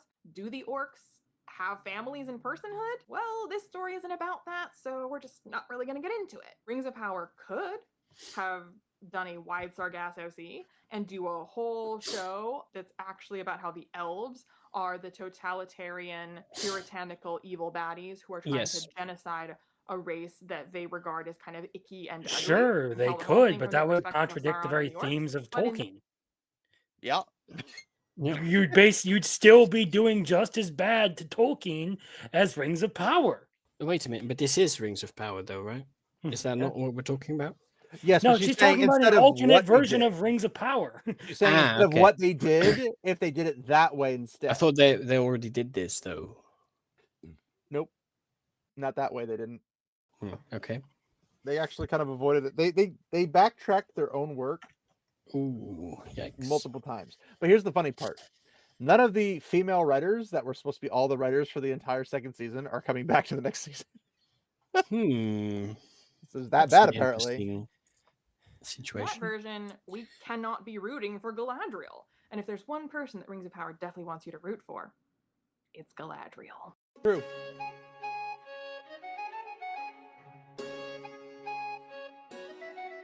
The orcs are tricky. There's no two ways about that. Not really. The best of adaptations is gonna kind of struggle with orcs because Tolkien himself kind of struggled with orcs. But I think more than anything what this demonstrates is the necessity of being clear about your intentions with the story that you're telling. There is no... But that intentions doesn't matter if somebody is going to will away what actually is written and the author's intent to make whatever they want to be the truth. Every time. If they're saying orcs are black people, they ignored Tolkien. If they say, this is slavery of some sort or genocide or this, that, or the other, they're ignoring Tolkien just instantly. Like, Tolkien's not even in the picture at that point. So that's the problem here. Because she's saying, well, if you read it right. I'm like, yes, if you read it right. That's the whole point. Read it right. Best intention to have. There is no good or bad way to tell a story to approach an adaptation. But the one thing that it has to be is intentional. You have to know what you are trying to do, what you are trying to say, what impression you are trying to leave people with. Tolkien knew he had a problem with orcs, but he also knew what kind of a story he was trying to tell. And so no good can come from suddenly including a scene where we go to the orc village, because the story that Tolkien is telling, it doesn't need that. And it doesn't add anything. In fact, it only makes things messy and weird and bad. And this is not what we are trying to do with this story. Now, Rings of Power has a problem with this all over the place, where they're constantly putting things in that make you go, why is this here? What are we doing with this? What is the point of this? But the Orc family, I think, gets at the heart of the theme of these stories. And that's, I think, part of why this really rubs people the wrong way. Like, other things in this show are kind of like, well, that was a waste of time. Well, that didn't go anywhere. Well, I don't know why we're showing this. This is pointless. Nothing's happening. This was a plot cul-de-sac. Why was this necessary? And that just kind of makes you go, this is not great. The orc thing, orcs in the Middle-earth stories, they are the representation of evil that our heroes are trying to defeat. Now, I'm not saying that you cannot complicate that. As I already said, if you wanted to do a whole rewrite of this from the perspective of the orcs, that could be very interesting, depending on who was doing it, what they were trying to do with that. If that's not what you're trying to do, then if you're going to throw in this complication where we're going to show the orcs as maybe kind of a little bit sympathetic, why? And if you can't answer the question, why, then you shouldn't do it, because this has ramifications. Because changing this part of the story, Any change has ramifications. Any initial writing has implications, and there's going to be something going wrong somewhere. Like, if we don't figure out which orc origin starts the entire canon, it's going to have problems later down the line. This is the same issue with the Wheel of Time, where if Wheel of Time has a bazillion and a half plot points that all interconnect in some shape or form, if you change one thing, all of those plot points change. Every single one. Because how they interact at other points are not going to be in the same place as where they were when this person did this one thing before it was changed. And that's where it kind of gets a little bit messy.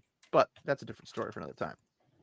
It doesn't just change orcs. You can't think of any piece of your story as existing within a vacuum. It's not just orcs are depicted as bad. What if we Actually, do you guys remember the actual term for that? The term for what? The butterfly effect? Is that right? Wow, the idea of one small change having massive ramifications. Yeah. Yeah, it would be the that's butterfly effect. So the butterfly, I always want to say Mandela effect. That's a totally different thing, like Star Wars and Boba Fett. Well, no, like Star Wars, Boba Fett flying out of the Sarlacc pit with his jetpack. I've seen that on screen. Other people have seen it on screen because I found them online. They were like, "Yeah, I remember this scene, but I can't seem to find it anywhere in the video." I saw it happen, but apparently no. Yes, I literally saw it. It's ingrained in my brain, like when I saw it on the screen. I saw it on the screen. Anything like that. Exactly. But if you go online and type in, Mandela effect, Boba Fett, Star Wars, you're gonna find other people on the internet from all over the world. I have seen the Fruit of the Loom logo with the cornucopia, though. I know that exists. That's a real thing. That's lies. It never happened. Right.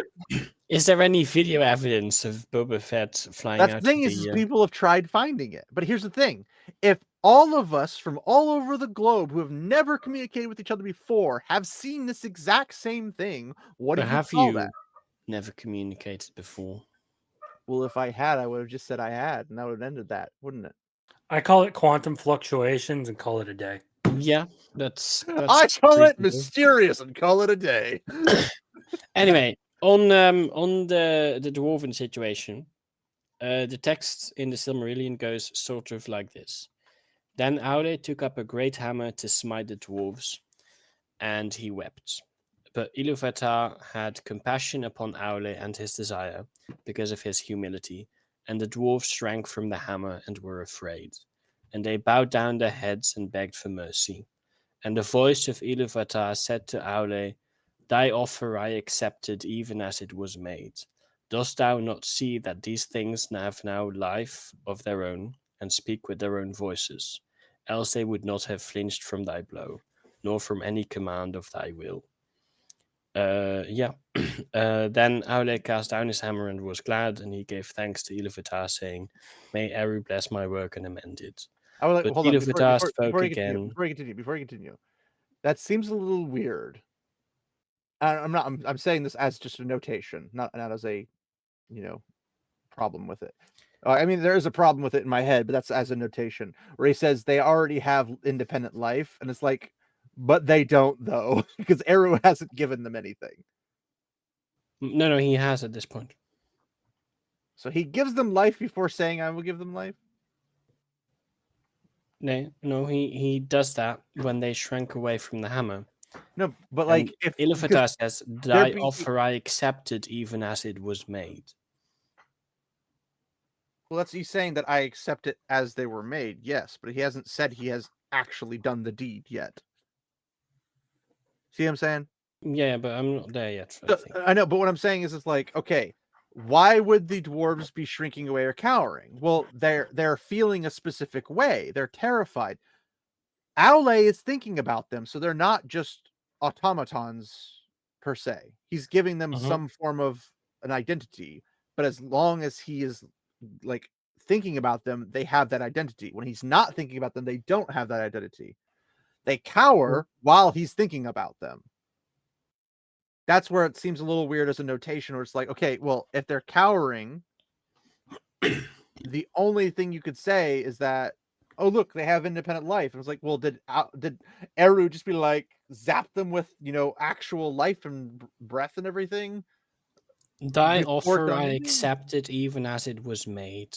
Dost thou not see that these things have now a life of their own, and But speak with their they own voices? that would imply that he gave them life as that he made them originally, but that's not the case, because he realized that when he made them, he had to think about them, otherwise they would stop operating. This is Iluvatar saying the thing. I know. What I'm saying is that contradicts what actually happened with Aule. Aule accounts for Aule and noted. makes the dwarves. And they only function as long as They he only thinks about them. function as long as he does. But then Eru is Then coming and saying, as you Eru made comes. them, and Yeah. that this implies one of two things. One, the moment of creation that he made them, or subcreation, Mhm. or two, the same exact form he made them, he will accept them, which I think would be the more likely of the two, personally. It makes more logical sense. That he Right, just, but these exist in the moment, have been given life, and are the creations that Aule made. again, I'd have to go read it, but I've already granted the fact that it could be the case. I can't see that. I still can't see that. What is it? I was just wondering if anyone was paying attention to what I was doing up here. Well, Yeah. yes, I could see you guys through the OBS setup. You've never seen this? I can't I really don't know tell what that it is. It's the chick who ran out of her apartment at the cops, slashing at his face. Oh, the basketball player. They reskinned both her and the yeah. cop in Concord skins. Oh no! I thought it was gonna be like a Naruto Akatsuki outfit or something. No, I can send it to you honestly, and you can look at Sure, it more sure. clearly. So Throw it a in slight Discord. bit later it says, so now I have taken up thy desire and given to it a place therein, but in no other way will I amend thy handiwork, and as thou hast made it, so shall it be. Yeah, he didn't customize anything. Yeah. But I will not suffer this, that these should come before the firstborn of my design, nor that Which thy is a ambition contradiction should because they reward. are naturally there before the first They one. shall sleep now in the darkness under stone, and shall not come forth until the firstborn have awakened upon earth. Yeah. I just find that a contradiction, and it boggles my mind how the professor would not pick that up. Because he's saying, I breathe life into them. Now they can't exist until after these guys. Well, what are they doing No, right they can now? exist, but they should not be on earth. They're put under. As in above the ground? I don't fucking Or- know, maybe. That's what I'm saying. I have more questions than answers. That's why I like Tolkien. There's lots to deep into.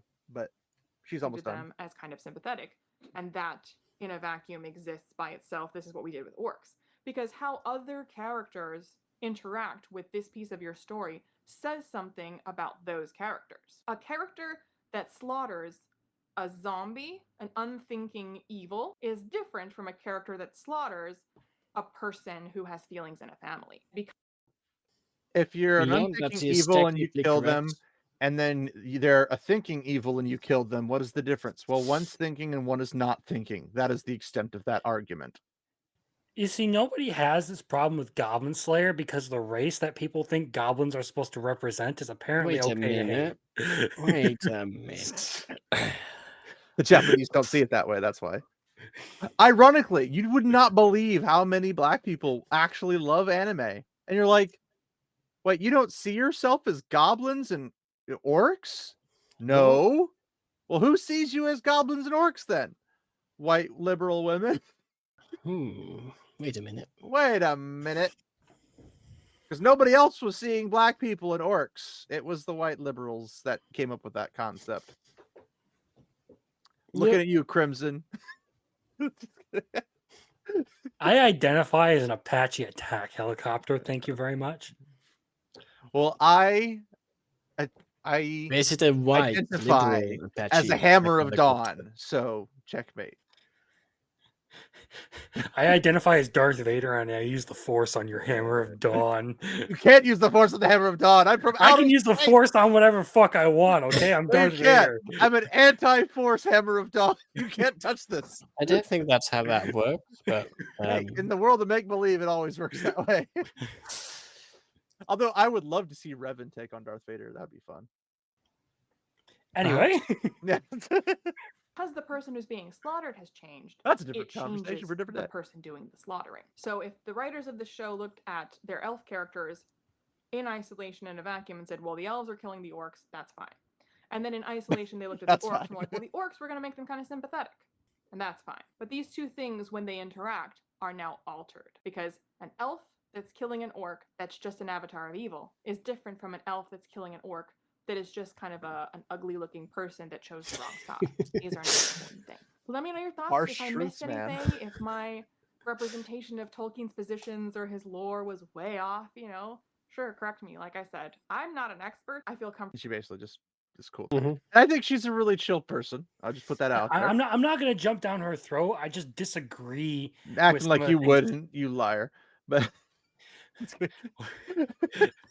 I'm not gonna make the jokes. I'm not gonna make the jokes. I'm not gonna make the jokes. But you want to, though. Oh, So- you Yeah. sicko. Anyway, Hawk 2. Too soon?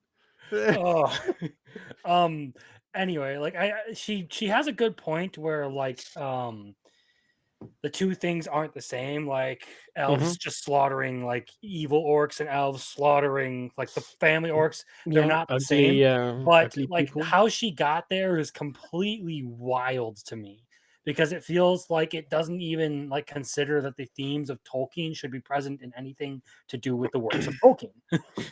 Well, the way she gets there is She gets there by- because she looks at just the show in this part. Well, kind of. I mean, she has The- a whole the pre- series laughing it's- at Rings of Power, which is Yeah. I- So bravo to this that. but- last bit is specifically talking about the show, and the first one is trying to understand it in terms of Tolkien. So this conclusion is purely show based. From the perspective, okay, orcs, you can look at them as an evil swarm, but now they're sort of sympathetic, and the elves still see them as the evil swarm, so the interaction is weird. That's at least my understanding of it. Well, and that's the other thing is that she gets to this position by trying to compare the allegorical modern lens of how people in the modern era approach the Lord of the Rings universe, the Tolkien legendarium, and trying to compare it with how the author intended it, which is kind of strange because the authorial intent should matter a whole lot more than what the reader wants to believe, because the author's telling the story. Mm-hmm. So if you go to a storyteller You can't go and say, well, I didn't like this part. You need to change this part and tell it again with this part in mind, because then that person has to go through and change a whole bunch of stuff. Because again, butterfly effect. Every change you make is going to cause something else to collapse. Like, imagine writing a whole novel, getting to the end, and then somebody saying, hey, this part at the very beginning doesn't work. And then you have to go change that whole thing, which means you have to change the rest of the entire novel. All because of that one thing. So you have to get these things in sections and be like, okay, the first section, I've covered these topics, these plot beats, these characters, their introductions, their relationships with each other. Here's the villain. Here's all these things. You're putting all these story things together. You have to make sure they work before you move on. But then the next stuff that comes on has to be built upon those things. You can't just change direction entirely and go a different direction. They have to follow. Which is why some people like notice in the first, I think it's the first 3 books of the Wheel of Time, it looks like Robert Jordan is trying to take the story in a particular direction. And then he finally decides to settle on a particular one, which is the one that ends up being the canon. But there are things that happen that there are no explanations to. There's no ends tied up or anything. It's literally just, it's done. That's it. And you're left wondering, like, what happened in that situation? And what actually happened is... Wait, are you one of it those changed people? directions. Well, I do think about one. There's one me and Pips have a big, great discussion about. I'm not going to say it because Crimson hasn't gotten there yet, but once he gets there, I'll be happy to talk to him about it. But we have polar opposite ideas of how that actually plays out within the bounds of the world, because it's one of those points that it was intended to have an effect, but the effect dissipated later on. And it's not really that big of a deal because it never comes up again. So even if it is a major fluke, it was because he was intending to go a direction and then didn't end up following that direction. And in not following that direction, it ends up a whole different storyline, which ends up being a really good storyline either way. So it's not important enough, but it's something that I always think about because I really want to know why it's there and how to fix it. Like, maybe there is a connection to this and I missed it or something. And because that's the one, here's the thing, Crimson. Wheel of Time is one of those book series where when you read it the first time, you're not going to pick up on everything. So you read it again and you'll learn more stuff. You read it again, more stuff over and over and over. By the time you read it the 500th time, you're still going to be learning new stuff about it. It's fantastic. Also, upon rereading, you can see all of the foreshadowing that has been put in several books ahead of time already. They'll be like, here's this thing, but it sounds like it's just a throwaway sentence. And then like 4 books later, boom, pops up. You're like, whoa! But you're not going to remember that your first playthrough. I am a visual person. I play it like a film in my head. But okay. Like in your first read through or your listen or whatever it is you're doing, I mean, I recommend the listen if you can focus on it because it's slower paced. I'm a speed reader, so I don't think about things. I can't read. Yeah, but I wouldn't recommend listening first time because you miss a lot of things if you're slightly distracted. Well, I mean, you do the same thing if you're reading, but that's besides the point. Well, no, if you're reading, you have to focus on the words on the page in order to read them. But sometimes you skip lines because you're really bored or you're getting sleepy. Yeah, okay, sure. There's both things happen, but I think Michael Kramer and Kate Redding, the audiobook narrators, I think they pulled me in. It took a minute to get used to them, but once you get used to them, you're like, my gosh, these guys are fantastic. And they also can help you out with any type of what's the pronunciation? No, they're terrible at pronunciation. No. They start out pretty bad, but by the end they have them pretty much nailed down. Because what they did is they went to like expos or something, fan expos or cons and stuff, and then people would be like, hey, this is how you're supposed to pronounce this, and they learned from fans because of the passion. Oh, that's how it's pronounced. And then they would start saying it. Like, instead of Mogadine, they started going Mogedian. And it's supposed to be Mogedian. So it's kind of like, oh, well, that's them upgrading. But it's 15 books. You can't really like blame them if they don't have every pronunciation but, like, right. They take way long until that changes. Definitely up until book 6. Sometimes it's a book or 2, at yes. least. But the point is that they do learn, and it does help you in the long run. But it's also just the way they present if it's the book. the first time you see, the first time the word comes happens in the book. You started going to the memes like, have you Yeah. ever, have you, would you, could you, have you ever, would you? So first time you see You a guys word, argue over this stuff like an old married couple. Well, we practically are at this point. But that's the thing. It's like, this is the nerd stuff I enjoy. Mhm. I like doing this stuff. I'll do this about anime. I'll do this about video games. I'll do this about my Yeah, music. but I'll do what this I was about my trying to say nerd stuff. is that if the It's great. word is wrong the first time you hear it and several times after, and only gets Mhm. corrected way later, you're much more likely to remember the wrong pronunciation. I remember both Mogadine and Mogedian. Yeah. Like I actually, like, here's the thing. By the end of the series, when I get the proper pronunciations, when I go back through, I'm like in my head correcting them. Like she says, and Mogadine, I said Mogedian.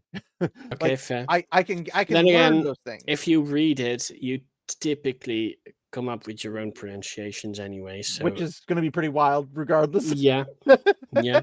So I like it because as a speed reader, I don't know, Crimson, are you a speed reader? No, I am very, very slow. Okay, well, then maybe books would be better for you in that case. I'm a speed reader, but the audiobooks force me to go slower so I can retain more information.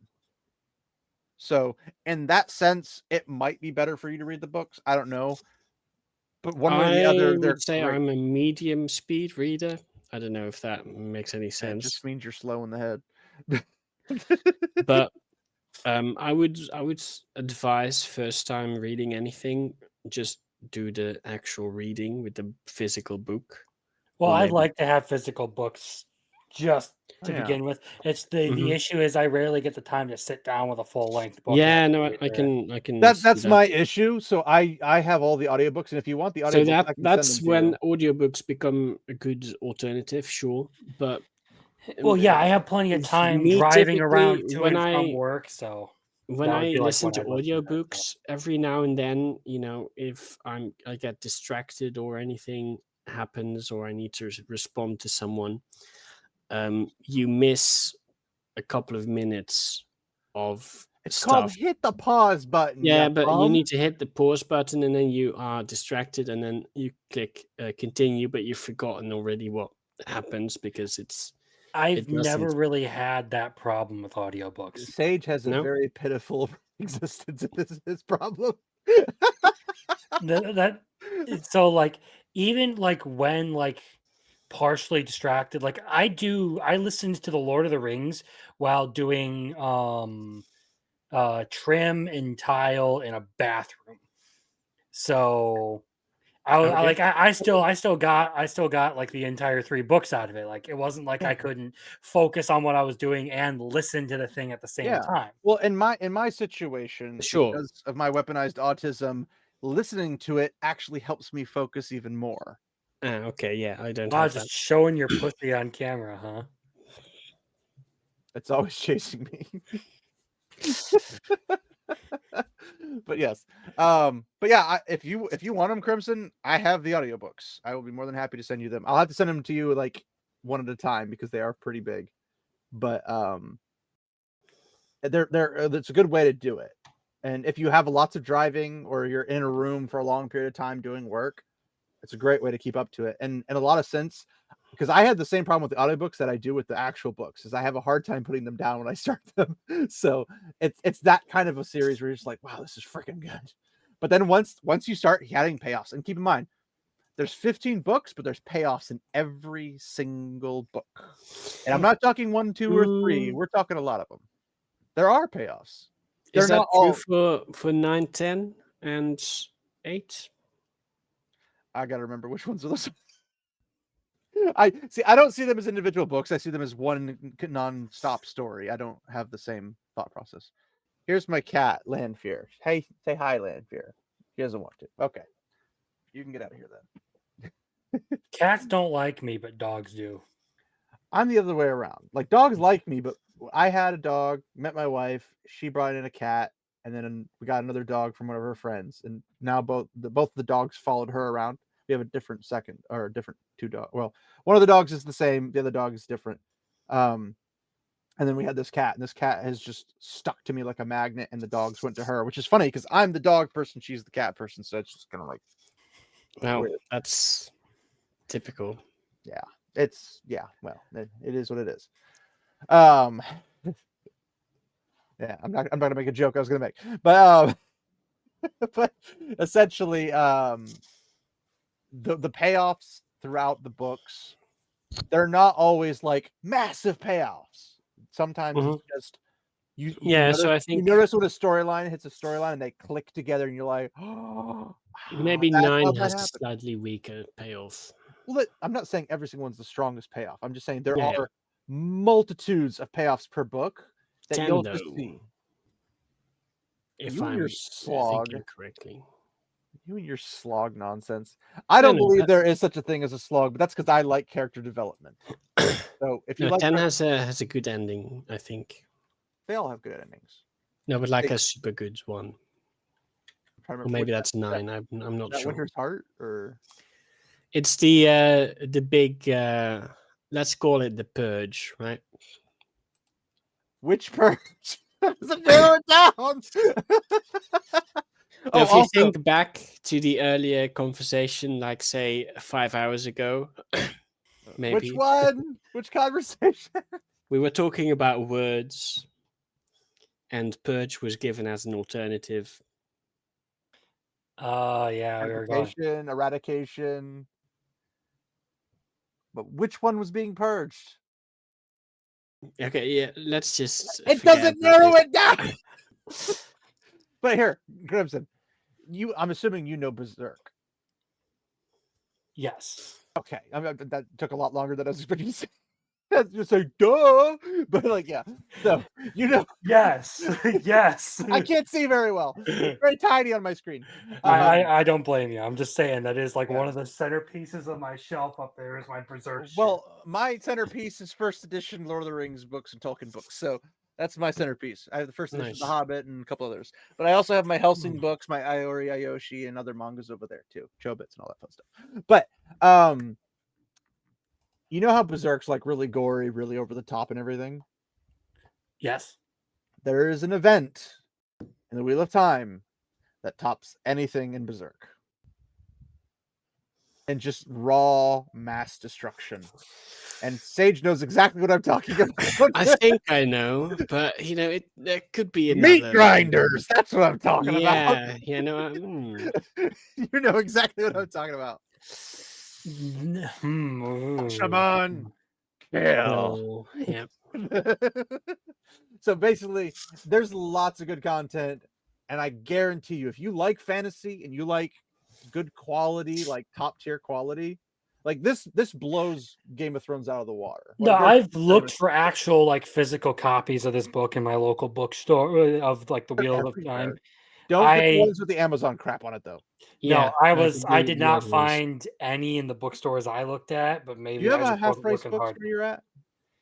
Well, I kind of live out in the boonies, so I have to go a long way to get to any like. I meant like, do you have one significant in the general region? Because I have to go like an hour to get to any of them, but time. it's worth it. Just go I'm for not it. sure. I would have to double check. All I Look know it is up, I have to 'cause I go think 45 minutes to get to my local comic shop. Yeah, well, I mean, I'm like down the street from mine, but I live in the middle of a city, literally in the middle. But if you can find the half price books, go there. One, they're fantastic places. They have comics, they have video games, they have anime, they have regular movies, and you can get them for dirt cheap. They're great, and I'm totally not sponsored by them. I wish I was, but I love going to these places, and I've gotten so much stuff. But they always have Wheel of Time, Tolkien stuff, all that kind of things. Whatever kind of books you're interested in, they've got kids stuff, they got adult stuff, they got whatever you're looking for. They got CDs, vinyls. They're pretty freaking sweet places. Each one's different, but you can also use their website and you can order from their website, but it's $4 shipping per item, mind you, not group. So if you can't find a place that will send them, like you can get them on Amazon. Again, go with the original ones, which is like the actual drawings, not like the solid colors with the Ouroboros wheel thing. I was about to say they were like the white covers with the actual illustrations on them, right? They're not. I've seen They're those. not white. They have like drawings and illustrations on them. Yes, but Okay. anything that does not have the Amazon logo on it is probably a decent read. Yeah. Also, make sure you don't get the ones with the show imagery. Those don't get those ones either. Look for the old ones. You'll know because they're quite obvious. Like you can oh yeah, that's 90s work right there. Like you can tell. Okay. But they're really good ones. Just don't get anything modern because then you're supporting the slop they've been making and it's just not worth it. But if you get it from secondhand, like a half price books or something like that, you can get them for like $4 a piece or something like that. If you do have a store but they don't have them, you can have them shipped from one store to that store for $2 a piece. I don't know why, if I'm like buying 50 books from them, they can't just put it all into one shipping and then I pay the shipping. I don't know why that's not possible, but they charge per individual item, which is the dumbest thing on the planet. But I don't make the rules apparently. But if you can't get a hold of something, you need to get a hold of like one item or something, that's a good way to do it. But you can probably find them like A books or something like that. They got good quality and you can get picked by edition and stuff like that. There's plenty of ways to get them. But either way, we can go ahead and end it here. So Mr. EU can go before his Actually EU. sleep. Yeah, that would be nice. You don't sleep. Nobody believes you. There's no such thing as sleep in the EU. We all know Sleep that. is for the weak. But anyway. So yeah, we're gonna go ahead and call it a night in that regard. I guess Sage, you got nothing coming up because you don't do anything. I mean, we have Sunday games if you actually show up this time. This time should work. Well, you could always just make every time work. There's an idea. Well, if it wasn't that like a super awkward late time, then It's not a super awkward late time. I even told you we could do it earlier, and you're like, "No, I have to wait until this particular time." Remember that Pepper's Farm? Remember? Sure. I guess we could do it a bit earlier. I was like, I can do it like 2 hours early, possibly even 3 hours early. And you're like, well, it's too early for me. I gotta wait until later our normal time. Just like Yeah, that. but like Exactly what you sounded like. continuing way too long is also a problem. There are no such things. Anyway, Crimson. This won't be coming out until Sunday, but you got anything coming up next week? Well, I mean, I YouTube. would like to say I will hopefully have a video coming out sometime soon. I should have been editing it tonight, but I'm here instead. So you can find my channel, Crimson Law. I do some like gaming stuff on my live channel. I also do shows every Saturday talking anime news, the new season, seasonals, all that kind of stuff. That is Crimson Live, and it's my stupid little AI generated lizard man picture because I still haven't changed it after over a year. I wish I knew how to do AI stuff. That'd be helpful. And if you want to see me scream into the void about the randomest topics, you can follow me on Twitter at Crimson Lawson. You can also come here and do it because he Yeah. lives here too. I mean, I do that on my live shows. My videos are normally more essay format stuff, like talking about like tropes or like a specific anime or whatever that is. Yeah. But yeah, that's what I do. I mostly deal in anime and maybe occasionally beating the fuck out of some monsters in Monster Hunter. I got Monster that's Hunter fun. games. I need to start playing those, but I have so many games. I've been playing so much Once Human right now and First Descendant. I haven't had time. First Descendant. I still need to finish that one. We could do some Monster Hunter on Sunday, grinding. I guess. I think I have it installed. I don't remember which one. I've never played them, so I have no idea what to do. But I have the what do I have? I have Monster. I've been playing World, which is World is. I think World's the one I I've been have. doing mostly as well. I'm gonna search by Monster. Although I'm currently also waiting for Wilds to release. I have maybe Monster Switch or Hunter something. Rise, Monster Hunter World. And I think of those two, World is probably the better one. I would say World is more fun, but it also has more cheap shit like the Clutch Claw. I did like the Clutch Claw. I love it, but I will not say it's balanced whatsoever. It's so fucking broken. It's not. I do have Monster Hunter. It's especially painful if you aren't used to using it. I got the because, Iceborne DLC for it. Too, with the Iceborne a good DLC, one, you actually, do though. get the Clutch Claw, and then And the some I new monsters. combos the with Clutch Master Claw sounds Rank. like a monster to me. No, it's like one of your tools, but the Iceborne stuff is all balanced around you using it. But if you play the base game without the DLC, you don't have it, so you never learn to incorporate it into your base. Yeah. It's a whole other learning curve on top of a new level of difficulty. And if you try to play the Iceborne DLC without using the Clutch Claw, because it's not something you are familiar with, then you basically don't have enough time to generally finish the hunts, because the monster health is like 20 times higher than it should be. Slight exaggeration, of course, there, but it gets more difficult to do hunts without the Clutch Claw. But yes, Master Rank is pretty much built for you to be using the Clutch Claw at every opportunity, especially if you're fighting the fucking boosted monkey. Fuck that fucker, by the way. I hate him. Rajan can suck a fart out my ass. Yeah. I never thought I'd say this, but nerd. You of all people. I know. spending That's why I half say your I night- can't.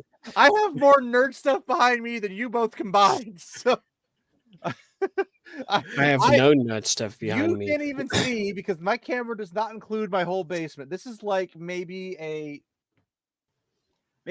7-foot section of like a 20-foot basement, and I have my whole DVD section. I have my book section.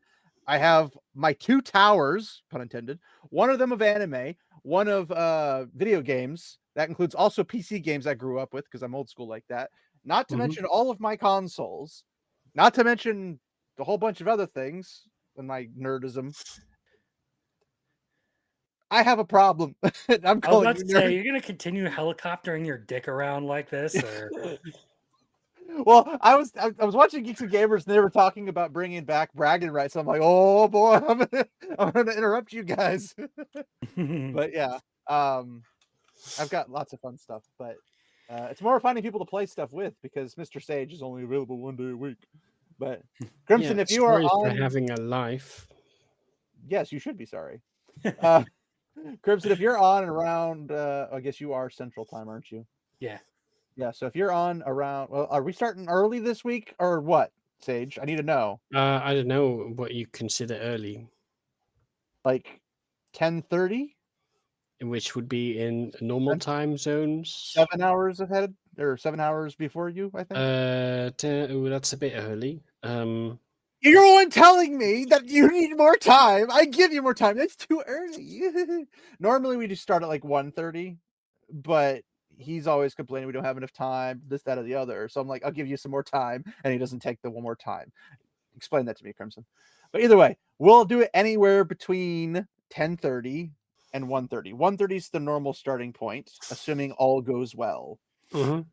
So if you'd like Wait, to so join is the us, plan Monster Hunter or what? It depends on who shows up and we do what. Because if he doesn't show up, we could play Once Human or we could do Monster Hunter. I don't freaking care. I just want to do something. fair? All right. Like I mean, The issue though, the Monster Hunter World multiplayer is asinine. It's one of the it's worst. a bit. Yeah, It's I hear one of the worst. But yeah, if you're not doing story, it's fantastic to play with friends. I don't really care about story. Most stories I find inferior to everything else I enjoy, so I don't really care about story. Like First Descendant, I couldn't give a crap. Once Human, couldn't give a crap. I just like let me kill stuff. That's all I want to do. What we mean by story, specifically in regards to Monster Hunt, is just the missions that you do to level up and get new monsters to hunt. Oh, There's a certain like progression, like there is a story. There is technically a story involved, but it's not really that. It's not detailed. It is. You're going to beat this giant fucking rock lizard over the head a couple of times. It's Capcom, and then an right? alien is going to come out of a crystal, and you're going to beat the fuck out of that. Yes, it's Capcom, right? Yeah. Yeah, they're not exactly notorious for their good quality storytelling, but yeah. Gameplay is fantastic, though. Gameplay I love is the great, game. yeah. Again, I wouldn't know. But I've played my fair share of games, and I can always talk to you, Crimson, later on about quality, like what games you have, because I have a freaking ton. I've got about 1,000. I have about 1,000 of them on Steam, and then I've got like 100 or so on GOG. And then I've You know, I got have 1,000 on Steam. somewhere around there. I always lose count. It's 700 something. It was 800 last time I checked, but maybe that includes Either way, reports. I'm down to play some stuff with other people. It's kind of boring to play all on my own. Well, if Yeah. you're in First Ascendant, I need to grind, buddy, because I've been grinding. I need to get like myself set up on my PC because I was playing it on my PS5 when it first came out. Hurry up, dadgummit. And then I can probably grind out the rest of the campaign because I think I'm like 75, 80% the way there. I mean, I only have one area left before I can unlock hard mode. I'm focusing more on unlocking characters and weapons. Like I've got the what is it, the Thunder Cage? I've got 4 copies extra of that, and once I have 400,000 gold coins, I can turn it into the maximum, and then I can start working on the build because there's a build that does about 1 million damage per shot. Ooh. Yeah, I have only unlocked Ajax and Bunny because I've just been playing the game and like trying to get through the campaign. I have the girl who turns invisible with the dreads. I have Bunny. Obviously, everybody has Bunny. You mean Susan Storm? What? You mean Susan Storm? No, her name is it Sharon? I think her name's Sharon. Sharon's the one who can turn invisible and like backstab people and whatever, physical melee attack. Sounds like a woman ability. Yeah. Well, I mean, I'll watch behind her at all times. But there's Bunny. I have the ice lady. What's her freaking name? Freya? Is it Freya? It's Elsa, obviously. I don't know. I have not played enough of it to remember the character. No, it's one of the 3 starters. Is the girl starter. So you had Ajax, who's the normal big like horned guy. Then you have is it Blair, the fire guy, the grenadier? I don't remember. Yeah, the grenadier. Ajax, I looked at all of them. I'm like, ice girl. Bunny seems like the one that'll do the, or sorry, one of the other ones was going to do the most damage. But I want to play the giant dude who puts up barriers and has horns on his head. He's really good for freaking colossal fights. Like really good. Because it's like they just blast you with stuff, and you're just like, nope. That's what I've been doing. Is I've been abusing his first ability during yeah. Colossus fights. When he's brutal for like takedowns and stuff. Like he will mess people up, which I like. I just don't have him unlocked. But I have Sharon, Bunny. I think her name's Freya. She's the ice lady. I like ice theme stuff, so it worked out for me. And she's blonde and she's hot. And what else I got? I just unlocked the cooking guy, the fire guy. Well, he has like a cooking background, but he like shoots like a solid wall of flame out of his hands, and he can like he can set fire potholes everywhere that people walk into them and die. It's freaking stupid strong. But he can also absorb them back into him to make himself even stronger, and then do more like a supernova effect that like launches down and blows up. It's really cool. But I've got like 4 or 5 characters unlocked, and I'm trying to unlock Glay right now. But getting her stuff is stupid hard because it's like a 6% chance of dropping. I'll get the 3% chance dropping before I get the 6% drop. I was trying to hunt a 48% chance drop. There's 2 48% chances. By the way, I'm just going to go then. I guess. I do need to get going too. All right. Well, in that case, we'll just close it down. So we haven't actually closed it down yet. But yeah, this is normal for me. Thinking about that. Yeah. I have not eaten since lunch, and I am fucking hungry right now. What is this eating you speak of? It seems strange, but anyway, yes, we'll go ahead and stop it there. So thanks everybody for hanging out this long. If you did, you're freaking awesome, and if you didn't, progress not perfection. So we'll get there. But yes, thanks for hanging out with us. Hope you enjoyed. If you did like it, like the video, subscribe if you enjoy the content. If you like our almost EFAP like behavior, or as I call it, weaponized autism. But yeah, that's just me. And I appreciate the guys for hanging out with me because it's not very easy to do. But thanks. If you enjoyed the content, share it with people that you think would also enjoy it, and see if we can grow the channel a little bit. That'd be nice. And then we'll just have content popping out weekly, and maybe on rare occasion I can pop out a couple extra videos depending on what they are. So thanks everybody. Hope you enjoyed the video, and remember, my friends, walk in the light. Farewell.